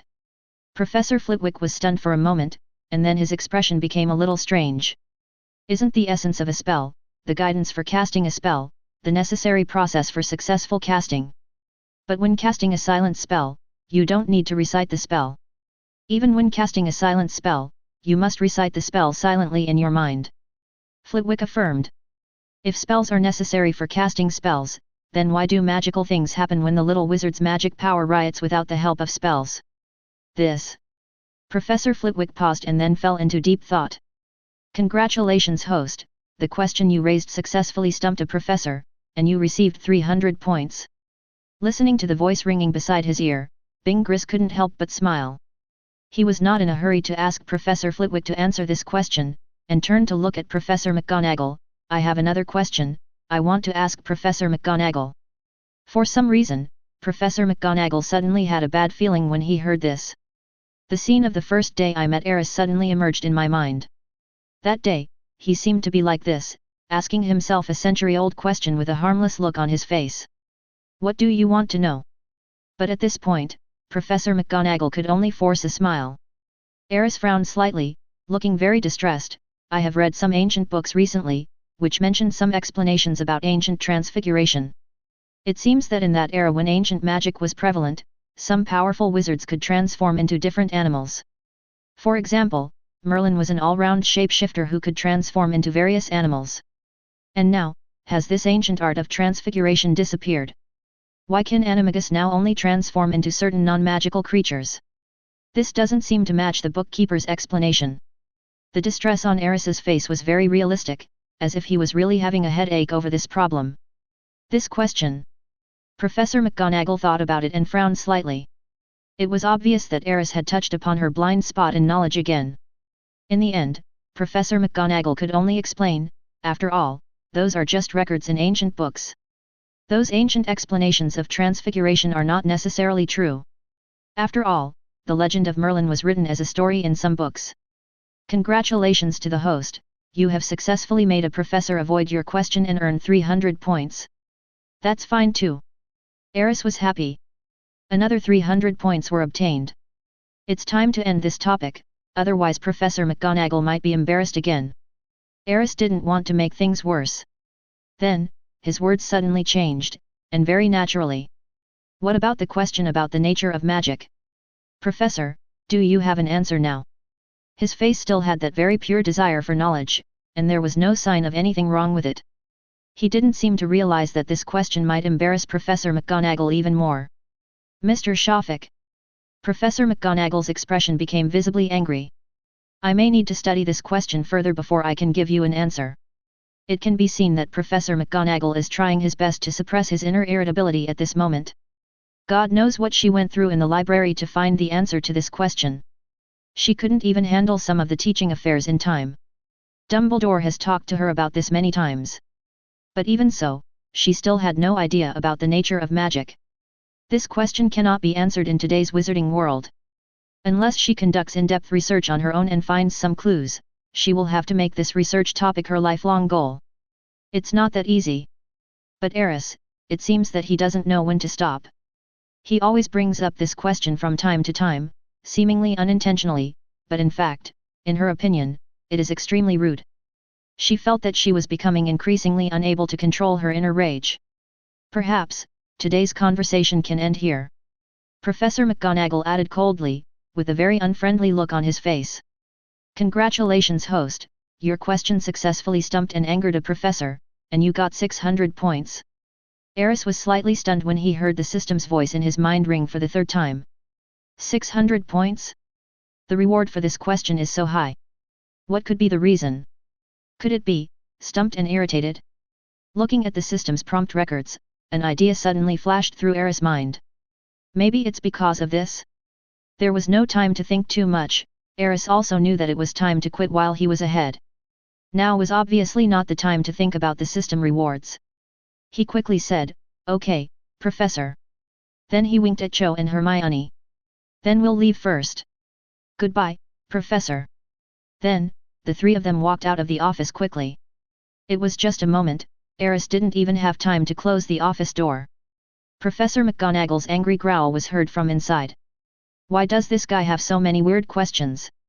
Then, Professor Flitwick's voice was heard, also with a hint of irritability. This little guy must have done it on purpose. Merlin Stinky Socks, a freshman, actually discussed the nature of magic with me. I hadn't even thought about it before, but it's something I need to think about. Listening to the sound coming from inside, Aris closed the door gently. The three little wizards looked at each other. Then, he turned around decisively and quickened his pace to leave. When Aris and the other two disappeared at the end of the corridor. At the corner of the other corridor, two sneaky figures suddenly appeared. "George, did you hear that?" Well, it was a very interesting debate. This is the first time I've seen Professor McGonagall so angry. Obviously, she was very angry. The effect of the retractable ears is quite good. Maybe they can be mass-produced in the future.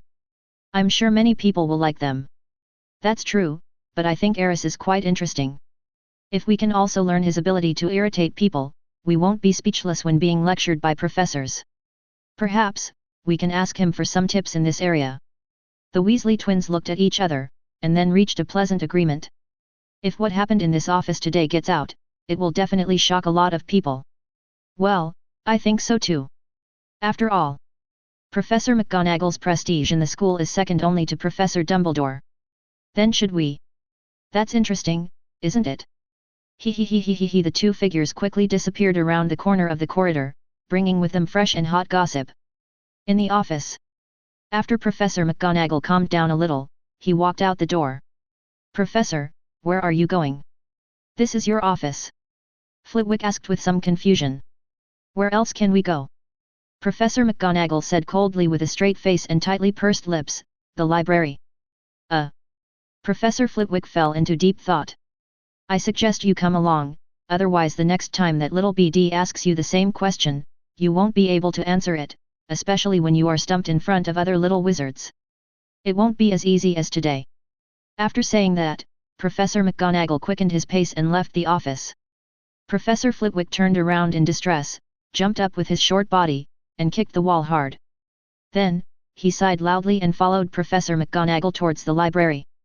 He didn't want to be stumped by Aris with this question again in public next time. If that really happened, it would be a disgrace to his status as a professor and the Dean of Ravenclaw. At this moment, he couldn't help but give Aris a hard note in his heart. If there was a chance, he would definitely not mind giving this little guy a warning. In fact, if Aris asked some normal questions, both Flitwick and Professor McGonagall would be very happy to answer the students' questions. The strange thing is that every time Aris asks a question, it seems like it is carefully selected to embarrass the professor. This makes people speechless, helpless, and angry. The next day was Halloween Eve. Aris is still fully focused on studying the mysterious magic circles with all kinds of mysteries in the room of requirement laboratory. When he woke up this morning, he felt like he had forgotten something. But after he finished washing up and came to the laboratory, he put all the things that had nothing to do with the research on the elemental magic system behind his mind. Soon, Hermione and Chu also came to the laboratory. Aris, there is a Halloween dinner in the hall tonight, will you go? Hermione asked with some anticipation. Aris didn't even look up at the little witch, but just replied casually, let's talk about it later.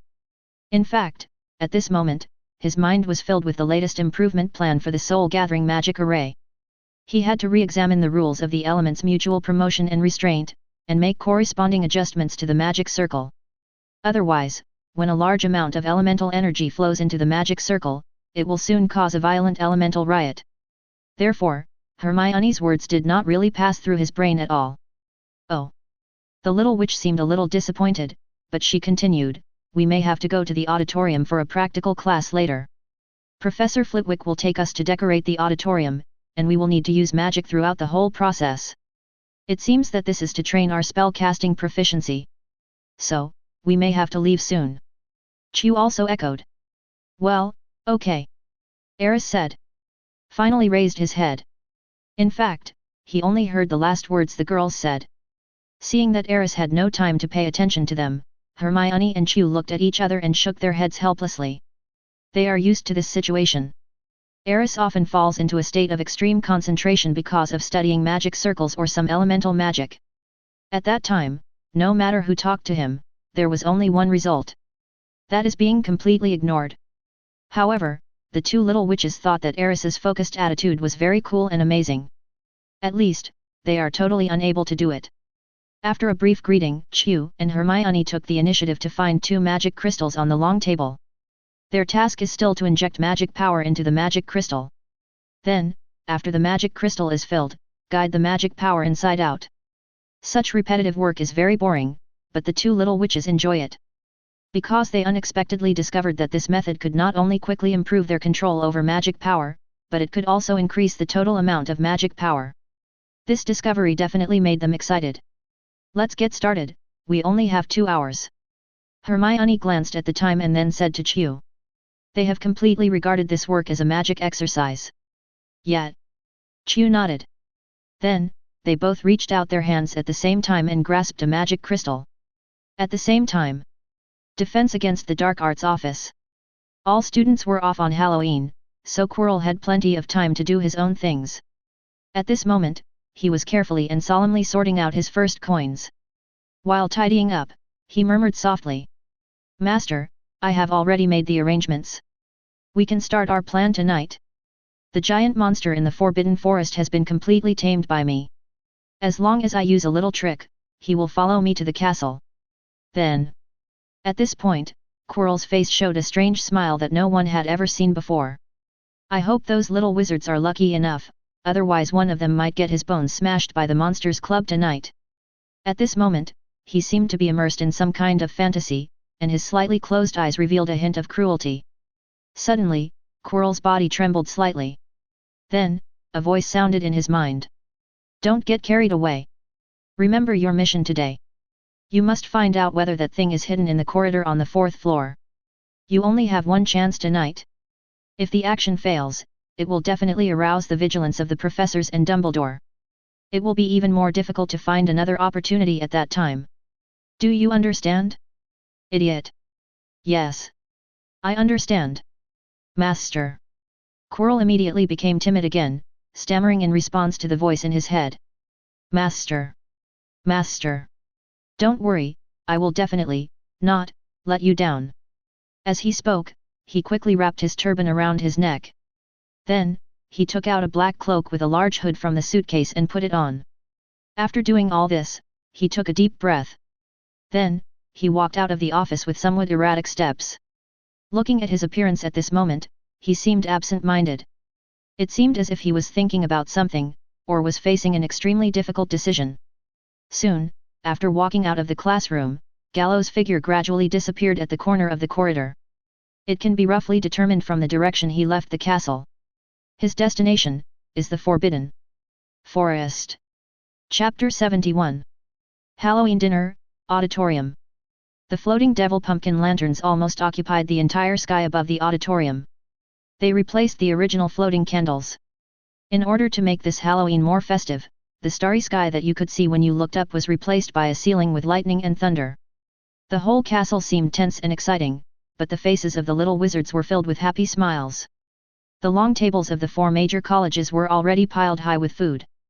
The little wizards were chatting and happily eating a sumptuous dinner. Harry and Ronald were sitting at the Gryffindor table, eating happily. But soon, he found something wrong. Why didn't Hermione come to dinner? Harry looked around the long table and didn't see the arrogant little witch, so he couldn't help but ask. Ronald, who was sitting opposite him, was busy with the donuts in his hand and had no time to answer Harry's question. It was Seamus Finnegan who answered Harry's question. I haven't seen her much since the practical class this afternoon. Katie said she seemed to be in a bad mood. She stayed in the bathroom the whole afternoon, and there were faint crying sounds coming from inside.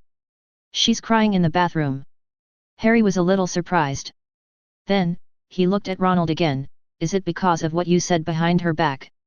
I didn't expect her to hear it. Ronald frowned, but she has a problem, doesn't she? She always looks so superior, as if she is the most powerful person in the whole academy. But, she is really amazing, isn't she? Harry sighed. Although it was a little late, the plot in the original book still happened. Although it was quite late, the conflict between Hermione and Ronald finally broke out in the practical class in the afternoon. The cause was that when Ronald and Hermione used the levitation spell to hang the devil pumpkin lantern together, the little witch couldn't stand Ronald's clumsiness and gave him some serious and arrogant guidance. Because of this, Ronald felt a little uncomfortable and complained to Harry. As a result, all those words were heard by he. Maybe she means no harm. Harry tried to enlighten Ronald. I know, but I just can't stand it. Ronald seemed to have some regrets, and his expression was a little conflicted. At this moment, the door of the auditorium was suddenly pushed open from the outside. The clanging sound immediately attracted the attention of all the little wizards, and they all looked towards the door. Troll, there's a troll in the basement. Professor Quirrell rushed in from the front door in a panic. He stumbled to the front of the teacher's table and looked at Dumbledore, seeming to have exhausted all his strength. I thought you should know. Then, he closed his eyes and fell to the ground. If Aris were here, he would definitely complain about it.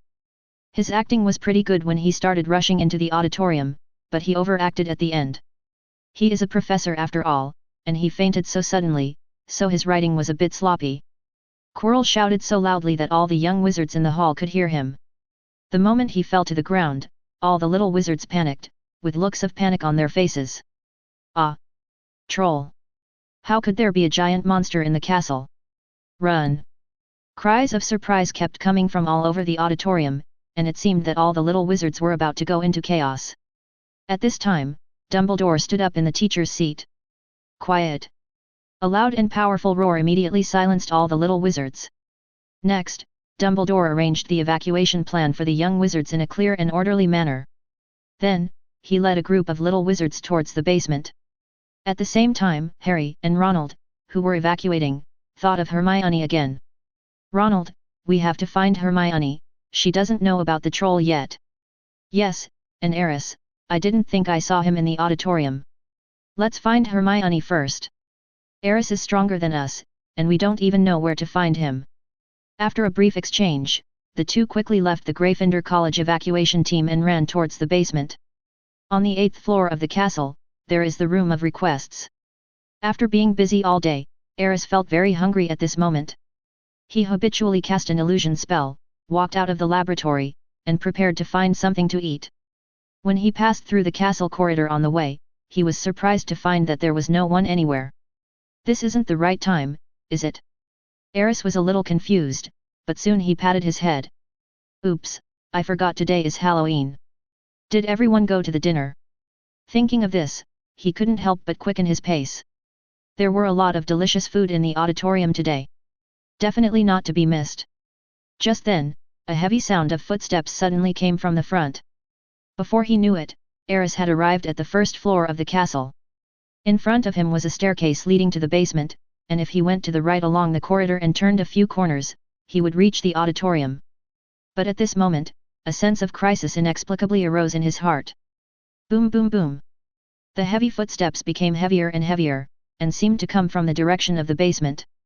Aris looked forward, and under the dim light, the shadow of a gigantic monster was cast on the wall. The monster's shadow was getting closer and closer, and soon appeared at the corner of the corridor. Ah! A scream came from the door of the women's restroom in front. Aris reacted instantly. Damn it, it's a troll, I actually forgot about this. He ran forward quickly, and suddenly a blue energy emerged from his whole body. There seemed to be a force pushing his body forward, and this force more than doubled his speed. Wind element blessing. Elemental magic, wind. Aris, who was wrapped in the wind element, instantly passed through the long corridor and appeared at the door of the women's restroom. When he stood in front of Hermione, the terrifying giant monster was raising the wooden stick in his hand, ready to smash down on the two of them. Aris. Hermione turned around and wanted to run, but when she saw Aris appear, she subconsciously stopped. Wind binding. Aris drew out his wand without any hesitation. Under his guidance, the powerful force of wind element instantly swept across the entire corridor, firmly binding the giant's body in place. Then, Aris took a step back and protected Hermione behind him. Aris, what are you doing? The little witch was originally frightened, but she quickly calmed down after seeing the boy. Don't be afraid, give it to me. I'll tell you later. Without time to explain, Aris waved his wand again. A huge amount of magic power emerged, and a ball of blue light quickly gathered in front of him to form a huge vortex. Then, under Aris' control, he flew towards the bound giant monster. Enhanced version, Wind Vortex. The strong whirlwind tore at the troll's body, and not only that, it also engulfed the troll and slammed it hard into the thick wall of the castle. After a loud bang, the giant monster fell into coma due to the strong impact before he could react. Hermione stared at the scene in a daze, completely stunned. This is elemental magic. She stared blankly at the giant monster that had fallen to the ground, and then looked at Aris beside her. My heart was already in turmoil, and I couldn't calm down for a long time. Well, it has just been improved. Let's try its power. Aris explained with a smile. Then he thought for a moment and waved his wand again. Wingardium Leviosa. The wooden stick that the troll had dropped to the side suddenly floated up, and then under Aris' control, it smashed towards the troll's head. In a place like this, where we can't destroy the castle, this spell is actually the best way to deal with the troll. Besides, this spell shouldn't be difficult for you, right? Aris didn't show any panic on his face, and he even took this opportunity to teach the little witch. He carefully demonstrated how to defeat the giant monster. The wooden stick floating in the air fell again and again, hitting the giant monster's head accurately each time. The giant monster's body twitched again and again during this process. Looking at this tragic scene, Hermione was dumbfounded again. I silently mourned for the troll for a second. Okay, we should go. After a moment, Aris looked towards the direction of the auditorium corridor, with a thoughtful look in his eyes. The others should be arriving soon, and he doesn't want to be in the spotlight. Running away is undoubtedly the best option at this time. Otherwise, I would probably be caught and questioned by the professors again. He took Hermione's hand, and another blue light enveloped the two of them. The power of the wind quickly carried the two of them away to the end of the corridor. A few seconds later, two figures appeared in the quiet corridor. Harry and Ronald trotted over from the Great Hall, fearing that Hermione was in danger. They also heard the loud noise just now. But what can be done, the short legs are only that fast. When they arrived, Aris and Hermione were no longer outside the ladies' room, only the unconscious troll was left. What on earth is going on here? Ronald looked at the scene in front of him with horror. The toilet door is destroyed. It must be caused by the troll. Harry was quite smart. He first checked the troll's condition, and then looked at the destroyed wooden door of the women's toilet. The wood fragments scattered on the ground clearly indicated that a fierce battle had taken place here, but in fact, the door was just accidentally blown by Aris's vortex. But who defeated the troll? Ronald also realized something was wrong at this time. Obviously, it is impossible for the giant monster in front of him to knock himself out and lie here. There must be other people at the scene. What I want to know more now is, where is Hermione? Harry turned around anxiously and looked at Ronald. Maybe, she has left. Ronald's face showed a complicated expression, with self-blame in his eyes. At this moment, he felt a little scared just thinking about it. If Hermione was hurt by the troll, he would never forgive himself. After all, it was because of him that the little witch came to the ladies' room in a bad mood. Potter Weasley. Just when the two of them were at a loss and wondering whether they should leave first, a surprised voice suddenly came from behind them. Then, Professor McGonagall, Snape, and Quirrell appeared in the two in front of people. Oh my god, you two better explain what happened here. Professor McGonagall was so frightened that her voice became shrill. She looked at Harry in shock. Lee and Ronald still had deep confusion in their eyes. In fact, we just got here too, Professor. Harry subconsciously took a step back. Surrounded by so many professors, he instinctively felt a little guilty. On the side, Ronald's performance was even worse. He swallowed hard, then glanced at Snape's gloomy face, pointed at the troll and said, "When we arrived, the troll had already fallen to the ground. I swear, there must be another professor who defeated the troll. What I want to know is why you are here." Professor McGonagall was not led astray by the two and continued to look at Harry and Ronald excitedly. It seemed that he was checking whether the two people were injured. "You should be in the Gryffindor common room at this time." After confirming that the two were not injured, Professor McGonagall felt relieved, but his tone became more serious. "I'm pretty sure Dumbledore himself gave the order for the prefects to take you back. So, do you think that a first-year student like Xiao can deal with a giant monster?" "Professor, Ronald wanted to explain. At this time, Harry pulled his sleeve, then bowed his head and said sincerely, "Sorry, we know we were wrong, Professor. Actually, we just wanted to find Hermione. She wasn't in the hall just now. Someone said she was in the ladies' room leading to the basement. We were worried that she might be hurt by the troll, so we came here." Harry's thoughts were still clear at this time, and he decisively admitted his mistake. Then they began to explain why they were here. Of course, whether the professors believed it or not was another matter. "Ms. Granger." Apparently, Harry's confession worked. Professor McGonagall looked around in confusion and even went into the ladies' room to check. When Hermione was no longer there, he breathed a sigh of relief.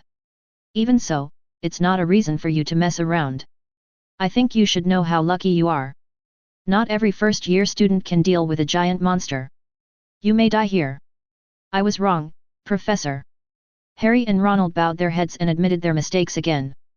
This time, even Ronald realized that the professors just wanted to see them make mistakes. At this time, you can't be stubborn. "Add 5 points. Professor McGonagall said suddenly. "What?" Harry and Ronald were both stunned. "You two, add 5 points each. Because of your luck, A&D. McGonagall glanced once more at the troll on the ground. Obviously, a beautiful misunderstanding occurred. Even Snape and Quirrell beside him didn't say anything at this time, and both had surprised expressions on their faces. Apparently, they also thought that it was Harry and Ronald who defeated the troll. Because there was no one else at the scene, it is even less likely that other professors will arrive faster than them. Harry and Ronald were the only ones who arrived before them. "Thank you, Professor." At this point, the two little wizards didn't know what to say except thank you. What if they continue to confess to the professors and say that they were not the ones who defeated the giant monster, and the professors will teach them again? That is definitely not what they want to see.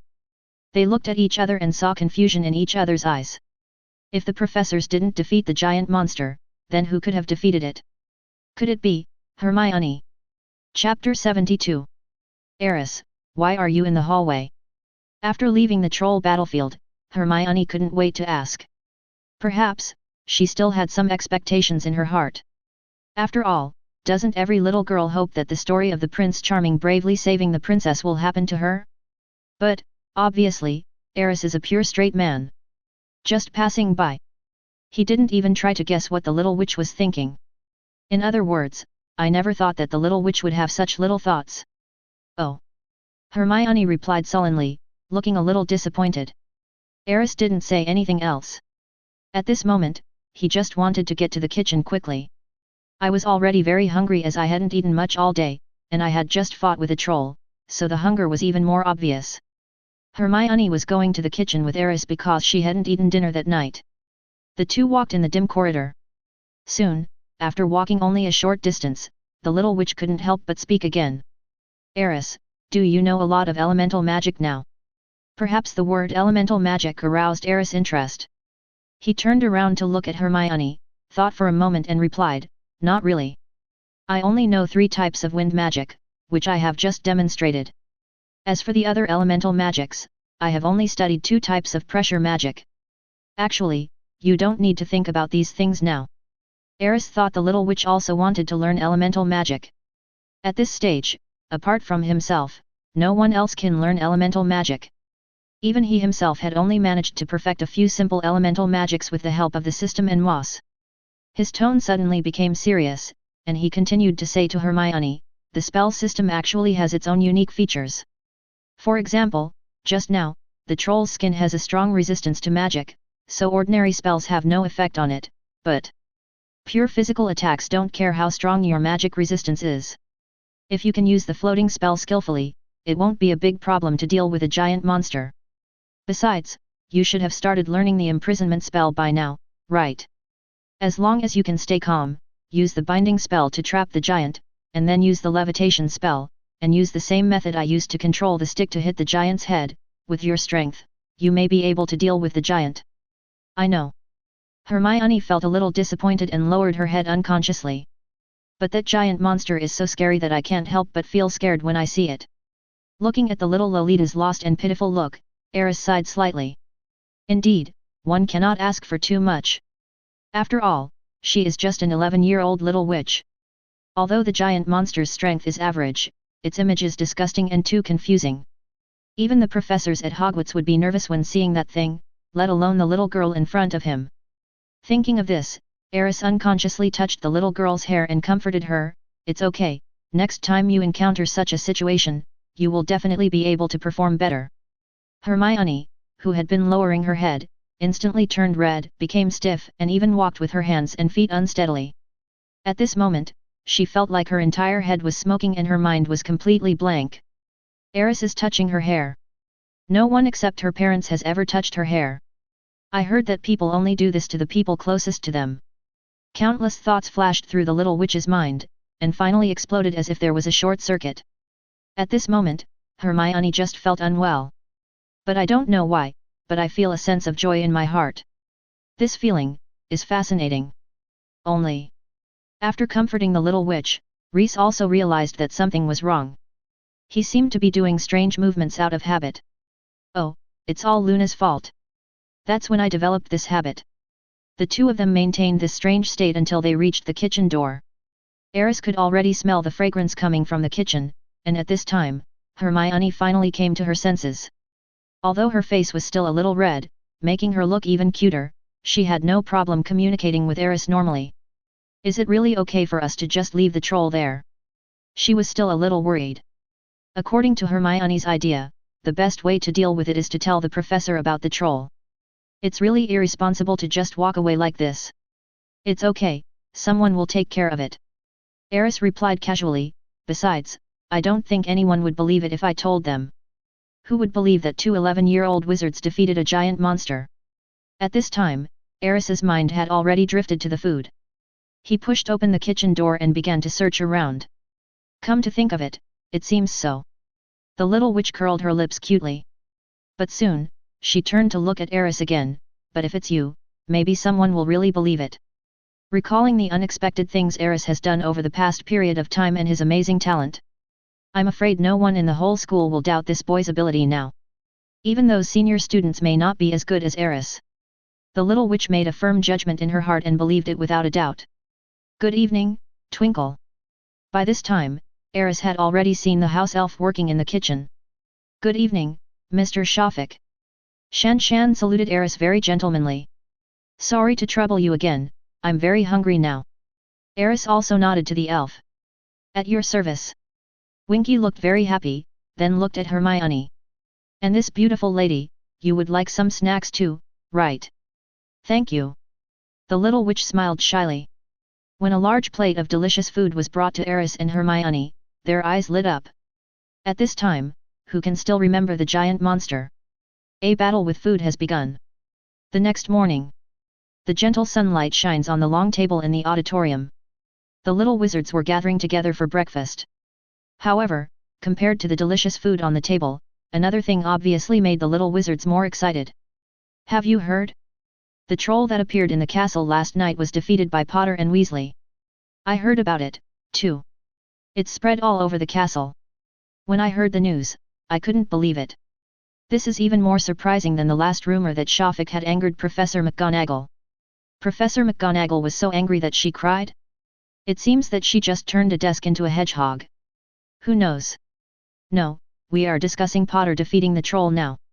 Anyway, I don't believe it. If it's that genius Shafik, maybe there's still a slight possibility. Forget about Potter. As the discussions in groups of 2 or 3 continued, the entire auditorium was buzzing.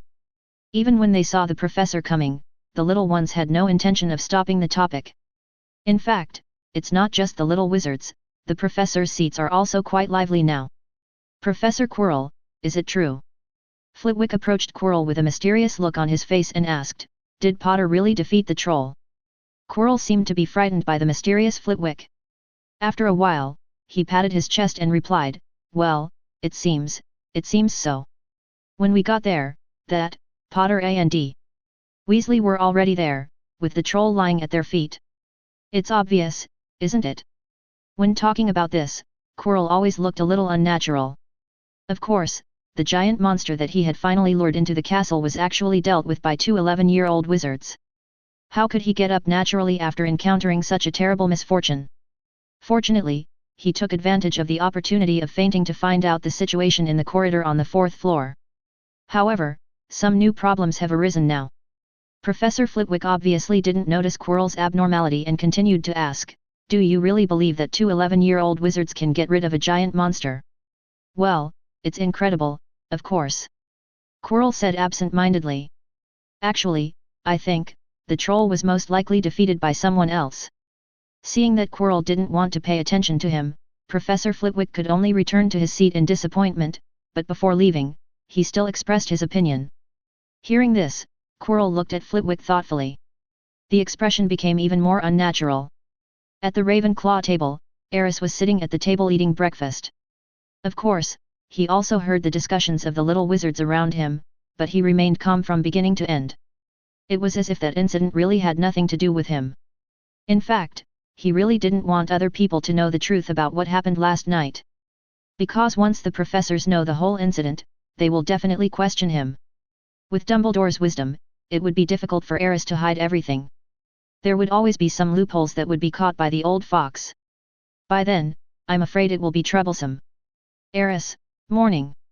At this time, Hermione also came to the hall and sat opposite Aris with a slightly strange expression on her face.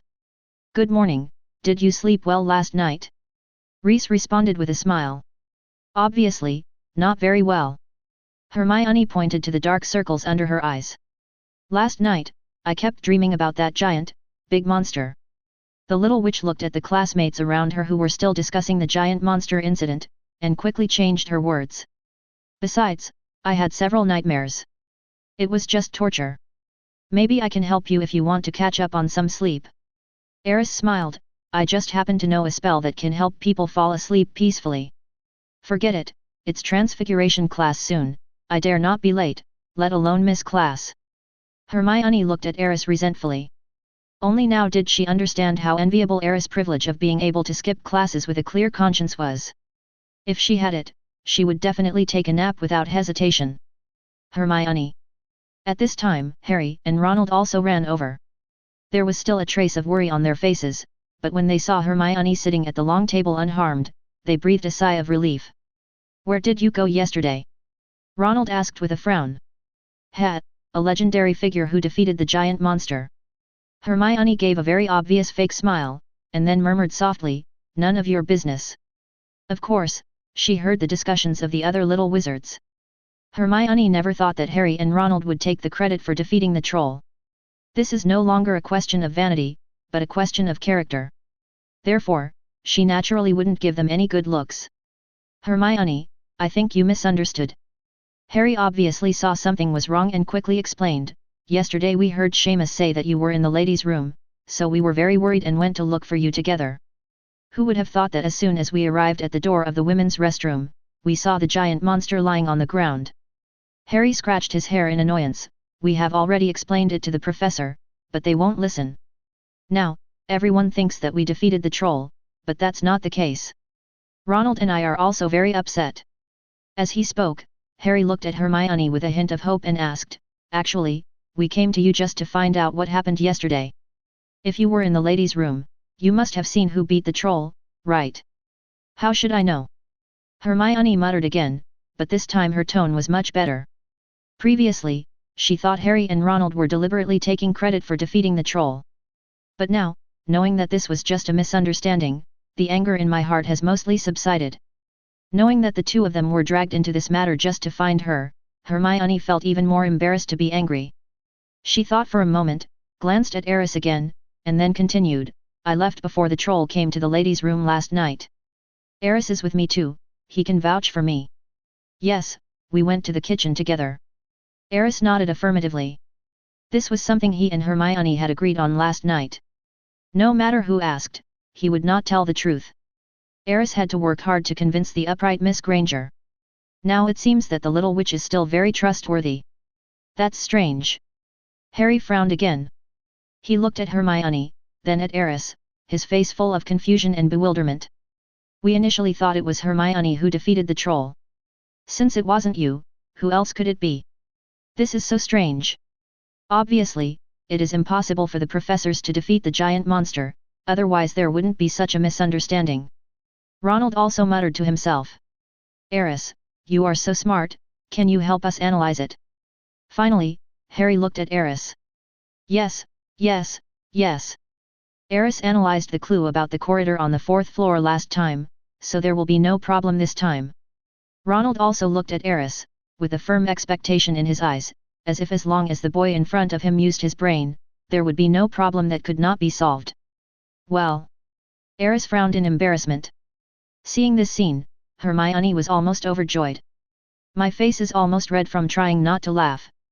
Being forced to analyze the good things you have done is so interesting.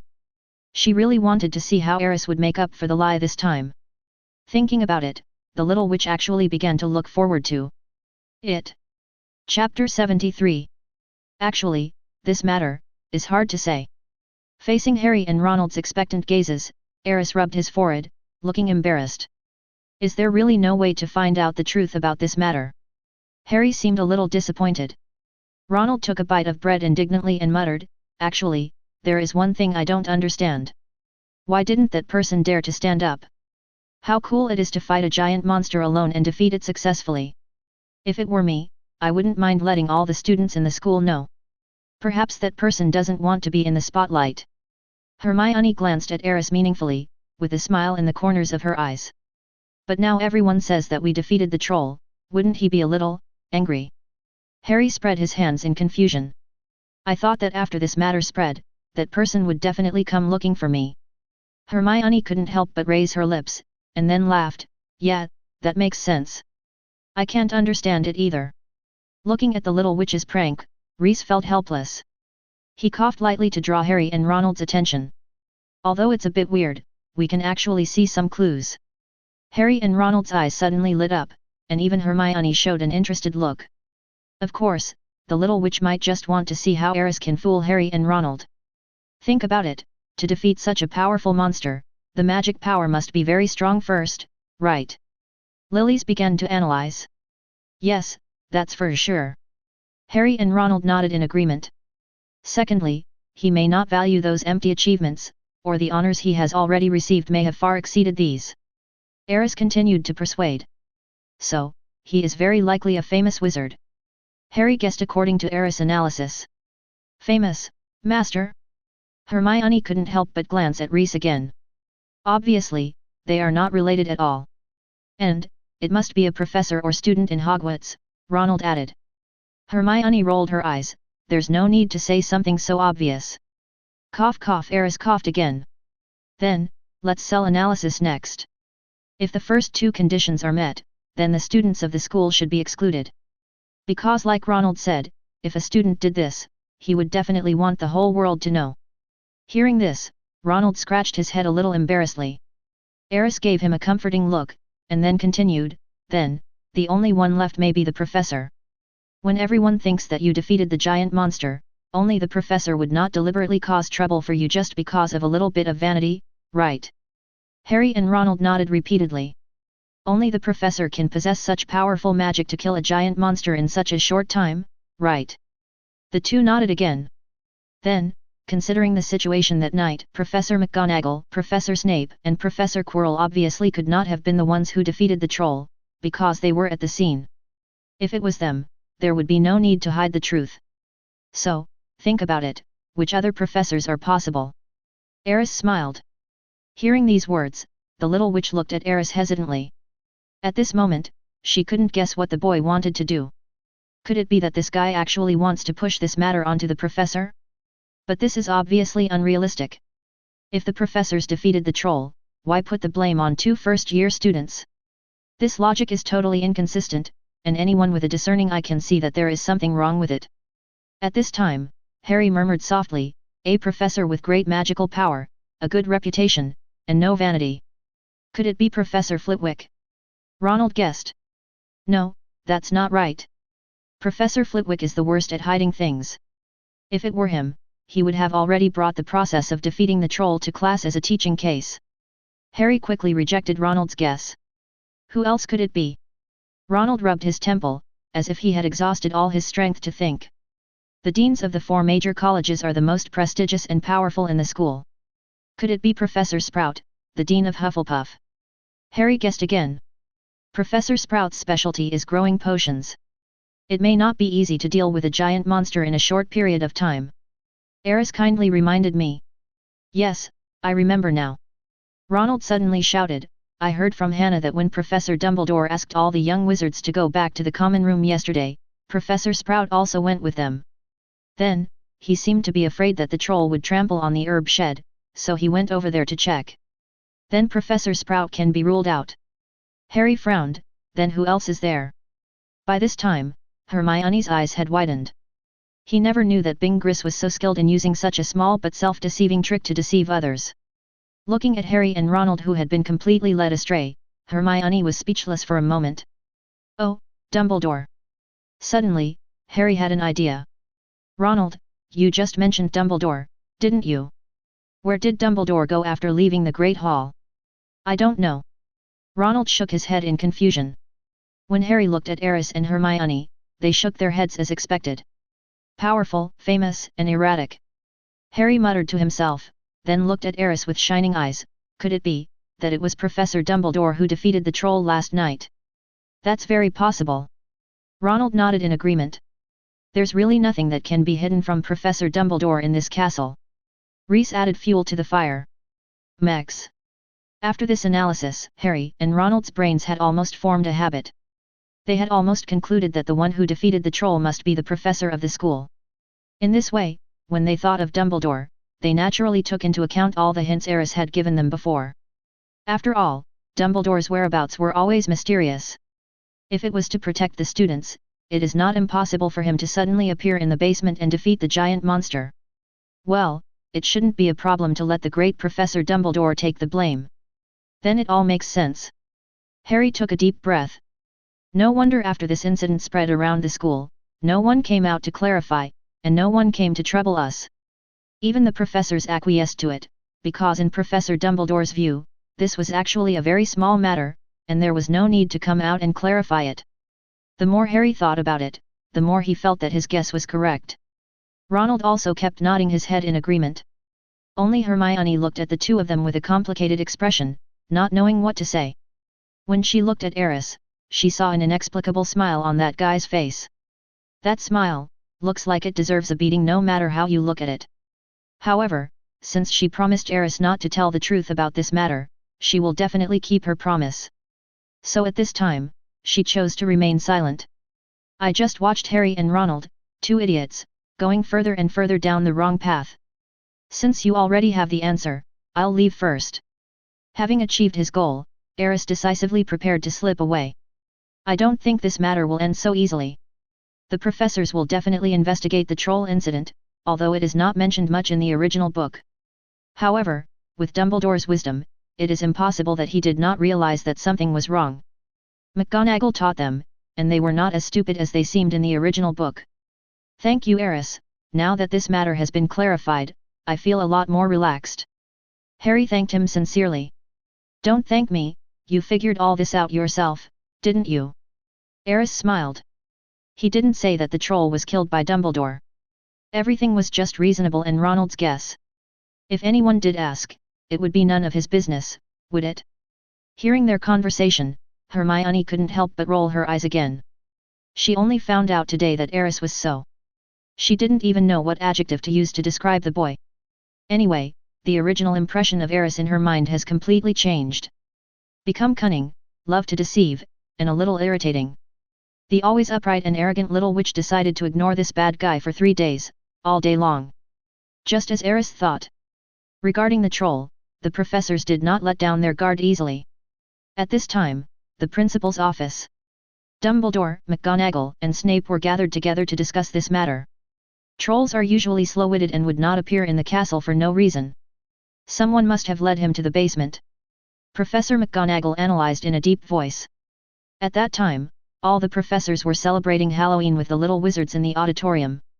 Maybe someone took this opportunity to sneak into the castle and do this. Minerva, do you suspect that an outsider broke into the castle and did this? Dumbledore asked thoughtfully. Obviously, I believe that professors would not do such a thing. Besides, everyone has an alibi, right? No, there is someone. Snape, who had been silent all this time, suddenly spoke. Professor Quirrell broke into the auditorium after the troll appeared. What a coincidence. You doubt Quirrell? McGonagall frowned slightly. Before the matter is investigated clearly, I hope everyone will not suspect anyone in the school at will. Dumbledore suddenly stopped Snape from continuing to speak, and looked at Snape meaningfully. You know, this is a very serious accusation. Snape looked at Dumbledore and wisely chose to keep silent. Then, Dumbledore changed the subject and asked, can you tell me what you found out at the scene? What spell brought down the troll? You know, given the giant monster's resistance to magic, even a 6th or 7th grader would have a hard time ending the battle quickly, let alone 2 first graders. What do you think about this? I've checked this carefully, it's a levitation spell. Snape spoke again. The monster had obvious impact injuries on his head, and I also found some marks on the giant's stick. The stupid monster must have been knocked unconscious by his own weapon. To do this, a simple levitation spell was all that was needed. Plus a little bit of magic control. Very clever way of fighting. Dumbledore praised, and then smiled. So you mean that even a freshman can do this? Yes, Professor. Although Snape was not very willing, he nodded affirmatively. When we arrived, only Potter and Weasley were there, so we guess they were the ones who defeated the troll by chance. McGonagall added. That's really good luck. Dumbledore smiled and nodded, seeming to be very satisfied with the performance of Harry and the others. But suddenly, Dumbledore's words changed. After you left, I also went to the scene and found some interesting things, very strange, mysterious, and amazing. What? McGonagall and Snape were both stunned. After hearing Dumbledore's profound words, Both of them felt somewhat puzzled. That is a very powerful magic, which should not belong to any existing spells. Dumbledore's expression became a little profound, as if he was thinking about something. There was a hint of the garden name in his tone. I used the apparition tracking spell to reconstruct the scene at that time, but the result was unbelievable. There was an extremely powerful magic that covered all traces of magic activity at the scene. All traces were wiped out, including the magical fluctuations of some people who had appeared at the scene. It's impossible for a normal school student to do this. As soon as Dumbledore's words came out, the atmosphere in the headmaster's office instantly became solemn. Could it be that someone really broke into the castle? Professor McGonagall looked at Dumbledore in surprise. If someone could really sneak into the castle without being noticed by all the professors, then the only person who could possibly find any clues or traces would be Dumbledore. So far, I haven't seen any signs of invasion by outsiders. Dumbledore shook his head slightly. Then, what is going on? Even Snape frowned at this moment. At this moment, the revolving statue in the principal's office suddenly turned. Then, a huge figure walked in from outside. Oh, it's Hagrid. Dumbledore looked at the newcomer and explained, I asked him to go around the Forbidden Forest to see if he could find any useful clues. Now it seems that he should be that's a discovery, isn't it, Hagrid? It is just as you thought, Professor Dumbledore. Hagrid still had some signs of being in the Forbidden Forest on his body, and the leaves stuck to his clothes had not been cleaned off in time. He said in a muffled voice, I found some traces outside the Forbidden Forest. The giant monster should have entered the castle from the Forbidden Forest, but it was obviously guided by someone. In addition, I have confirmed another thing. The previous reports about outsiders invading the Forbidden Forest might be true. I found a lot of burn marks in a certain area. It seems that it was covered by some kind of fire power. Strangely, the flames did not spread, the attack area was very clear, and the control was very good. Professor Dumbledore, I think, you should take a trip to the Forbidden Forest. Chapter 74. Intruders in the Forbidden Forest. Professor McGonagall's expression froze. She had heard Hagrid mention this before. But Dumbledore didn't seem to care too much. But now, this matter was mentioned again by Hagrid, and it seemed that the situation had become more and more serious. Could it be that the invader brought the troll to the castle? Wait, let me confirm this first. At this time, Snape suddenly said, the intruder you are talking about, is it a person or some other creature? From Hagrid's tone, the so-called intruder in the Forbidden Forest obviously didn't look like a human. It shouldn't be human. Hagrid thought for a moment, then said affirmatively. Since it's not human. Snape was a little crazy, then what does it have to do with what's going on in the castle? Could it be that some kind of magical creature led a giant monster to the castle? At this point, he even wanted to quit and leave. He really didn't want to continue wasting time here. In his opinion, continuing this discussion would lead to no results at all. Don't be impatient, Severus. Dumbledore stepped forward and patted Snape on the shoulder. He turned around and paced back and forth in the room, seemingly thinking about something. Let's get back to the troll incident now. Based on the clues we have now, and excluding the possibility of foreign intruders, the professors can be ruled out as suspects, except for Professor Quirrell. He was not in the auditorium at that time, right, Severus? That's right. Snape nodded. Next, the man who defeated the troll in the corridor had very strong magic power, at least as strong as an adult wizard. Therefore, all the students in the school can probably be ruled out. Even students in the 6th and 7th grades may not be able to reach that level. Perhaps there is a master hidden in Hogwarts that we don't know about. What do you think about this? Professor McGonagall and the others looked at each other, then shook their heads. So, there don't seem to be any other clues now, right? Not for now. Professor McGonagall shook his head again. In that case. Dumbledore suddenly turned around and walked quickly to Snape's side. I leave the investigation of Professor Quirrell to you, Severus. No problem. Snape nodded. As for that mysterious master, I will try to find him out. Okay, if there's nothing else, let's go first. I need to think alone for a while. Dumbledore waved to the people in 713, then looked at Hagrid and said, by the way, I'll find time to go to the Forbidden Forest, Hagrid, you don't have to worry too much. Thank you, Professor. Hagrid nodded, rubbed his nose, and turned away. After they left, Dumbledore stood in front of the window, looking quietly into the distance. The breeze gently blew his silver hair and beard, making the old wizard look particularly vicissitudes of life. A mysterious master with powerful magic, an unknown magic spell. It seems that there is a mysterious magic field that the entire wizarding world has never set foot in. That power seems to have traces of elements. How can there be someone in this school who can display a power that even I cannot master? Dumbledore muttered to himself. After a moment, his brows suddenly frowned slightly. Could it be? At this moment, a small figure suddenly flashed through his mind. No, no, no, it's impossible. His instinct told him that the little guy definitely hadn't grown to this point. It seems that there are still many things in this castle that I don't know about.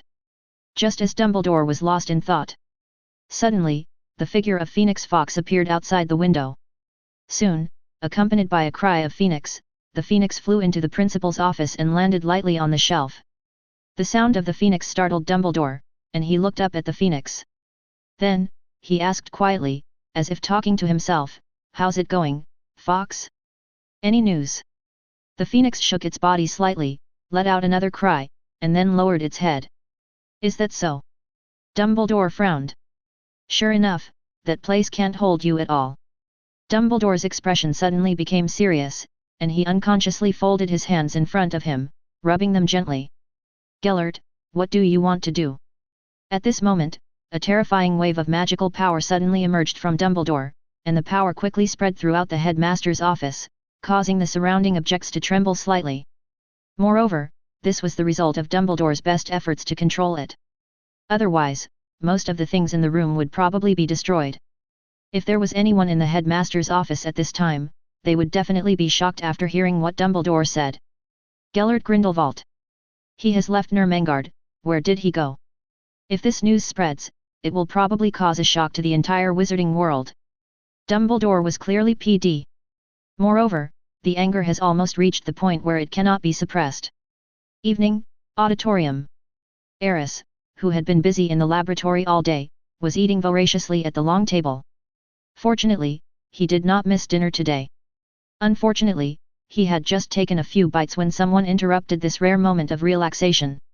"Aris, did you do this?"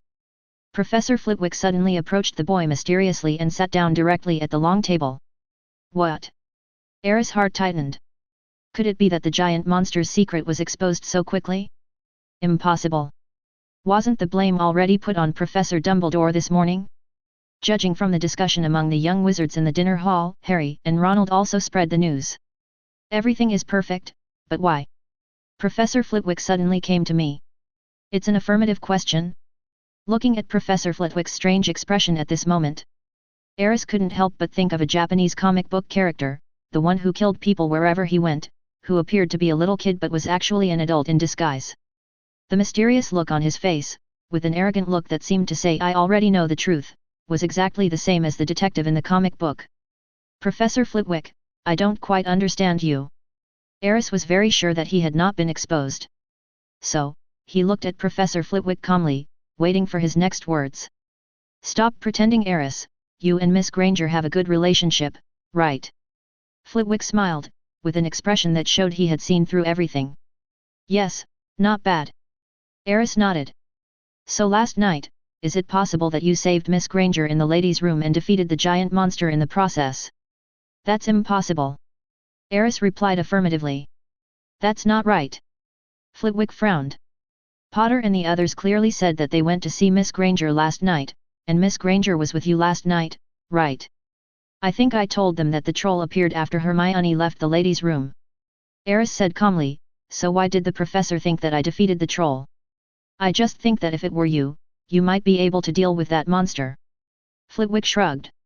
"As for Potter and the others, to be honest, I really don't think they can do it.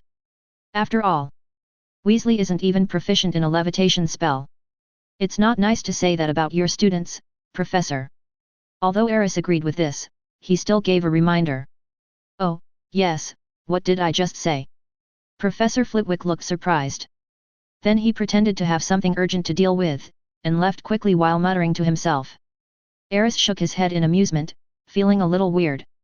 Unexpectedly, among so many professors and students in the whole school, Professor Flitwick would be the first to guess the truth. Although it was just a guess, even he himself was not sure. But Aris still felt a little emotional. That's enough. At this time, Hermione ran out from somewhere and sat next to Aris. What's wrong? Aris couldn't help but ask when he saw the little witch's outrageous expression. What else could it be? Harry and Ronald actually thought that the troll was led to the castle by Professor Snape in order to steal the thing hidden in the corridor on the 4th floor. It's outrageous, Hermione said speechlessly. It seems that they are both full of energy. Aris exclaimed sincerely. But why are they so suspicious? Aris thought for a moment and said, if Snape wanted to enter the corridor on the 4th floor, he wouldn't have to go through so much trouble to attract the troll. He has Dumbledore's trust, doesn't he? Is there such a thing? Hermione was stunned for a moment. Does Dumbledore trust Professor Snape? Isn't it? Aris felt a little funny. If Dumbledore didn't trust him, why did he keep him at school? Rather than suspecting Snape, you might as well suspect Professor Quirrell, right? After all, Professor Quirrell just came to Hogwarts this year. Of all the professors, he should be the most suspicious, right? What you said seems to make sense. Hermione's brows furrowed slightly. Okay, don't think too much, I'm just saying it casually. Aris coughed lightly and said, in fact, you shouldn't doubt Professor Quirrell. After all, Dumbledore will definitely have perfect arrangements for these things, and there is no need for a few first-year students to worry about them. I thought so too. Hermione nodded in agreement. But, I don't know what the devil is in those two guys.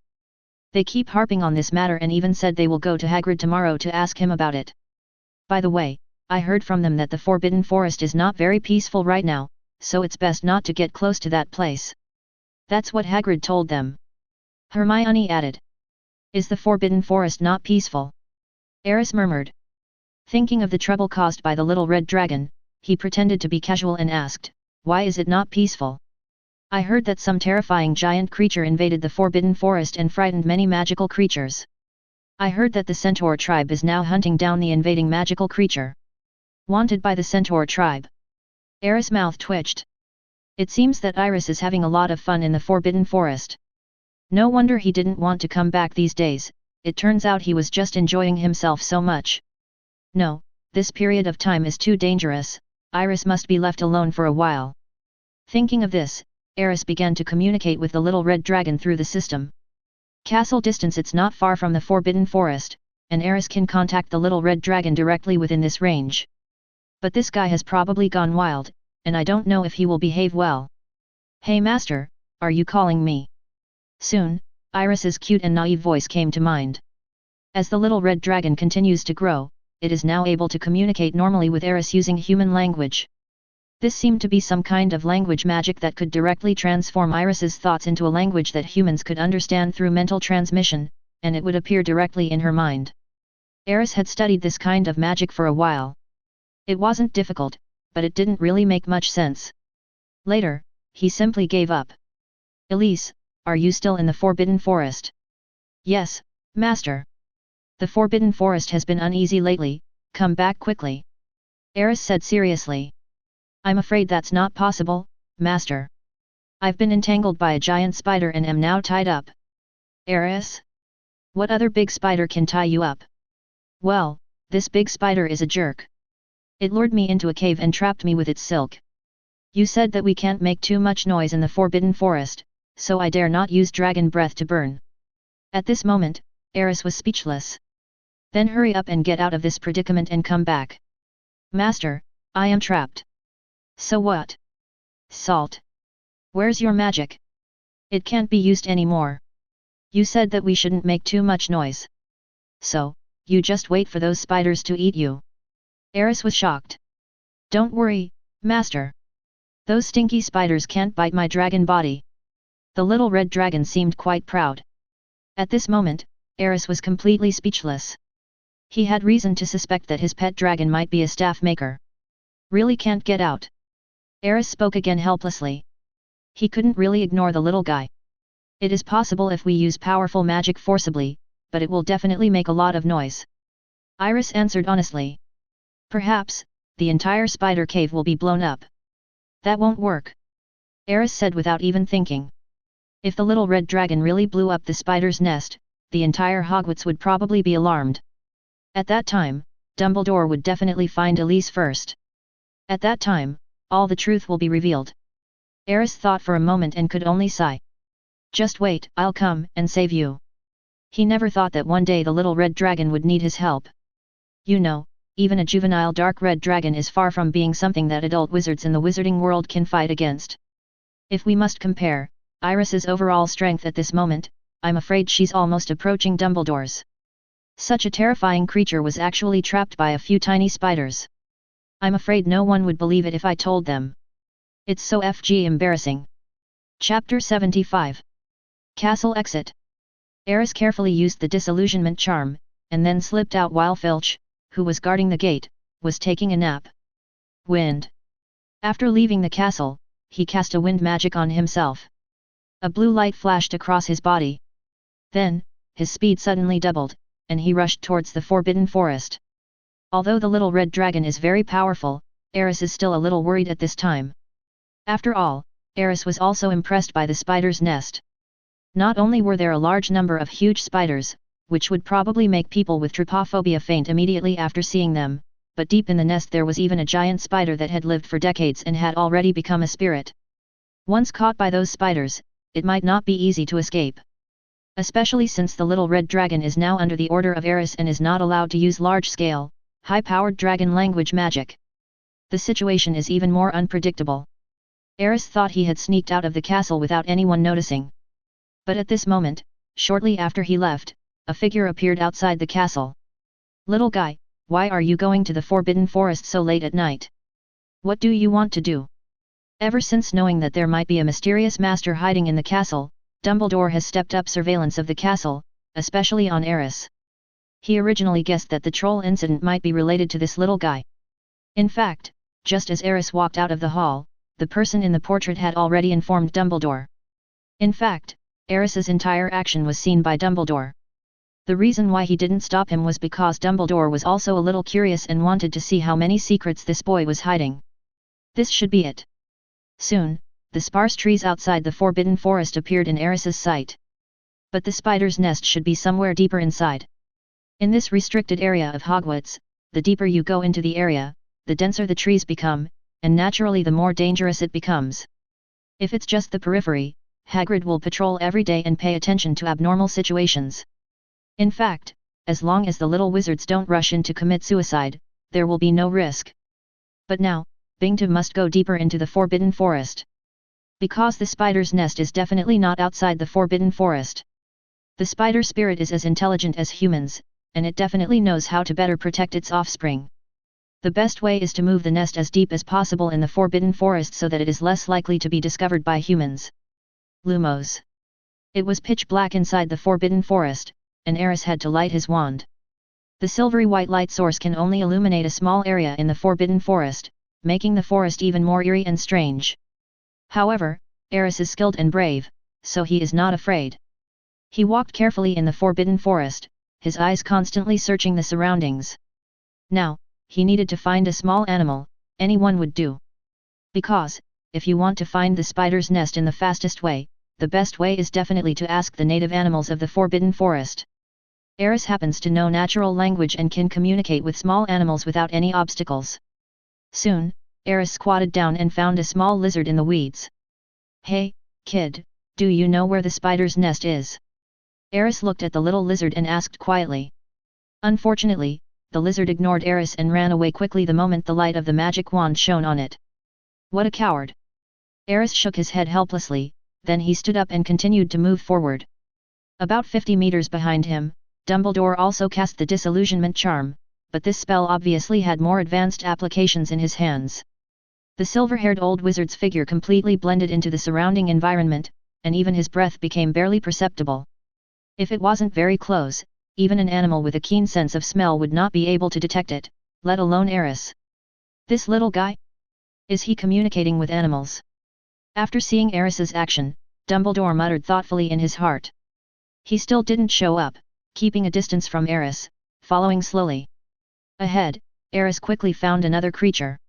It was a black Pegasus that was completely black, tall and rugged, with a dragon head and a horse body, and huge wings. If Aris hadn't guessed, it would have been a thestral. Rumor has it that only those who have faced death can truly see this magical animal. Aris has never actually seen death since he came to this world, but he himself accidentally traveled to this world after dying. So it's not surprising to see the thestrals. Looking at the black Pegasus in front of him, Aris' eyes lit up slightly. He had long known that Hogwarts had trained a group of thestrals, which were used to pull carriages for students in the second year and above, often coming from Hogwarts Castle and the train station. Unexpectedly, he saw this magical creature before he reached the second grade. By the way, his wand is made of thestral feathers. "Hello, do you know where the spider's nest is?" Aris carefully greeted the thestral and asked. The thestral was originally lying on a pile of hay. After sensing the light, it subconsciously took a step back. Then, he looked up at Aris. Of course, the thestral cannot speak, but when it heard Aris' voice, it tilted its head subconsciously.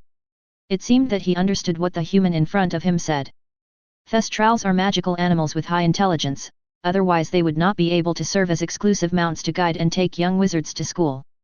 They have an amazing sense of direction, and can easily find a place once you tell them where it is. Therefore, Aris's question is not difficult for it. The thestral first looked at Aris curiously. Then, he turned and looked towards the depths of the Forbidden Forest. "Over there. Follow the direction of the spider and you will find its nest." Aris looked in the direction that Yechi pointed and nodded in understanding. A smile appeared on his face, then he reached out and pulled out his wand, and with a light tap, a few pieces of raw meat appeared. This spell is a type of transfiguration, but its essence is more like a summoning spell. He moved the raw meat here from the Hogwarts kitchen. Similar to the flying spell, but more subtle and convenient. "Thank you." Aris tossed a few pieces of raw meat to the thestrals. They like eating this kind of food very much. Afterwards, Aris didn't waste any more time. Feng Xing's light flashed again, and soon, his figure disappeared into the depths of the dense forest. A few seconds later, Dumbledore appeared in front of the thestral. Looking at the thestrals enjoying the raw meat, Dumbledore's eyes showed an inexplicable look, and a mocking whisper followed, "He can really communicate with magical animals? This ability is not something that just anyone has. And the azure blue magic that is bestowed upon me seems very wonderful. How many secrets does this little guy have hidden?" At this moment, Dumbledore was already somewhat surprised.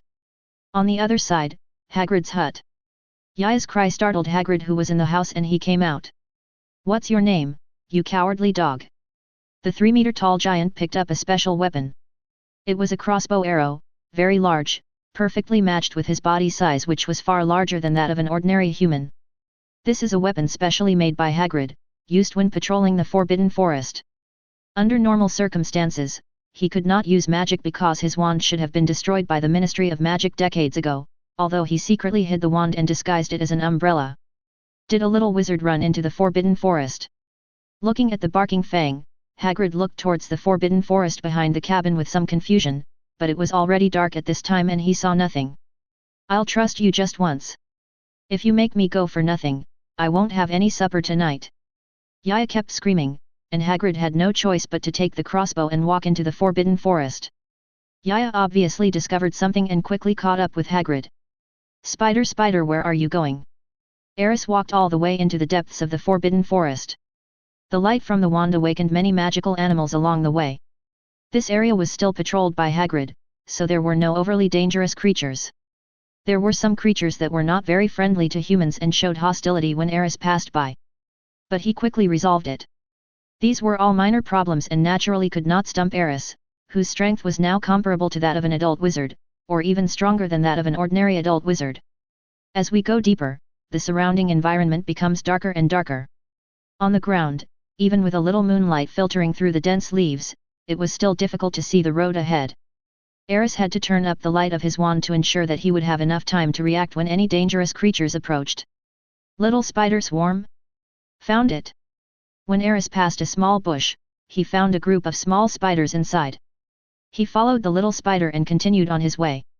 All around, the trees are getting taller and taller, and the trees are getting bigger and bigger. There were originally many sounds of small animals calling out in the periphery, but these sounds gradually disappeared at this time. The surroundings became silent. It seemed that some terrifying creature was lurking in this area, making other creatures afraid to approach. This spider's nest is quite impressive. Aris couldn't help but grumble again. Soon, some misty miasma began to appear around. He knew that they were getting close to the nest. The miasma was generated by the decaying leaves and animal carcasses in the nest. If they stayed in this place for a long time, it's easy to get poisoned. Aris casually cast an invisible bubble spell on herself. In this way, the healing energy from outside will not be able to affect him temporarily. The foggy miasma soon became thicker and thicker, like a layer of mist, covering the area. With the dim moonlight, Aris looked up into the distance. In a place where huge tree roots intertwined, a spacious cave was hidden between the roots, like a bloody mouth with its mouth open, waiting for passers-by to come and then swallow them up in one gulp. If you don't look carefully, you might think it's just another hole formed by tree roots. Aris quickened his pace, and at the same time he was keenly aware that there seemed to be waves of malice coming from all around him. Where he couldn't see, huge spiders, as big as 1 or 2 meters in length, were gathering from all directions. They seemed to have regarded Aris as food. The prey is gradually being hunted. This place is really not a place for human beings to stay. Aris frowned slightly. Of course, he also realized that there must be spiders approaching and he might be surrounded by a swarm of spiders soon. But now, he has no room to retreat. Even if we retreat immediately, we will definitely be attacked by the spider swarm. Elise. At this point, Aris also became bolder. Anyway, this place is quite far away from the castle, so as long as we don't make any particularly loud noise, it probably won't alarm anyone. He must find Aris as quickly as possible and then break out of the spider swarm's encirclement. Hey, Master, you are really here. Aris soon got a response from the little red dragon. However, the little red dragon's voice at this time seemed to no longer be as cautious as before. Instead, I feel like I'm having fun. Aris, wait for me, I'll be there soon. Aris sensed the location of the little red dragon and replied quickly. He had roughly sensed the location of the little red dragon, which was, at the deepest part of the spider's nest. Master, don't worry, I'm fine. You just need to be careful. Those little spiders outside are not easy to deal with. Aris' voice sounded again. At this time, Aris couldn't respond. Because the spiders around have already surrounded them. As far as the eye can see, there are at least thousands of large spiders, each more than 1 meter tall, rushing towards Aris at an extremely fast speed. Hey, can you discuss this and let me meet your boss? Aris spoke helplessly, trying to communicate with these big spiders. However, all he sensed from these spiders was naked murderous intent and hunger. These spiders didn't listen to what Aris said. It seems that we can only start killing people. Aris's gaze gradually became sharp, and the wand in his hand also emitted rays of light. The surging magic power is gathering rapidly. Not far away, Dumbledore, who was still invisible, saw this scene and almost couldn't help but take action. However, after sensing the subtle fluctuations of magic from Aris, he stopped again. The magical fluctuations were very powerful. According to his judgment, he could at least survive the siege of these spiders. At this time, he wanted to know how many abilities Aris had hidden that he didn't know about. Suddenly, a surging wave of magical power erupted. A blue light quickly gathered where Aris was. Enhanced version, Wind Whirl. The gathering of wind elements caused a strong hurricane that surrounded Aris. All the spiders that approached were instantly shredded into pieces by the force of the hurricane. The spiders that were still approaching seemed to feel the threat of death in the terrifying hurricane, and they stopped and began to circle around Aris and Feng Xian carefully. Wingful temptation. At this moment, Aris stood in the eye of the cyclone, and the hurricane formed a wind wall that surrounded him in the center. Under the silver light of the magic wand, the boy's robe fluttered and his body stood straight. At first glance, it looks like Feng Zhanshan Fan bathing in moonlight. If you enjoyed this video, please give it a like and subscribe to the channel so you are notified of future uploads. You can find the next parts in the playlist visible on the screen or on my channel. Thank you for watching, and I'll see you in the next one.